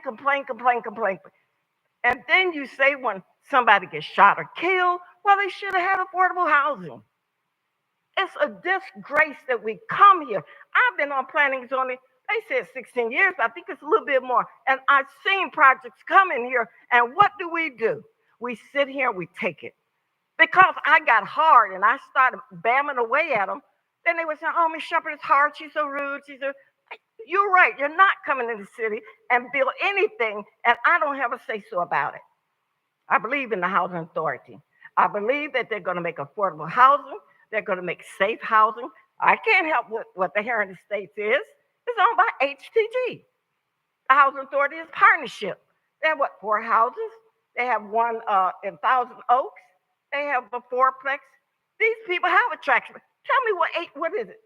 The CRA and CDC, 3 houses. That's all I have seen since I've been here, 3 houses. Thank you for your comments, Ms. Shepherd. Wait, she stopped me. Thank you for your comments. Thank you for your comments, Ms. Shepherd. No, she stopped me. And you stopped me. Ms. Shepherd. You can give me another half a minute. Ms. Shepherd, thank you for your No, comments. we're not going there. I'm not going to debate you because you allowed her to talk. And I'm very angry that you all allow this to go on without giving these people a chance. Ms. Shepherd, yes, Mr. Chair. Thank you for your comments, Ms. Shepherd. Mr. Chair, I'm going to be very nice, but you owe me a half a minute. Ms. Shepherd, there was interruptions in speaking to the public. I'm going to ask that we go to the next public speaker because, Ms. Shepherd, there was interruptions and you spoke to the public versus addressing the chair. Well, So you for had the everyone, gavel, Mr. addre- Chair. You had the gavel, and and any allow time you could have stopped it, and you never stopped it. the gavel doesn't stop anything from anyone from The speaking. gavel will start it, It Mr. doesn't Chair, stop because it someone would from give me a speaking. chance to Ms. stop the Shepherd, process thank you and for go your back comments, on. Ms. Shepherd. Thank you, Mr. Chair. Thank you. Let us And remain res, friends. I'm gonna remind all the residents before we go on and before we continue public comments tonight. I need all residents to not interrupt our meeting, so you will be removed from this meeting. I see Officer Nance is here. Please, if there's another interruption, we will have the person removed. Residents, please respect the time and address the chair and not any individual person on this board. Let's not continue to have this back and forth or divisive nature because we're on a hot button item. So if there's some dissension, division, or disagreement, let's please just keep it amicable and continue to move the meeting forward, the business of the city. And please, if I have another interruption, they will be immediately removed. Madam Clerk? Next is James Boykins, Pastor Teresa Nelson, and Kenneth Bowers. City Council, I'm only here to humbly ask for the passing of the Judge Rogers site to be approved. I work at that site, and at this present time, I'm only there to give food to the needy, but I can see from a visionary standpoint, how if this was to pass and we were to have affordable housing there, it would be a great accomplishment for the city of Riviera Beach. It's much needed, and I just ask for your guidance in that matter, that they don't have to jump through a whole lot of hoops to get there. And I thank you for my time, and I'll yield it to my mother.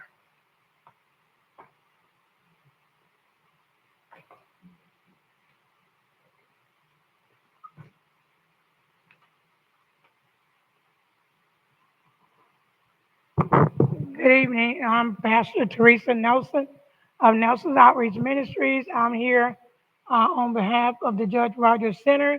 I've been there now about 5 years with the Apple Educational Center as well. I'm providing food, weekly food to all of our residents that are in need, and also to assist with the after-school tutorial program and our summer camp. And we also provide throughout the day weekly services that are educational needs, that are like home buyer workshop and other CPA programs, all type of needs that are in our community. And we have definitely done our homework and tried to find out what these services are that means to entire the whole community, and have not really seen any of these that are being created in our Riviera Beach community that are much needed. And I think when the partnership came with the Housing Authority, that was a great push because the need for housing is all over America.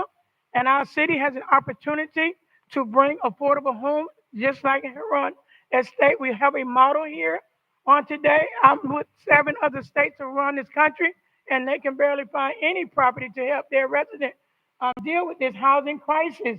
We have an opportunity here to be a partner with the Housing Authority and to also educate our homes and our families and our children. It's a what you call a well-rounded community over there, and we're making a difference. If those people that are there on Mondays and Wednesdays can come tonight, they didn't know, and they will feel this sanctuary to let you know that you all are doing a great work in our city, and we cannot stop. It's good to see all the high rises and all the brand new buildings going up, but what about our community? That's why we're really here. You understand? Because we have a need that's greater than some of the buildings. And our families are hurting every single day. And with the food crisis, everybody know about what's going on with the food stamps, because the residents come and tell us that they cut my stamp. This is a good thing. Now I can go home and feed my with whole food. And with our 10th Street Garden every week, they're providing veggies. I mean, there's a lot going on at that center. And I just advise a lot of you all that are here on our days, you all know us as well, but come visit us during those times when those residents are asking those. We poll them every week. What's going on? How can we help you? We're here Don't feel like you're alone. So we're doing the work. We've been doing it. I know I've been doing it for many years. I come from the Glades, and that's what we do. It's not about the corporation. It's about the needs of our people. So I just thank God that you all are here entertaining what can make such a great impact, and we can be a model over this entire nation. And tonight, if you all can approve this resolution, we'll be very grateful. And thank you so much. Thank you. Glad to answer. Kenneth Bowers, Alfred Fields, Dolores Williams.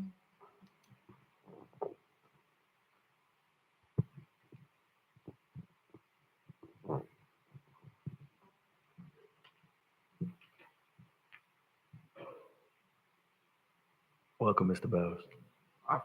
My friends, greetings. I've been working in this city for 39 years, working with the homeless. I go to dialysis. I wake up 3:30 in the morning fighting for my life. And keeping dreams alive is all I've been doing. I work with the Alphas. I'm Omega. Woo! But the thing is, those guys do a fantastic job. The thing is, they help people. Judge Roger was my good friend. Two of my best friends, Mayor Clyde Williams, I used to take her around, and Judge Roger. Him and my father was great friends, Detective Joseph Lanier. My uncle Bruton was a police officer with Boone Dodden back in the days. And my whole family, police officers, lawyers, doctors. My thing is, we as a city need to come together, put all that partiality aside, and work together. That's what we need. Thank you. Alfred Fields and Dolores Williams. Good evening, council members, mayor, staff, and to all of my brothers and sisters that sit behind us. I just want to thank you, first of all. Every time I come up here, I have to look at you and say thank you, because it takes special courage and special people to sit up there and take some of what you take. And again, I must say, but you're our buffer between us and the staff in the city. So, but I do say thank you. But I come before you as a representative of the Alpha Educational Foundation over at the Judge Rogers site. And we are still trying to fulfill the vision of our dear brother, Judge Rogers, when he introduced us to this site almost 6 years ago now, over 6 years ago, when he had a vision of doing this very thing, of making sure we continue to look after those that are in need of help, and in every form, in every fashion. He talked about the youth, the seniors, and then he talked about those who are just struggling. And so when this opportunity presented itself, we happily joined on board in partnership with the Housing Authority to bring affordable housing to that site. But at the same time, we weren't losing focus of what we've built at that site, and that's delivering services to the people. Because it's not about the Alphas, it's not about the other nonprofits that are there. It's about the community and the services that we deliver. So because of that, we stand in arm in arm with the Housing Authority, asking you to move this project forward. We've been deliberating on it for 6-8 months now. And that puts us even 8 months beyond where we could have had affordable housing come to this community. We know the time period in which it's going to take. We know it's not going to happen overnight, but the more we come to this room and not move other pieces of paper around other desks, we're not going to break ground and get buildings up so people will have a place to live. So I'm asking you tonight to move this project forward, move the impediments out of the way. We plan to be there on that site with the Housing Authority. We're going to try to do everything we can to make sure this project moves forward and moves forward expeditiously, because we want to see the housing in Riviera Beach. We want to continue to be a partner with Riviera Beach. Not just us, but all the other nonprofits throughout this city. And we've had at least 15 to 20 other nonprofits share that site with us over the last 6 years, coming and teaching and helping those who need in need. And that's what we want to continue to do. So I implore you and ask you and thank you in advance for your support in moving this project forward. Thank you. Thank you, Mr. Fields. And the last speaker is Dolores Williams.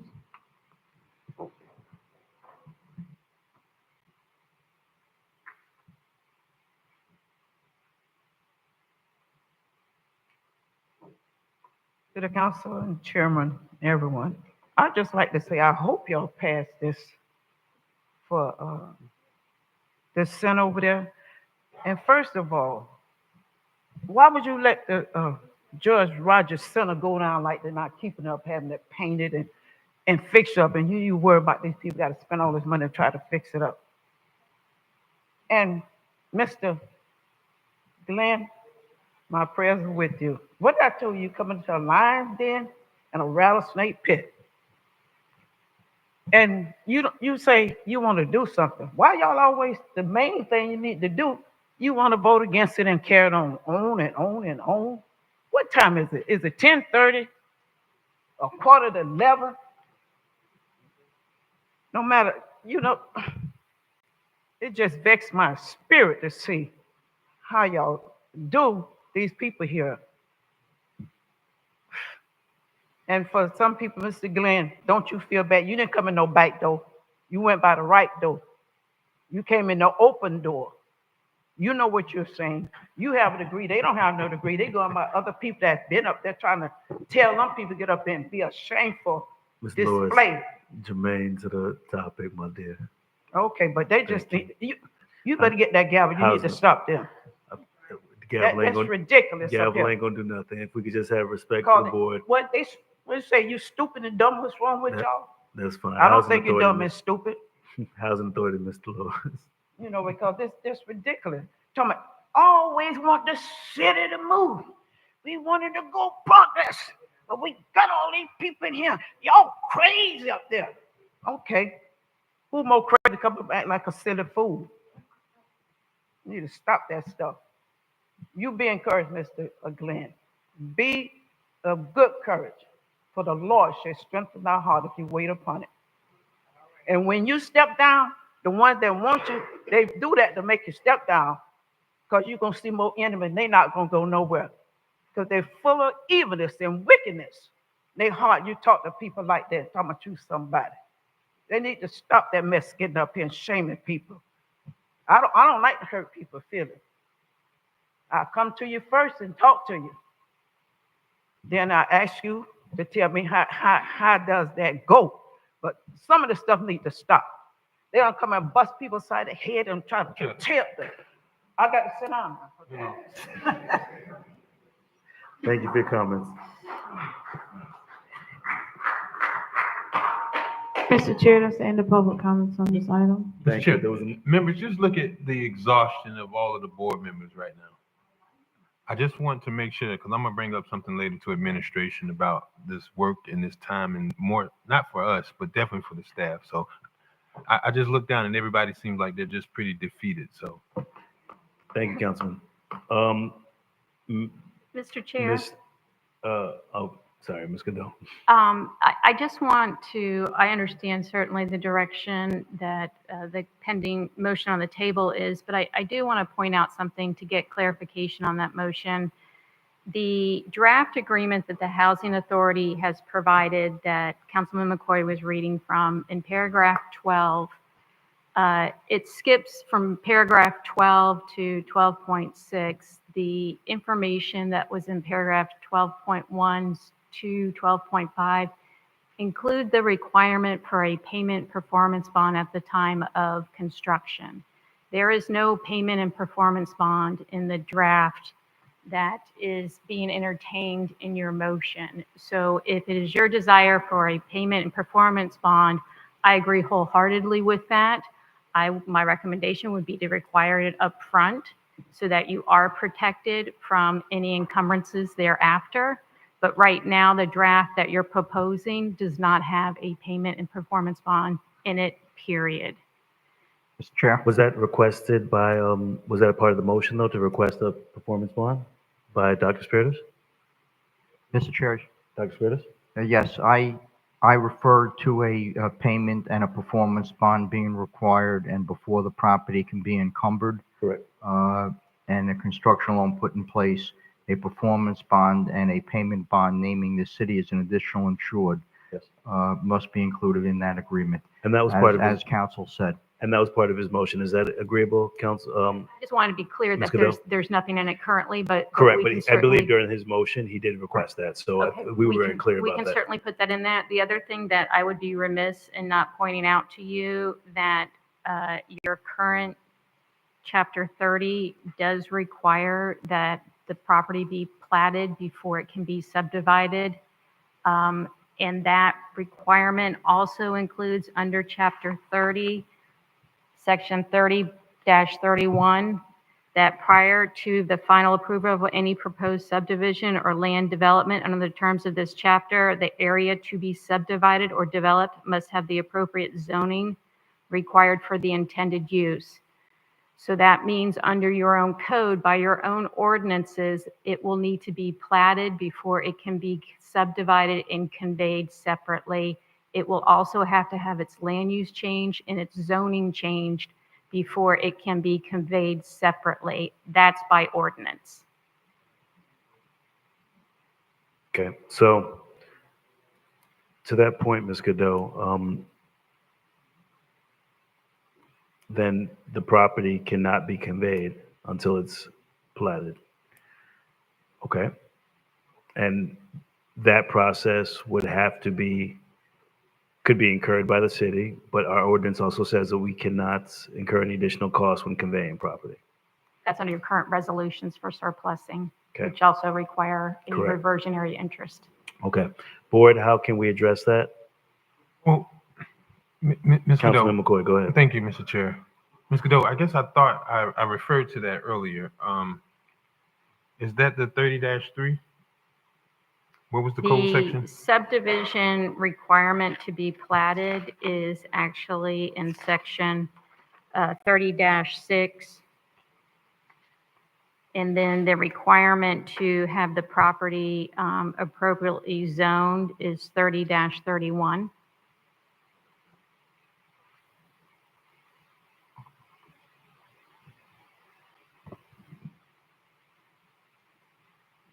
Chair. Councilman McCoy, did that answer your concern? Yes, Go ahead. but I don't understand. It says no owner or agent of an owner or any parcel of land located in a proposed subdivision shall be transferred or sell any such parcel before a plat of subdivision has been approved by the city council in accordance with the provisions of this chapter and recorded in the office of the clerk. Is that the portion you're referring to? Yes, and also C and D of that same provision. So, Ms. Godot, that never actually occurs. You're saying so a building permit has to be issued first? That's what No, sir. is in D. Mr. Chair, if I may respond. Go ahead, Ms. Brewer. This requirement was actually pointed out by Mr. Bailey, the city's engineer, because he is actually charged with jurisdiction over this requirement. So before you can take one parcel, which the Judge Rogers site is one parcel, before you can subdivide it, which is what's proposed to take out the Boys and Girls Club lease, before you can subdivide it and convey a subdivision of an existing parcel, you have to plat it. Consistent with that requirement is that what you're planning to do with it is then appropriately zoned. So right now, the Judge Rogers site is both a land use designation of community facility and a zoning of community facility. If you're going to subdivide it in order to do a mixed use development of both rental housing units, commercial space, and a community center, then you're going to have to get both the land use and the zoning changed as well. Chair, Councilwoman Lanier, go ahead. I wanted to, what was your response to that? I thought that you got a, Thank you. I just wanted to say it's, again, in the normal course of development, parcels are typical often you have applications for platting, rezoning, site planning, all at the same time, notwithstanding the code provision that was just read. So similarly, we were talking, it was mentioned by council what practices are in the city and how things operate in the city. So again, I have many times had properties and developments where I plat at the same time as I change the land use and I rezone. I don't do one or two before the other. And I think the concern is that this is in our code. So yes, I've dealt with that in other municipal governments, and Here, I've done that here. I apologize. I understand, but if our attorney is saying that that is not possible based upon our code, how can we do that when we're the ones conveying the land? Did you do that with conveyed land from the city? And that's the concern. So I think, Ms. Calhoun, I think the issue is that we have to come up with a resolution, because yes, we've all done it. When we convey land, we plot, we've developed, we've had site plans, we go through those steps. We're talking about the conveyed land that we're trying to convey to the housing authority. Our issue is that we're here at 11 o'clock having a discussion that staff should have resolved for us, and we're still talking about the same thing. And Ms. Cadeau has addressed these concerns. I have a few concerns as well, which it comes to the reverter that I think was addressed and clarified, and then also the affordable affordable and workforce component that we had versus just the workforce component. So I do want clarity on that as well. But Councilwoman Lanier, you were asking about you had a question? No, I was wanting her to Okay. explain the 30-3 ordinance that was mentioned. And then you were saying something about that you did it all at the same time and you've done it with the city before. But it's apples and oranges. She hasn't done it with conveyed land from the city. She's done it. We've all done it, but and that's the process we take. But that's not with conveyed land from the city. If I may, Chair, I Please, don't, please, so you said I may? yes, everyone. I don't believe the code provision makes a distinction between property conveyed by the city or anyone else. That's one point. And then the other point I wanted to make is, again, you have to look at the code in its entirety. And so one thing we have to consider, and I'm just going to keep saying this, the direction provided is that the parcel be conveyed. So if you're looking at the chapter in its entirety, we can look at the definition of subdivision. And the definition of subdivision references a division or parcel of land. And this parcel already exists. It's already a platted piece of property. So we are just asking you to separate, as you have in the past and as your code permits, the existing boys and girls piece from the balance of the property. Again, it's an already existing subdivided parcel, platted piece of land. We're not changing that. We're just separating one piece from the balance. Mr. Chair, Dr. Spiritus, go ahead. Council Calhoun, is it possible, you think, I guess the city's council could answer too, probably better for the city's purposes. Differently. Right. Is it possible to transfer the entire site and give the housing authority a certain amount of time to plat it and subdivide it? That is possible. Mr. Chair, if I may respond. Cadeau? Thank you. Mr. Spiritus, this was something that was considered initially on, and absolutely you could convey the property in whole. You have a long-term lease with the Boys and Girls Club that you would have to assign to the River Beach Housing Authority. They would become the landlord for the Boys and Girls Club. I'm not sure that anyone from city administration has had a conversation with the Boys and Girls Club as to this occurring, and that they would lose this partnership landlord-tenant relationship. If that's the desire to do that, you can. The code still requires that before they could parcel out part of an existing parcel subdivided under the code, it has to be platted and rezoned. Right, but we could transfer the entire parcel to them, give them an assignment of the lease, a temporary assignment of the lease until they complete the platting and the subdivision. Okay. It's the desire of the council. So wait, Dr. Spiritus, you're saying that to convey the parcel and to transfer the lease with the Boys and Girls Club temporarily to the housing authority while they plot and subdivide the parcels, Correct. And there's no conversation with the with the Boys and Girls Club. I would not, I would be difficult to support that portion of it by transferring or conveying the lease with another partner who was not privy to this conversation, even though it's quote unquote temporary. That's concerning to that piece. It would be concerning to me if we cannot subdivide the parcels prior to conveying it. Chair, if I may, Dr. Spirit, I'm sorry, Ms. Calhoun, it go ahead. happens all the time. Just with regard to just following up on what, and I don't know if I say doctor or chair, Council Member Spiritus said, and recognizing your concern about another partner perhaps not having that information tonight.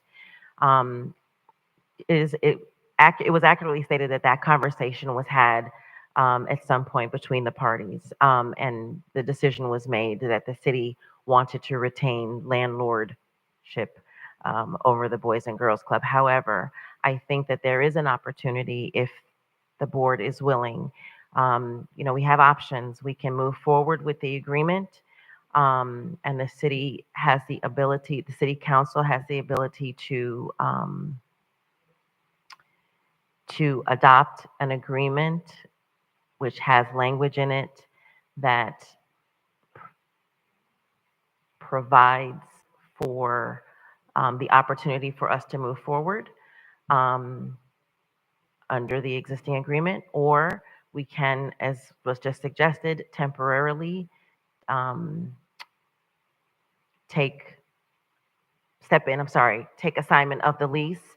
And if there is some pushback or some issues with that, again, we can draft something in the agreement and perhaps we come back to the city after it's executed, or we can add language that gives us time to execute still, convey still, and if there are problems, come back and address a different way. What was the first option, Ms. Calhoun?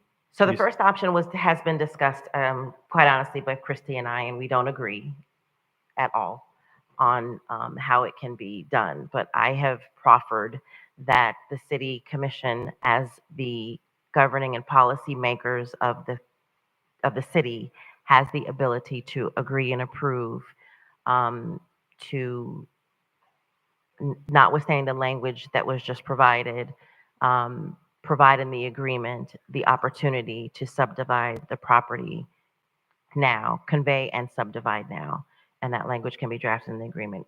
Ms. Godot does not agree with your ability to do that. So Is that based upon the language that was just read by Ms. Godot? that's correct. And so my position has been, I have done it in many other jurisdictions, that notwithstanding a particular section of the code, because the city commission is the policymaker, that they have the ability to. We do have the ability to, of course, change the code. Yes, we have the ability to do that. And just to be clear, Ms. Godot's position is it's an ordinance, so you would have to do so by ordinance and 2 readings. And so. 2 readings, delays. I don't, right. So we understand that process. This is why I'm saying it is 11 o'clock. Mr. Chair? And give me one moment, Dr. Spiritus, I'm sorry. That's the concern, to try to change or to have that and to have these options that neither one of them personally work for me, and the rest of the discussion of the board, we can have the discussion. I know Dr. Spiritus has proffered the option of possibly conveying, transferring short-term lease ownership of that Boys and Girls Club. That's an option. We can do anything of that sort. This, Mr. Evans, is my concern, every item, and I'm actually going to ask that we go ahead and try to move all the rest of these items to another meeting board, because a lot of this process of trying to vet all this out tonight and trying to get this resolved is not what the board should be doing as policymakers, giving clear direction to our board. And I thought there was clear direction, but of course there was some confusion at the same time. And Ms. Godot, you've done a good job with kind of proffering the will of the board. And Ms. Calhoun, thank you for, working with our staff to try to get this done as quickly as possible. I don't see a resolution tonight based upon some of the feedback I'm receiving. But go ahead, Dr. Spiritus. Ms. Calhoun, or Ms. Godot, I don't know which council's best suited to answer this. You might have different opinions, which seems to be happening here. What happens if the city and the housing authority become partners in the lease agreement with the Boys and Girls Club?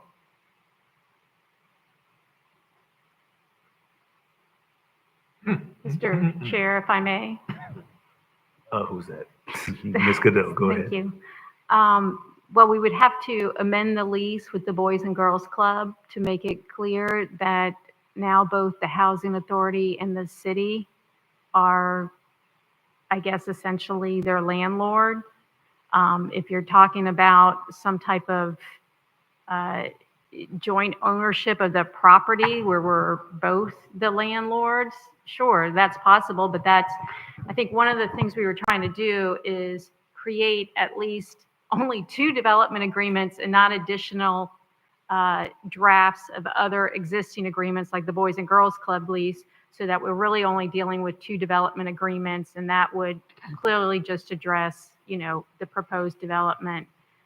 There's, and I think between myself and Ms. Calhoun, we've tried to think about all the different options of how best to deal with the Judge Rogers sites and some of the issues that it has to accomplish what has been proposed. And you're kind of going through some of the options that we went through of, would it be possible to convey the whole property? Would it be possible to temporarily convey? Would it be possible just do a lease? Let's just do the found care agreement. All of those options we have considered and tried to figure out the best way of getting this done. What's clear is the Housing Authority wants the property conveyed ASAP.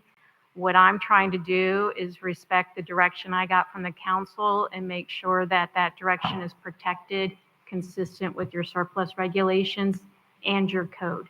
Okay, I think you answered my question.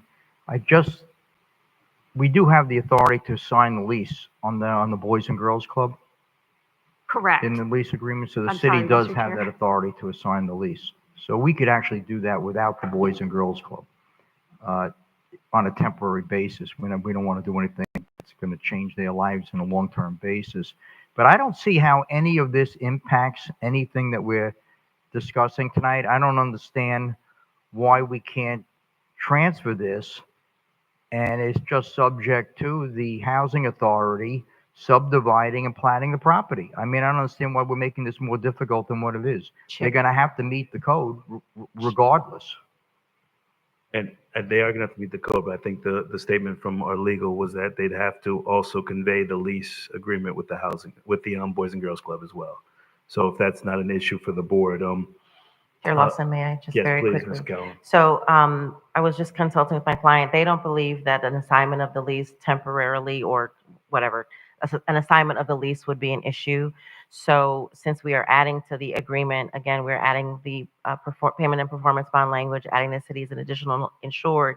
If we could just add a provision to this document that provides that the Boys and Girls Club lease could be assigned to the Riviera Beach Housing Authority until such time as all entitlements are obtained, and then the property could be subdivided appropriately. And we could also add to the agreement, Chair Lawson, if I could just, we could also add, if at some point the Boys and Girls Club objects to the lease landlord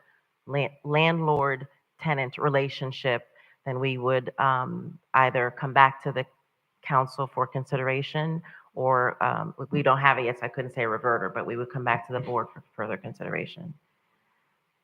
I was going to say a reverter would be appropriate, but it wouldn't, because we don't have the land yet. We're still, well, actually, we would have the land, so a reverter would be appropriate. Question for the board and the Housing Authority. While this land is being platted, can the Housing Authority take a lease while they plat the land versus the conveying? Wouldn't that be an option or better option for us just to go ahead and take a lease while it's being platted versus just doing the conveyment? So we would have to go through all these steps and headaches? A lease with the Housing Authority and the city? Yes. I don't know that that would be easier in any way. It's just another party that we'd have to deal with, again, with dealing with entitlements and any other approvals or anything else. What's another party? You, the city. Correct. Meaning if I just have Housing Authority. The reason I'm saying that is because based upon our code, the issue is that the land cannot be subplatted until this process is complete. So we can't convey the land based on our code. So if And we, convey the whole, oh, I apologize. go I'm ahead. sorry. We No, can go what? ahead, finish. No, go ahead. Ms. We Keller. can convey the entire property, including the Boys and Girls Club. We can, but my recommendation, I believe the pleasure of the board was not, but I'd have to hear from my colleagues because I don't believe that anyone ever discussed or even had the notion of conveying the lease of the Boys and Girls Club, who has not been part of any discussion until just now. So unless I hear from my board that that's okay, that they're in support of that, and that's the pleasure of the board for us to move forward with that, I'm trying to find an easier solution and do the job of what I thought staff would have completed for us. So I'm really trying to get through this right now So are we. before we just adjourn and continue to Please don't. bring this back another day. Please don't. So to that point, is there a possible way for us to possibly look at a lease agreement while the plat can be completed? Because I'm not sure why there is such a pressure to convey the land when this is not part of our current code. I think part of the pressure, if I may, Chair, is just because, again, and I hate to be redundant, but when this item was first brought last year, the direction given was to convey the parcels rather, to the housing authority. And it's still the pleasure of the board. The discussion, again, did come up, I guess it wasn't resolved adequately, but the Boys and Girls Club lease was discussed, and we were told at the time that the city just didn't have an interest in conveying their landlord interest to the housing authority. And I believe we still don't. On a temporary basis, we would still be willing to manage. We still have no interest in that, even temporary. Mr. Chair? Hold on one second, Dr. Spiritus. So as a board, I'm not sure, and I believe that was conveyed, unless we have other opinions from my colleagues, if we can work through that and find another resolution. But what is the easier means? Because you're saying that a lease is not an option of conveyment just until we plat. Because if we're just trying to do everything temporary until it's platted, based upon what our code currently says, that if we can just transfer the rights via a lease, plat the property, and then convey the property fully, what is the issue with that process in regards to the city and the housing authority? I don't think I said it wasn't possible. I think I said it just wasn't the easier thing. Why not? Because to that point, what you're saying is that you'd rather have us convey a lease agreement with a partner that we have with the Boys and Girls Club, in addition to a piece of a deal that has nothing to do with this deal development. So why would we convey the ownership when that was never a discussion of this board? Dr. Spiritus has presented that as an option. I don't necessarily agree with it, but it's the pleasure of the board. Dr. Spiritus, go ahead. Okay, so, Mr. Chair, I'd like to amend my motion that I made prior to be subject to the housing authority subdividing and platting the property before the property is transferred.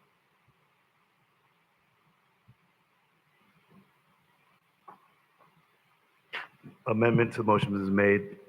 Does your second still stand? Can you restate your motion? You weren't here for the motion. Can you state the original I'm sorry, Ms. Hall? Can you please state the original motion? I believe one of my colleagues yes, he's going to change it, but can you state the original motion? Because one of my colleagues has stepped out the room. The original motion was to adopt, excuse me, Resolution 77-24 and Exhibit A submitted by Attorney Calhoun to have the city named as insured in the performance bond. That was the original motion. Performance and payment bond. Performance and payment bond, yes. Okay. And Dr. Spiritus, your amendment now. Right, my amendment is the property will not be transferred until the housing authority completes subdivision and planning. Okay. I thought that was the city, that we did not agree to the city doing that. Wait, the platting? Yeah, No, I believe the housing authority was going to do that. they agreed to. What I was suggesting is that there's nothing that would prevent us from doing it because technically, right, I looked this up on the property appraisers map and this almost looks like a huge box. So I don't understand why there's nothing that prohibits us from doing other than Resolution 105-19. And Ms. Godot did say it was she agreed that it's in the prerogative of the board if we chose to do that because of the monies that's necessary in order to have a professional engineering planner to replat it. But I think that's what I would like to see happen. Because truthfully, right, in a perfect situation, we shouldn't be having a situation where the Boys and Girls Club really is on the same parcel or plat as 251 West 11th Street. That should have really never even occurred in that way. So I don't even know how that is even possible when you got a building permit for that building that you would, essentially be doing that. And then here's what makes it very interesting. One PCN, but they all have separate addresses, right? So this is very unusual. So, but here's what my question was when I was looking at 30-6, and Ms. Godot, if you could give me some help on this. I'm not sure I understand what the definition of proposed subdivision means. They haven't submitted anything as far as any conceptual plans to subdivide, have they? Okay, I've not seen that though. Yes? Have they? No. Have you guys submit? So I guess I'm trying to understand. Mr. Chair, if I may clarify, we received a survey and a sketch on Friday that is the proposed subdividing of the Boys and Girls Club lease property out. And we had a meeting with Okay. Mr. Sermons to discuss that.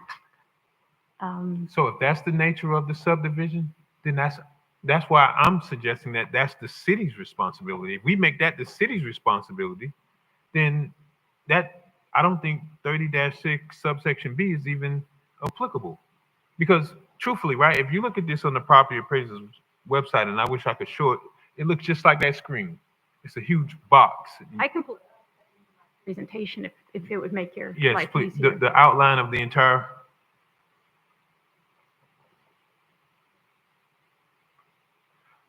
But seemingly, members, what I'm suggesting is that should have been the responsibility of the city altogether.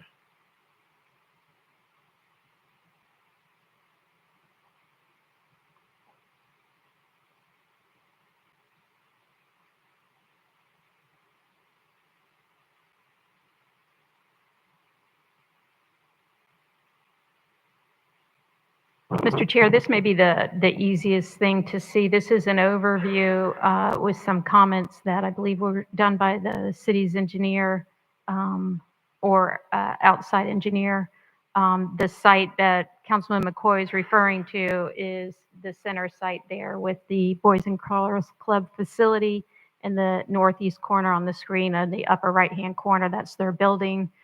The proposed subdivision would be to carve out essentially that facility with the remainder being sort of everything except for that northeast corner to the housing authority. So that is the subdivision we've been talking about.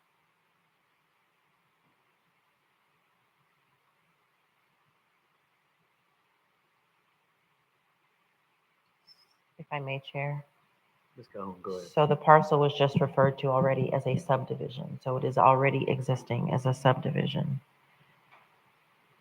Right. So let's clarify that. And to the point, I'm sorry. So can we clarify that? If it's referred to as a subdivision, what else needs to be subdivided? Are we going to replat that out? Is that what we're considering replatting out the Boys and Girls Club, and that's going to be considered the subdividing? Mr. Chair. Go ahead, Ms. Godot. So the proposal is to divide out that parcel. So you're subdividing out a portion of an existing parcel, because as you said, it's one PCN right now. Under the city's code, subdividing would be creating a legal description, creating a separate parcel, now known as the Boys and Girls Club parcel, essentially. And the remainder of that square would become the Riviera Beach Housing Authority's property. And by doing that, you are subdividing an existing parcel.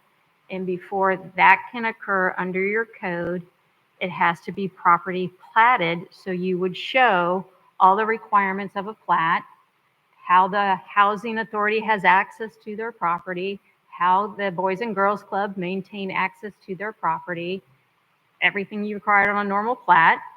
And that would be done. Also required by your code is the Boys and Girls Club would be left as community facility for land use and zoning. The remainder for the housing authority would be rezoned to be consistent with their mixed use development. So then you have two separate parcels. The subdivision, it needs to be platted by your code. If I may, Chair, just very quickly. Ms. Calhoun, go ahead. Very quickly. So you also in the same, again, previously I said you have to look at the entire code and the entire chapter together. So section 30-6 is the enforcement provision. And again, Ms. Gatto and I previously discussed the section I'm about to bring to your attention because they actually brought it to my attention. 30-6 paragraph C. I'm going to read it slowly because it doesn't sound good at first, but then it gets better in our favor. The subdivision of any lot or any parcel of land by the use of meets and bounds description for the purpose of sale, transfer, or lease with the intent of evading this chapter shall not be permitted. So I bring that to your attention because that's the enforcement provision of the code. That language says with the intent of not complying with this code section. We all know very clearly, as has been stated, and again, this is under the enforcement provision, which is why I said you have to read the entire thing together, that it is our intent to comply with this section of the code. So if the enforcement provision outlines the intent and speaks to the intent and what is intended to happen, we've clearly established, and it's been stated numerous times, it is our intent to specifically comply with this code section.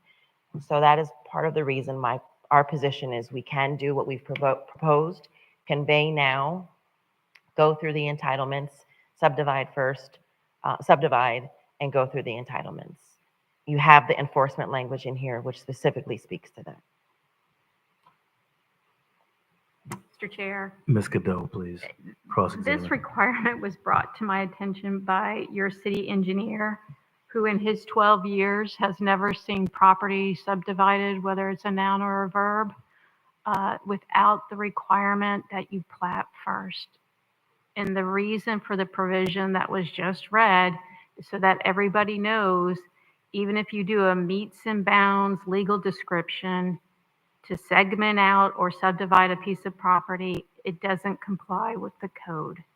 The code requires you to plat first. If the council wants to change the code, if the council wants to adopt something by ordinance to allow the housing authority to not have to comply with the code, that's the council's prerogative, but this is your existing code. Mr. Chair. Councilman. Okay, so Pro Ms. tem. Cadeau, if you could take us to the letter E of that regarding the city council's role of enforcement. Would we have a safety net since the responsibility is specifically rested upon the city council for enforcement to legal and equitable remedies in the event that they do not? Because I am under the belief that they don't have the intent of evading compliance with this chapter. And if they do, for whatever reason, we do have a safety net and an enforcement mechanism to resort to legal and equitable remedies in order to either call that reverter or to bring an action to, I guess it would, to call a reverter. So the enforcement exists with the city council because I think there is and can be said, section C does allow for the interpretation of what the intent is. And I mean, I do believe letter C of 30-6, the intent section is pretty clear that there has to be an intent. And I mean, in good faith, Ms. Widow, I know certainly you want to represent the city's interests. I don't believe, and I would hope that you don't believe it's their intent not to comply. I just think that this is becoming more of another hurdle or barrier to stop us from doing this. Mr. Chair, if I may respond, this is what your code requires. We can argue what that provision means about the intent, but the intent of this chapter 30 is to plat before you subdivide. The provision that is being pulled out is telling you that you can't evade this provision. It's your code. Your city engineer has been enforcing it for 12 years. Well, You that's where the could problem certainly exists. take action to change it. So that's I'm what, just telling you, this is what's required by your code. And Well, to Councilman, that's where the problem is. Councilman McCoy, I think that's the concern, and there's issues within the code, and um, I would just want to be clear. Thank you, Ms. Godot. I don't believe that you're setting any hurdles or barriers. I think you're interpreting the code as our counsel that was hired. So I don't want to say that you're putting any barriers. You're interpreting the code as you see fit. Councilman McCoy is seeing it, or legal counsel from the Housing Authority seeing it differently, and that's okay. To that point, it's the pleasure of the board.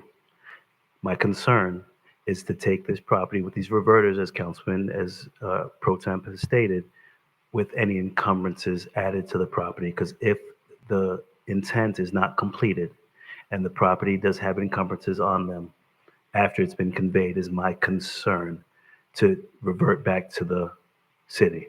That would be the only issue, and as long as that there's no encumbrances with the property that are not cleared and covered by the Housing Authority, what protection do we have from that? Because as long as it's going to be conveyed back to us, if it's not followed with the platting, then we can take the property back. But then how do we stop from having encumbrances on this property? Ms. Calhoun. If I may, we've agreed, I'm trying to find the exact language, to not encumber the property prior to any entitlements.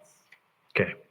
So if that's an agreement, that would be my only concern, in addition to what I asked earlier, which I don't believe was addressed. We had a lot of back and forth. Councilman, I'm sorry, Pro Temp, you were continuing. I didn't want to interrupt you. Yes, sir. So, Mr. Chair, Ms. Godot, looking at letter E, the enforcement and application exists with the city council, and it specifically says the city council shall enforce the improvement bond by resorting to legal and equitable remedies if required improvements have not been satisfactorily installed within 1 year after the final plan or plat is approved, unless extended by the city council for cause. So I don't know wherein the engineer would ever have the ability to enforce this.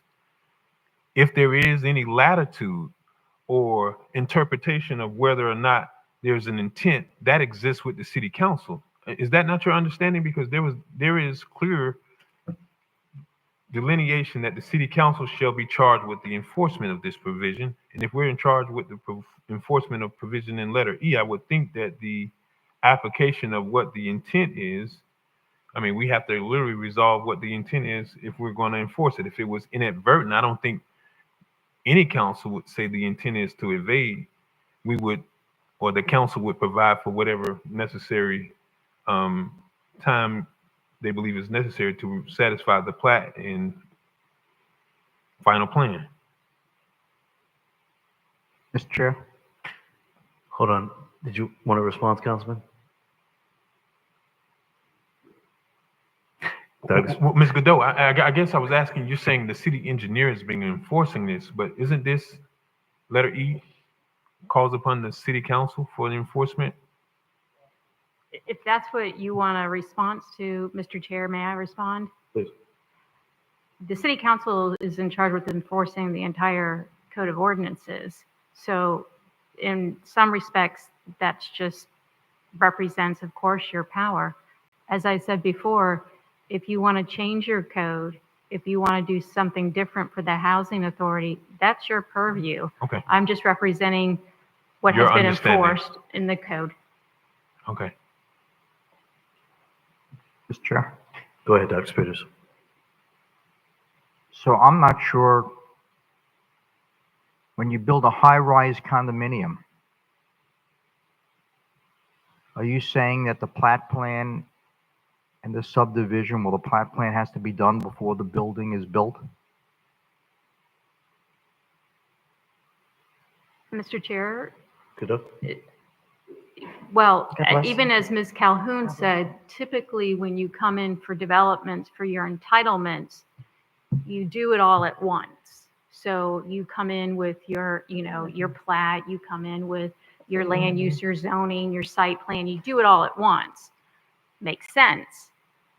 This is a difference because we're taking an existing piece of property, one parcel, we're taking out or subdividing a portion of it to make a separate parcel for the housing authority. Under your code, before you can do that, you're required to plat. So it puts a kink in the different development scenario that you're referring to, where normally, yes, you do all those entitlements together.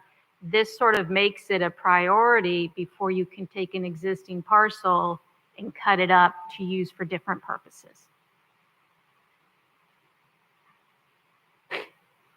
I'm just saying, on my own experience, very often we do the plat plan at the end. We don't do it while we're constructing the building or transferring the property. The plat plan is done. We have our as-builts, and we're able to give real meets and bounds descriptions of the property. And Mr. Chair, if I can provide some clarity, Thank and you, I sir. agree 100% with you. A lot of times, most cities, and I don't even know this yet for the city of Riviera Beach, you have a preliminary plat while you're going through entitlements and oftentimes through construction, and your final plat's not even approved until you have your as-built. So I agree 100% with you. This code is different, and that's often what you run into, different municipalities. Right, but Mr. Chair, Go ahead, Dr. I do agree with Pro Tem McCoy. I do believe that we have the authority and there are backstops here and protections. And I think that we should move forward with this project and stop beating a dead horse here.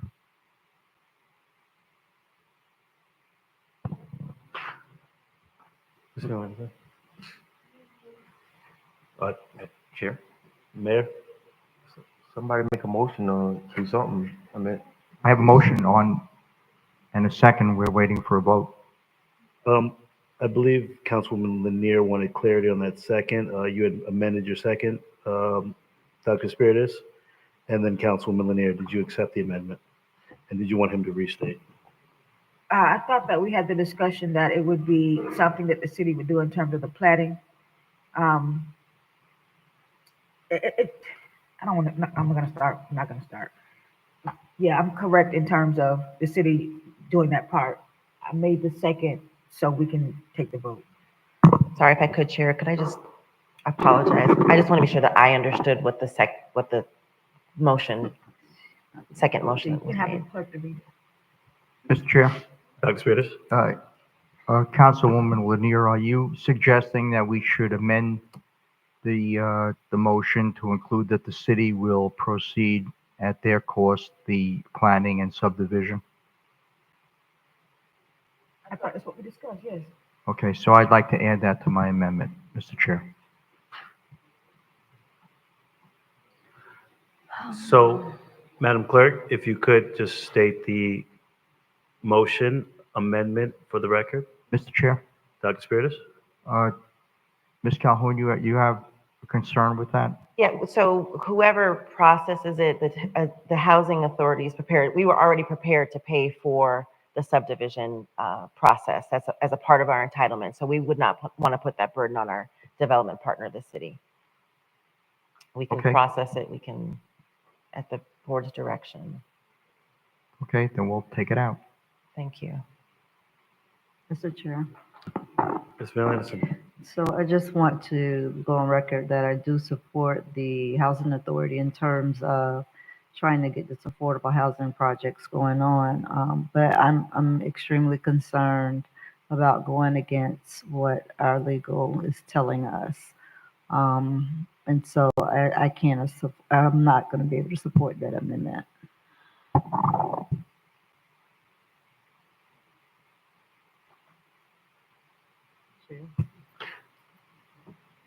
Additional comments from the board? Madam Clerk, could you state the motion, please? The motion, the amended motion from Councilperson Spiritus was that the property will not be transferred to the Riviera Beach Housing Authority until the property is platted and subdivided. No, we amended that. That was the last one that I had in my All note. right, I'm sorry. So, Mr. Chair, I'd like to strike that if Clerk Hall didn't catch that in our conversation. If you could state the motion for the record, Dr. Spiritus? Right. If you could restate it so that she can be clear. Right. Right. I make a motion that we adopt Resolution 7724 and substitute as Exhibit A the agreement received by Council Hope Calhoun for the Riviera Beach Housing Authority at approximately 4:37 p.m., subject to minor cleanup items such as numbering and similar typo errors. So we're not adopting the resolution prepared by the City Council. Ms. Calhoun's resolution is dated 4/23/24. Also included in this resolution will be a payment and performance bond naming the city as an additional insured. Mr. Chair, can I ask a question? Of course. Is there a separate resolution that the Housing Authority proposed? I think you meant agreement. There was an agreement that was sent to all the council okay. members today at 4:37. Thank Right. you. My second still stands. Motion been made and properly seconded. Additional comments from the board?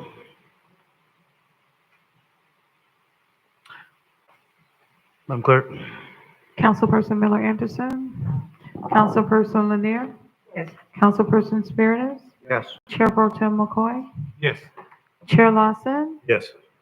That item passes with Councilperson Miller Anderson dissenting.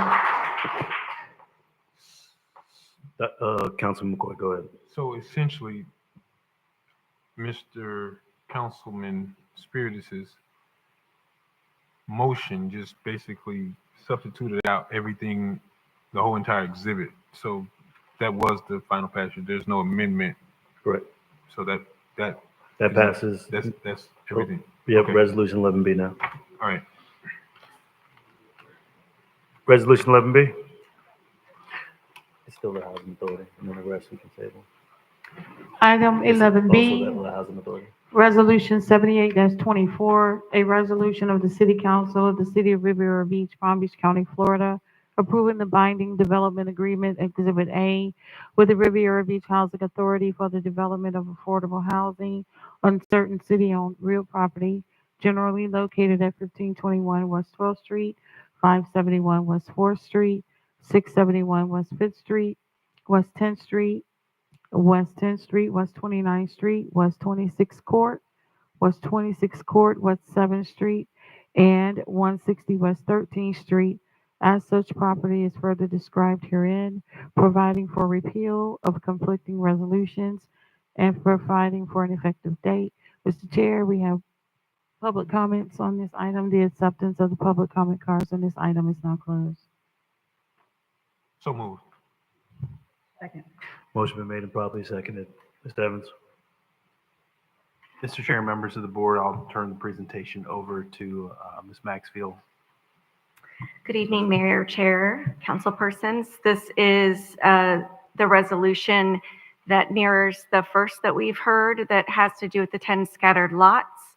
It also has an Exhibit A, a development agreement that was prepared by our council. I don't think we need to hear the presentation again. But it's your pleasure if you'd like her to run through the major points. Board members? No. Mr. Chair, Dr. Spiritus? I'd like to make a motion. Go ahead. All right, I move that we adopt Resolution 78-24 and substitute as Exhibit A the agreement sent to us by Council Hope Calhoun for the Riviera Beach Housing Authority of 437, subject to minor cleanup items such as numbering and similar errors. Again, not adopting the version attached to the resolution. We have the similar issues with this resolution as we had with the other resolution. Do we have a second? Second. Motion been made and properly seconded. Discussion? Ms. Godot, we spoke earlier on the agenda review about the mix of affordable and workforce. With this proposal, the proposal was just workforce and did not have affordable. Was there a certain AMI that was represented in this proposal? I believe in for the scattered lots, the proposal is the same as with Judge Rogers' site to make it workforce. There's no required mix in this agreement. There's no required mix. There's no required mix. There's no limitation on the purchase price of the properties. Okay. If I could ask a question of Ms. Calhoun?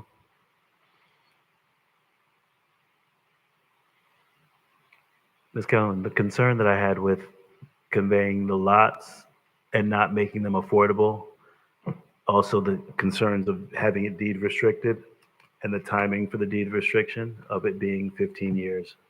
I didn't get a chance to review today's, but you're saying that it was in the backup from the previous agreement, but I didn't see a 15-year deed restriction on the properties? So I just want to clarify very quickly that this agreement is, Mr. Chair, if I may respond. Yes, please. Thank you. It's a little different, but it does have a time frame, 15 years. And it also has a declaration that has to be recorded. Did I answer your two questions? Sorry, go ahead. I was just saying, did I answer your two questions? You said that it is a 15-year restriction and There is a declaration that needs to be recorded also. then also the affordable or the AMI that's being presented for these lots? Consistent with Judge Rogers. I'm just looking for the language, but consistent with Please. Judge Rogers. Well, I guess that's the concern for the lots. Because with it not having the affordable versus workforce component, that was something that I wanted to see in these parcels because I believe I wanted to make sure that 15 years was in there. And I also wanted to see that we had an affordable piece for this as well. So And a defined AMI. our project consultant has authorized me on behalf of the Housing Authority to keep the AMI at 140% as the cap, and then just below. So anything below 140 and below Mr. for the Chair, threshold. So that's workforce. I'm looking for some affordable components. So 140 and below, Below, yes. that's correct. Below, determined by who, at what time, at what rate, what authority is stated by that. So that's some of the concerns I want to make sure is clear before we convey the land, that we understand how many of these units are going to be affordable, what is going to be the workforce component, what's going to be available for the residents. So I just want to be clear with what we're conveying. Because all of them could be 140, because 140 and below is all of them 140. And that's all workforce units. Dr. Spiritus, while they're conveying. yeah, Mr. Chair, Go the ahead. county considers workforce housing 60 to 140% AMI. Yes, 60% is also considered low-income housing correct. for the county, so they can take a number of those units that are 60%, maybe take a number of those units and make them 60%, They could. and then balance up to 140%. Well, To me, what is what you're the, looking for, you want to see more some low income. I want to see what is going to be the mix of properties and what's going to be the determination, because they can, but we have no idea what it's going to be. So that I apologize. give me 1 minute. It's going to be a determination as to if there's a mix between 140, 160, they could make all of them workforce at 140.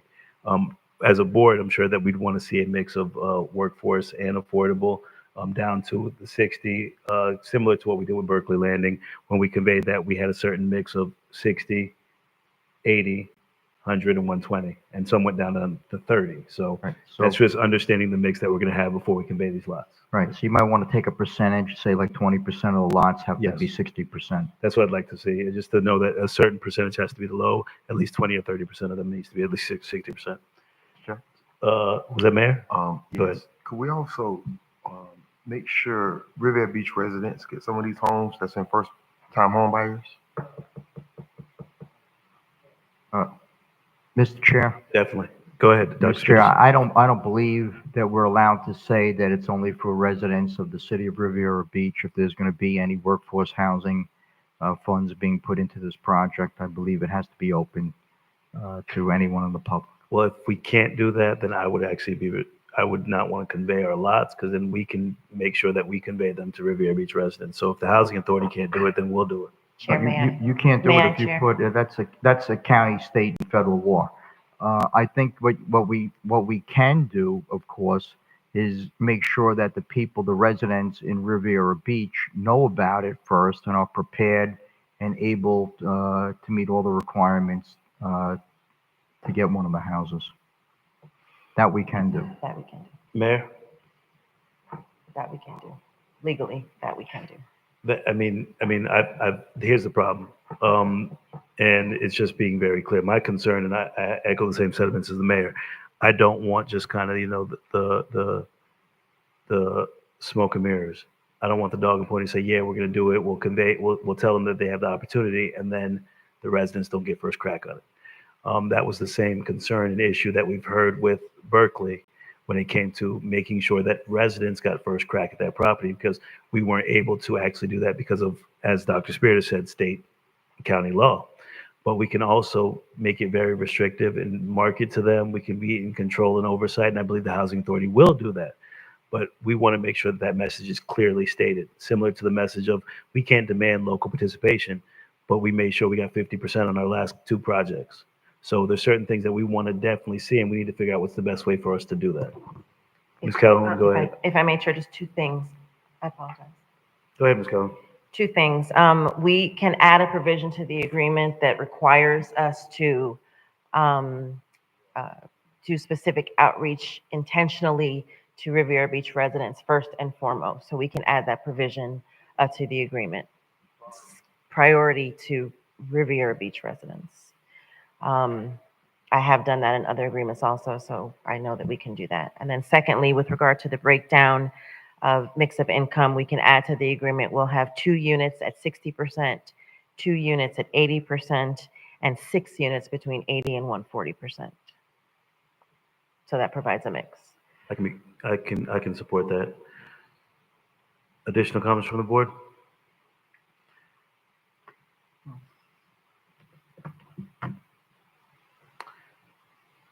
Madam Clerk, do we have any public comments? Yes, we do have public comment cards on this item, Mr. Chair. Thank you. You're welcome.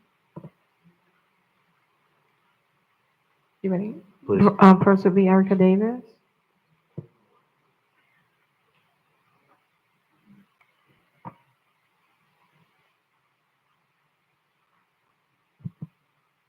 Erica Davis, Riviera Beach. First of all, let me make this clear once and for all.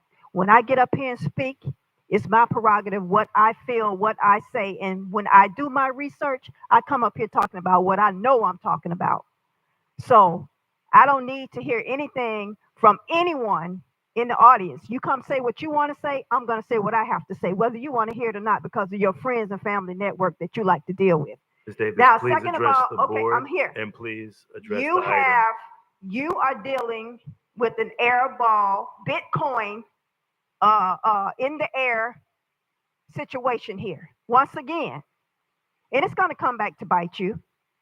I mean, you can use affordable housing all you want, but it's going to come back to bite you just like the Marina Project did, because you're doing the same exact thing. You have the same exact motive that you did with the Marina Project, and it's going to come back to bite you. It is. But I'm going to see if I'm going to seek some legal counsel to see, what's really going on here, because it doesn't pass the smell test. What you all do is change policies for projects that you feel like you want to do because you got your little agendas. But I'm going to really seek out some legal counsel here, because I'm not going to let you keep sitting up here spitting in our faces, wasting our time, wasting our money, and nothing's getting done, because there have been no shovels in this ground since you've been here on the CRA side. So with that being said, I will be seeking some legal counsel so I can dig into some things, because the 3-letter agencies are watching, the 4-letter agencies are watching. So you keep pulling these things that you're pulling, and you're going to be right where Devin Thomas is in the federal prison. Thank you. Thank you for your comments. Lloyd Brown. I believe you left for the day. Ron Davis. Ron Davis. Margaret Shepard. Huh? What happened? Oh, no, let them do it. Margaret Shepard, Welcome, Ms. Riviera Shepard. Beach. Mr. Chair, let me openly apologize to you for my actions. We're friends, so we're okay with it. But this has been a great day in the city of Riviera Beach. I am indeed glad to have witnessed this event. When I came home from vacation, I thought for sure everything was etched in stone. And then I find out that we were meeting today to air out everything. The properties that you're talking about, I have confidence. And people know if I don't have confidence, I will speak out and say, I don't have confidence. But I do have confidence in the Riviera Beach Housing Authority. They're proving themselves. And let us be clear, people need affordable housing. We don't have vouchers anymore. The vouchers is in West Palm Beach. If you go to West Palm Beach, you can see where all the public housing is at, right on Tamarind Avenue. We did not get the vouchers back. And I commend Chairman uh, Jackson for going to Washington and on to Tallahassee to meet with people to try to bring those vouchers back. And it's important that we think this is the best city to live, work, and play, that we put it into motion. At least I'm tired of it. I feel a little run down. I thought that I would have a day of rest, and I have to come here and fight for what I think is right. And it's just important. As you guys are elected, you're working for us. And I think that the people listening every day, I go through the conversation, there's no housing. So now it is up to you all to put the metal to the pedal. They're here. I guarantee you, if I see one slip, I'm going to start talking. They know how I am. I'm not a secret with them. When they sit there and ask questions, I have the puzzle piece. I can tell them what happened. And I guarantee they're not making this mistake. If they have the houses now that they have, you show me any other housing authority have what they have. And now they're building. I have confidence. I just have this know-how. They're coming, and it's amazing how Mr. Hurt come here. And then Captain Jackson jumped in. Horse Townsend, I'm kind of glad he has a position, but he has been one of the ones that just took the nail and was hitting it that we get where we are now. I want to say it's something I think I heard in the play. I don't know where I got it from, so maybe I'll just say, I know Maya Angelou. She said, now I rise. We have risen to the occasion. And forget that, I want to thank each and every one of you all and to the Housing Authority, and welcome to our world. Thank you. And Ms. Shepherd, thank you for the apology. I appreciate it. Know how passionate you get. And thank you. You are my friend. Thank you.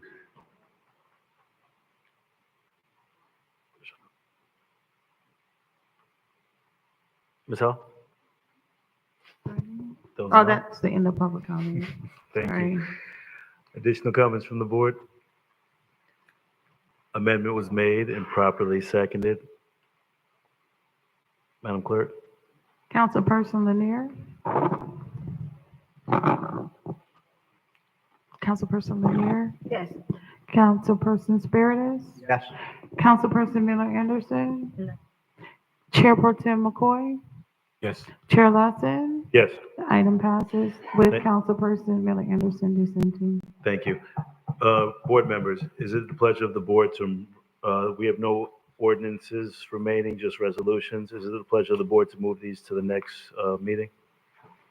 So moved, sir. In fact, I wanted to see if I could just take a step back on one item, because I'm not exactly sure.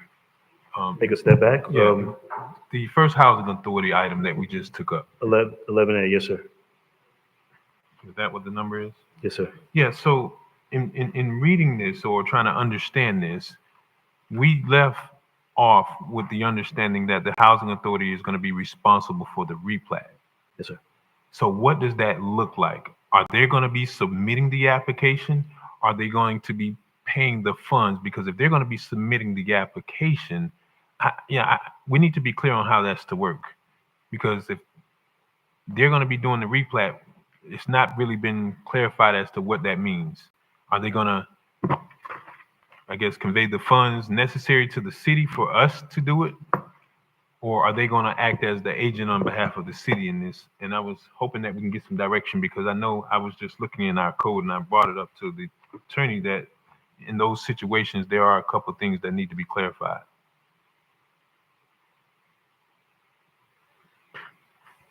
Ms. Cadeau? Mr. Chair, my understanding is you approved the agreement as drafted. The way the Housing Authority drafted that agreement, you're conveying the property, and then they will proceed with entitlements, which would include platting and land use and zoning after the conveyance. Follow up. So is it understood that the agent authorization that's necessary for development services is encompassed in the motion that we did? Because I don't want to have them to get to development services and then, we look back at the record and say it wasn't explicitly laid out that you would act as an agent to submit these applications for replat or uniform land development applications for the entitlement portion.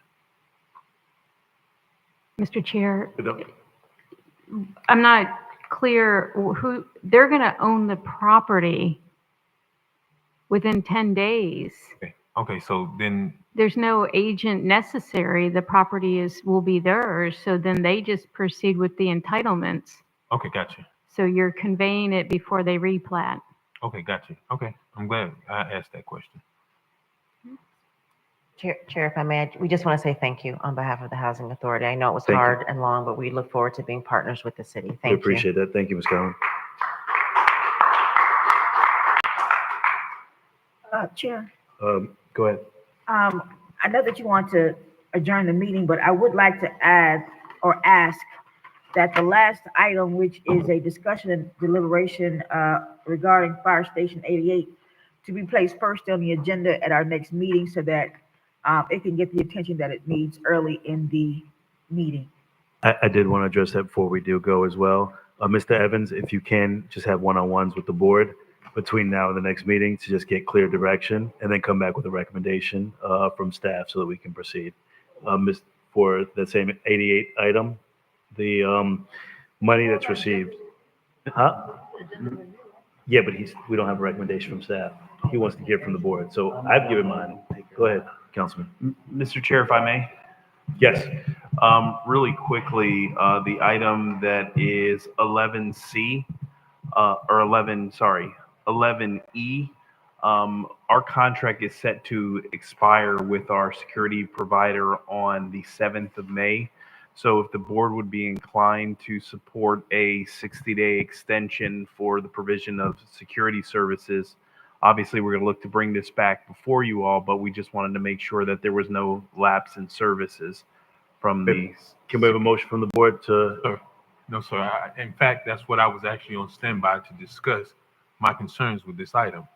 And before we entertain Mr. Evans, I want to make sure that I can be heard on something specific to this. And this goes to the very process. So let's not rush out of here so quick. If I can just have the opportunity to address this. And before we do that, Mr. Evans, we do have the bond consultant here, the bond attorney. Do we need to take that up tonight?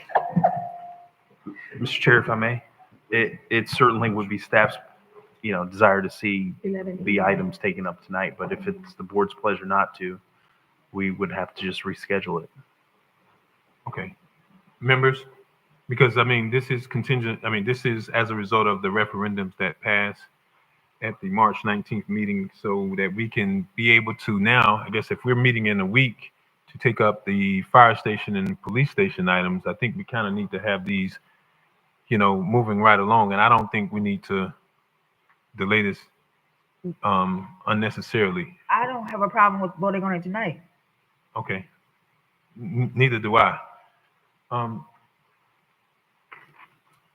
So that takes us down to that item, right? Isn't that that's the item that's up next?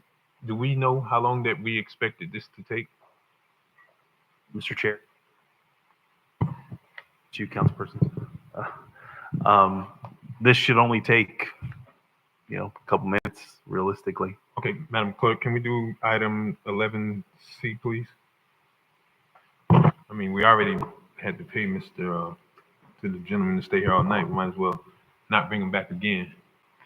I wanted to. Go ahead. I wanted to make sure that we did have the understanding that that last item is going to be first at our next meeting. Okay. Item 11C, Resolution 68-24, a resolution of the City Council of the City of Riviera Beach, Florida, providing for the issuance in one or more series of the city's general obligation bonds in an aggregate principal amount not exceeding $115 million to be applied together with other legally available funds of the city, if any, to finance, reimburse, and refinance the cost of acquiring, constructing, equipping, renovating, replacing, and improving certain projects approved by the qualified electors of the city voting in bond referendums held in the city on March 19, 2024. Provided, however, the aggregate principal amount of the general obligation bonds, excluding refunding bonds, to be issued in connection with: one, the public safety project shall not exceed $35 million. Two, the park projects shall not exceed $55 million.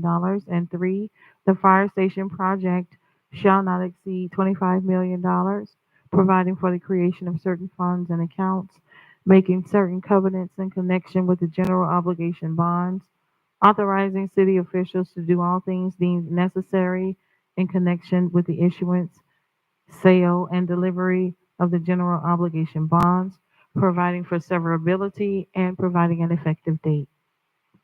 Andrew. Mr. Chair and members of the board, at this time, if I can have the Director of Finance and Administrative Services, Mr. Randy Sherman, to come up and make this presentation. Do we have a motion, members? Second.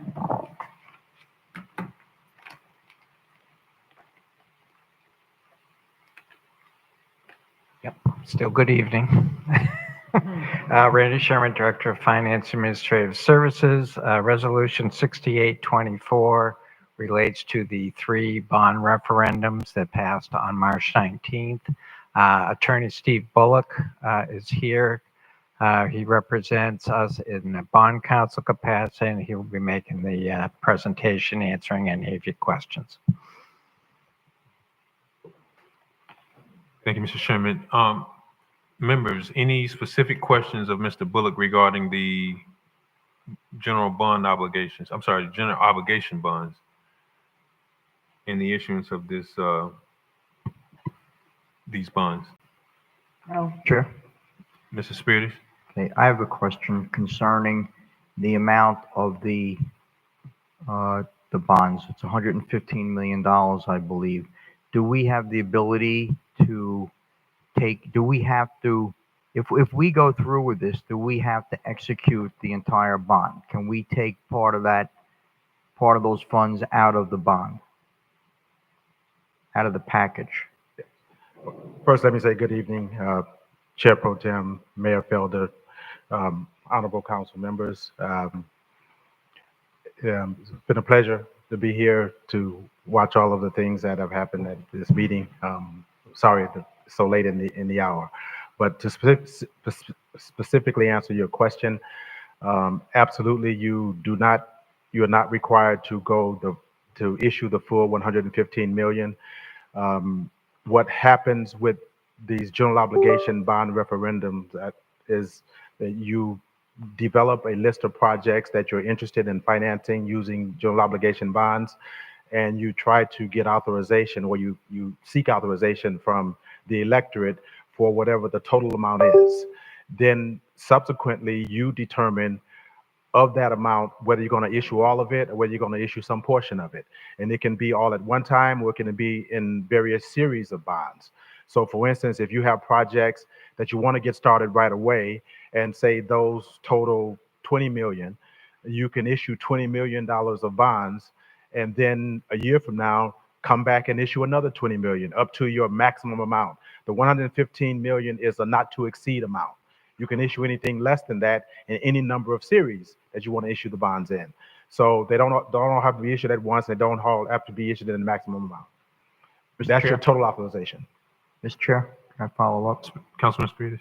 Okay, so my question is, if we pass this resolution tonight, you're going to have to come back to us one more time, right? That is correct. What you have to actually issue the bond.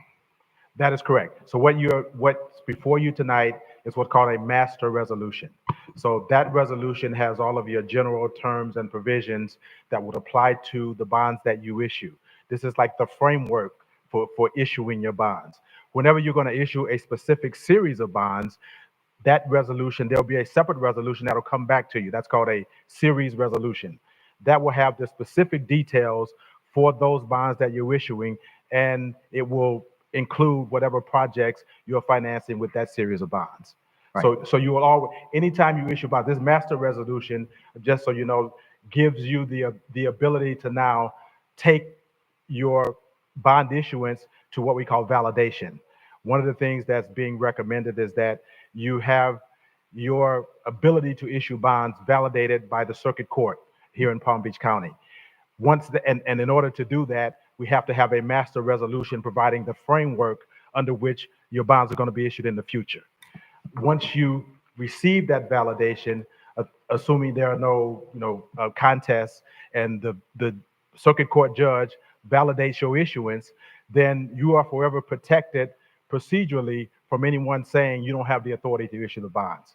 Then when we actually determine that you're going to issue, we'll come back to you again with a series resolution to say exactly how much you're issuing, of which series you're issuing, and what the projects will be. Right, Mr. Chair. You recognize Mr. Spears, Councilman So, Spears. so my concern is that I'm not so sure it's time to spend $55 million parks money when we have a water plant that's going to need a substantial amount of money. We clearly know we need a firehouse, and we clearly know we need a police station. So I just want to make sure that we're going to have the ability, when you come back to us, I know that what we're giving you right now is a pass to go out and shop the bond. I just want to make sure that you're going to come back to us one more time, and we're going to have the ability to say we want to do A, B, C, D instead of A, B. That is correct. You absolutely will have that ability. Okay, thank you. You're welcome. Any other members? Mr. Chair. You recognize.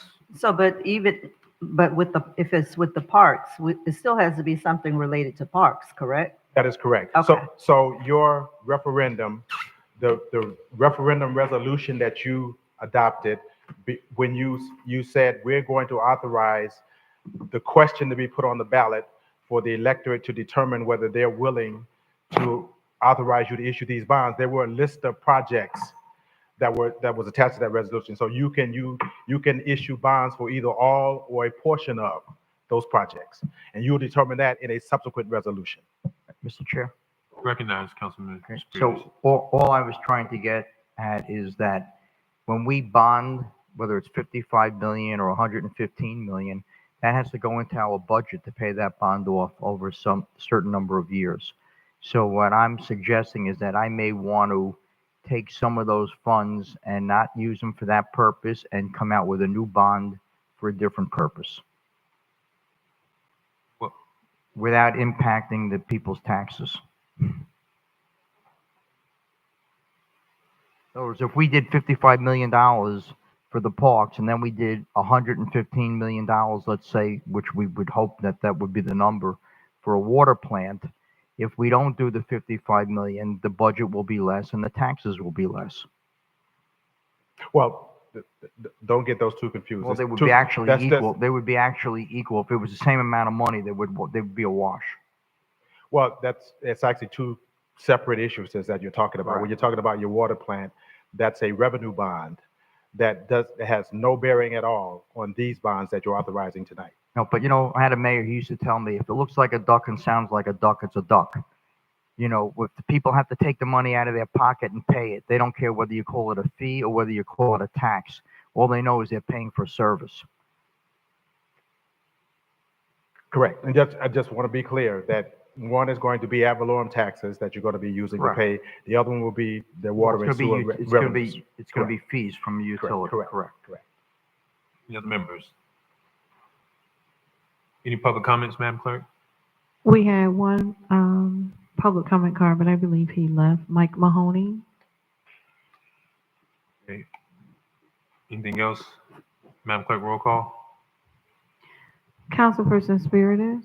Yes. Councilperson Miller Anderson. Yes. Councilperson Lanier. Yes. Chair Pro Tem McCoy. Yes. Chair Lawson. Yes. Unanimous vote. Thank you.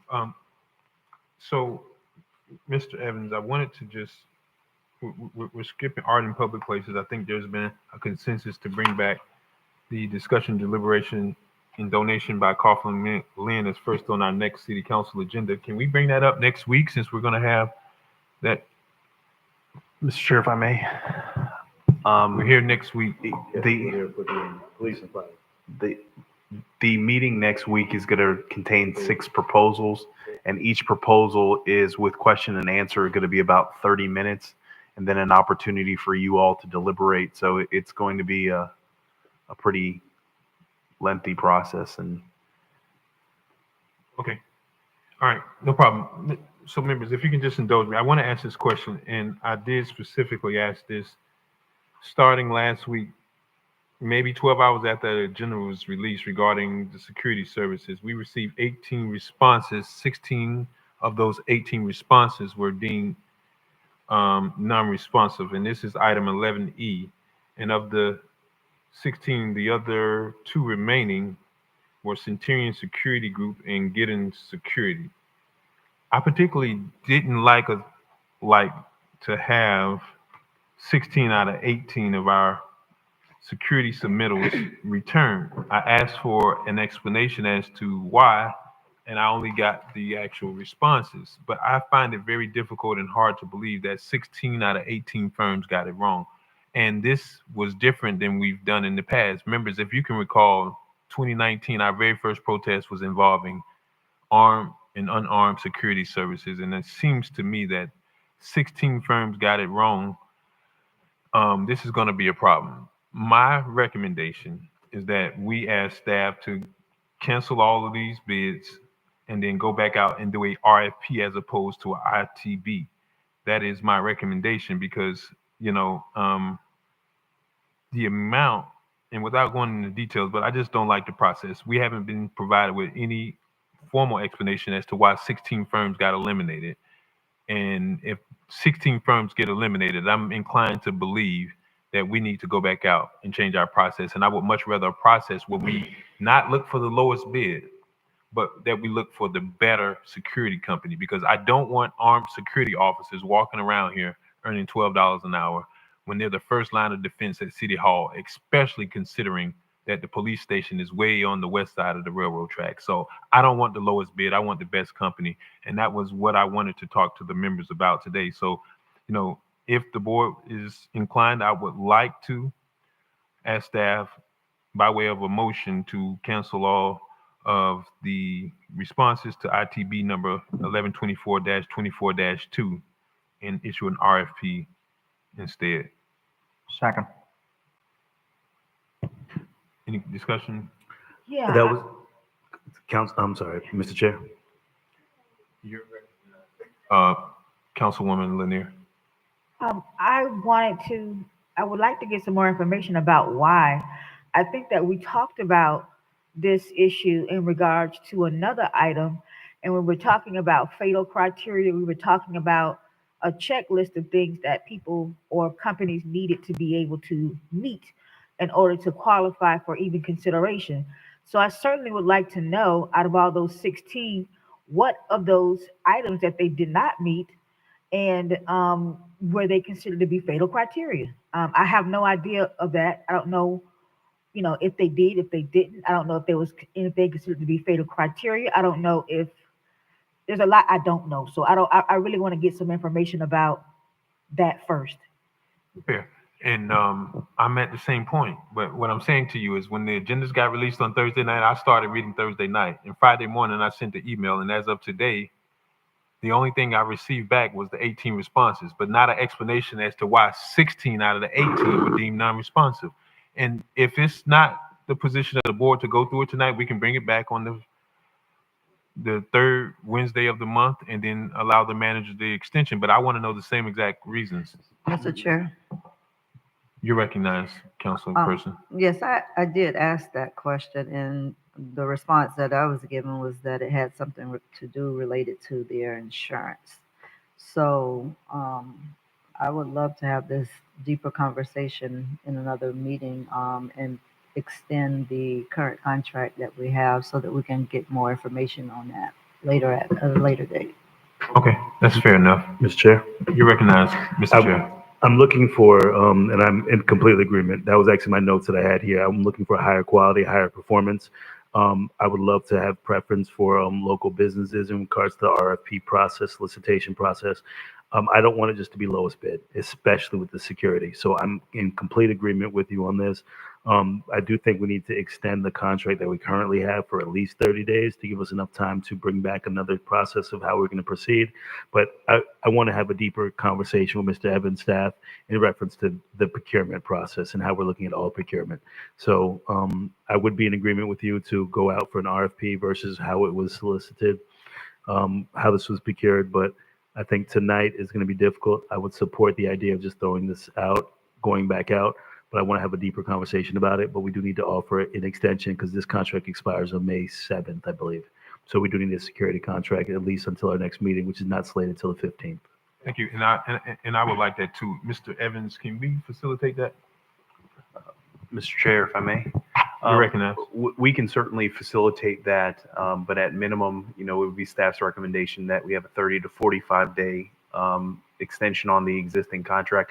We can bring the item back before you, and if that's in fact the board's desire to see and why the respondents were deemed non-responsive and responsible, we can certainly provide that information to you all so you can make an informed decision with respect to this particular item. You recognize, Councilperson. Yeah, I just wanted to say that, I have no problem with the, going back out, but I would like to know, because you're talking about issues of competency, you're talking about issues of insurance, I hear now, you're talking about issues of the better quality service versus what they are bidding for. So, but there may be other issues that we may need to include in this going back out, that I would like to hear what it is so that we can add other additional items, because we don't know, all why the 16 did not qualify. I don't want to do this over and over and not know what it was initially that cut off 16 members, 16 organizations from the bid. Mr. Chair? Ms. Councilperson Spiritus.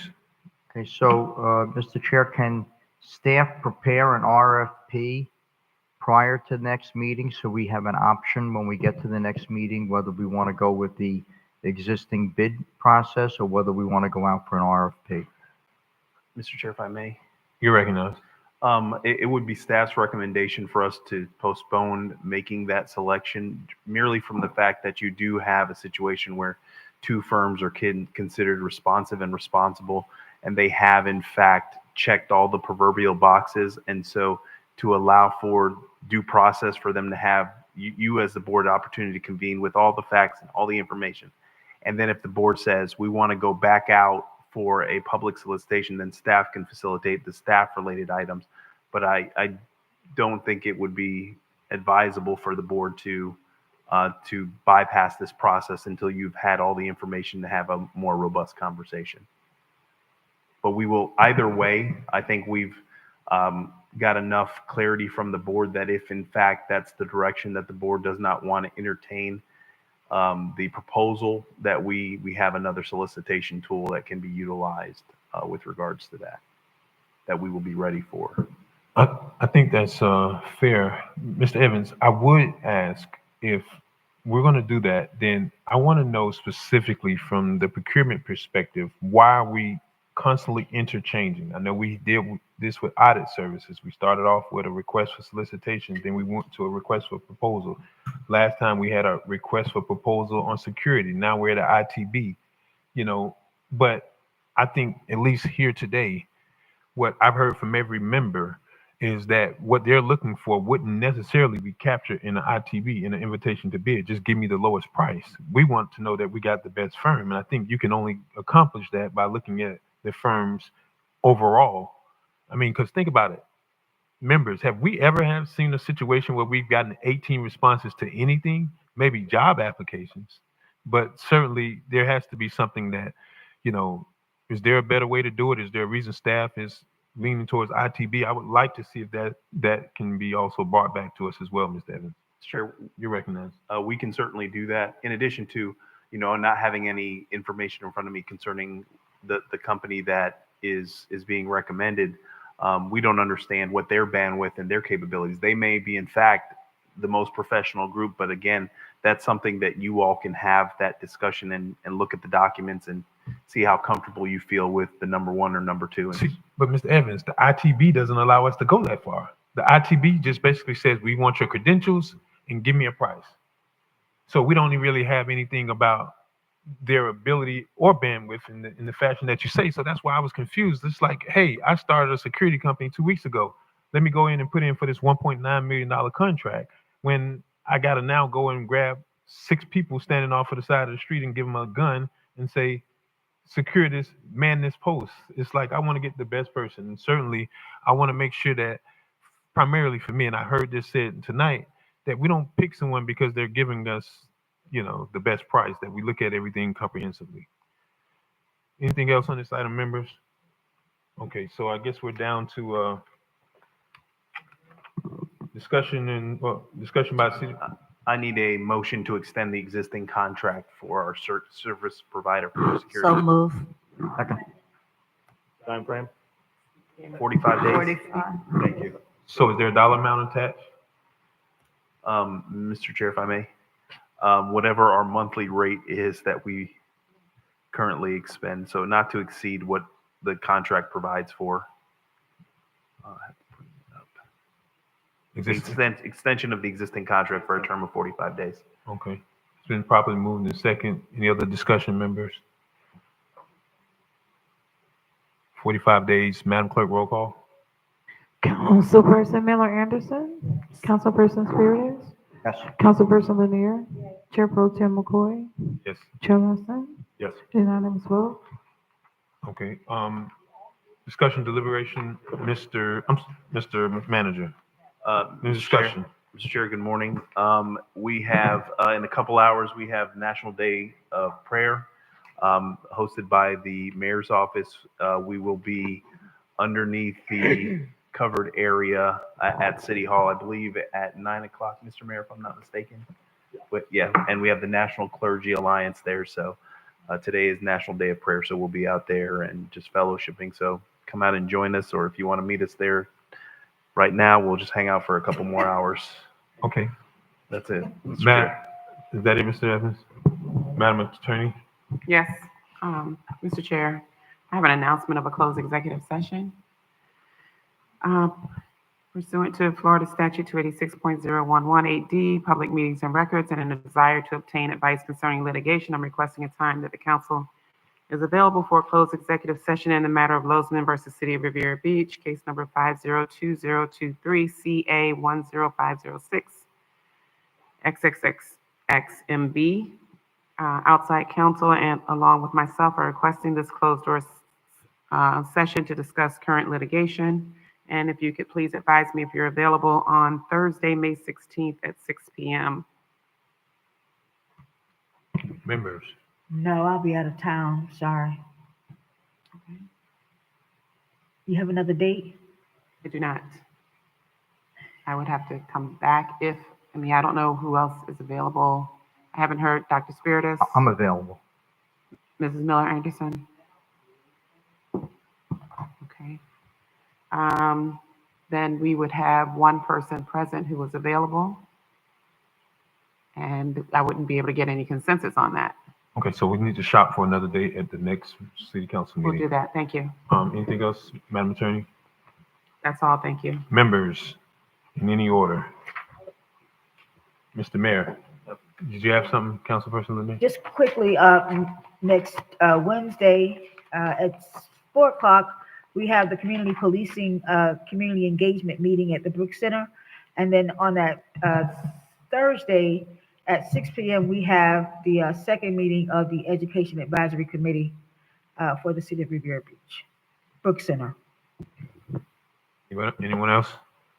Just a couple things. Mr. Evans, it is now 12:15 a.m. I would like to see that we show a little bit of courtesy to our faithful, dedicated folks that's here. Can you consider a flex schedule for these folks? Because I hate to think that those that have spouses at home have to now go home and then turn around and start back the day again in about 7 hours. So, if we're going to be in these meetings, perhaps incorporating the opportunity to work later on those days or come in later, because I see the whole clerk's office staff here, and that, I mean, literally gonna have to drive home and turn around here in about 5.5 hours. So that's really important because, we want to make sure that we're taking care of the overall wellness as well as the business of the city. And again, I have to bring this up because I keep getting folks complaining. We are operating with customer service folks that are running out, well, not running, they're out on the weekends changing out meters. Simultaneously, I'm getting complaints of someone that's in a single family home who's had their place tested by professional plumbing contractors with no leaks, but yet they have a $500 and $600 utility bill. I want to know, where's the money coming from regarding these utility meters that are being installed over the weekends and sometimes on Sundays? Like, why are we doing this? For what reason? Is there a problem with the meters? Is that a result of why we're having all of these complaints regarding excessive usage? I mentioned this before, but it's like I get caught in the gas station and somebody's like, "Hey, what's going on with my water?" I said, "Well, we're working on a water quality report." No, the usage has went up. I live there with me and my child, and my usage is regularly under $100. So this is concerning, especially I'm still waiting to understand why we have folks out installing and updating meters. And if so, how are we paying for it and why are we doing it? So, Mr. Evans, I asked for this before. It's too late to have Mr. Sherman to come up because he's already seated by the door. So can we get some sort of report on this? Yes, Mr. Chair, I'll have staff put something in writing. All right. Anything else, members, for the good of the order? We stand adjourned. Have a good night, a good day, folks.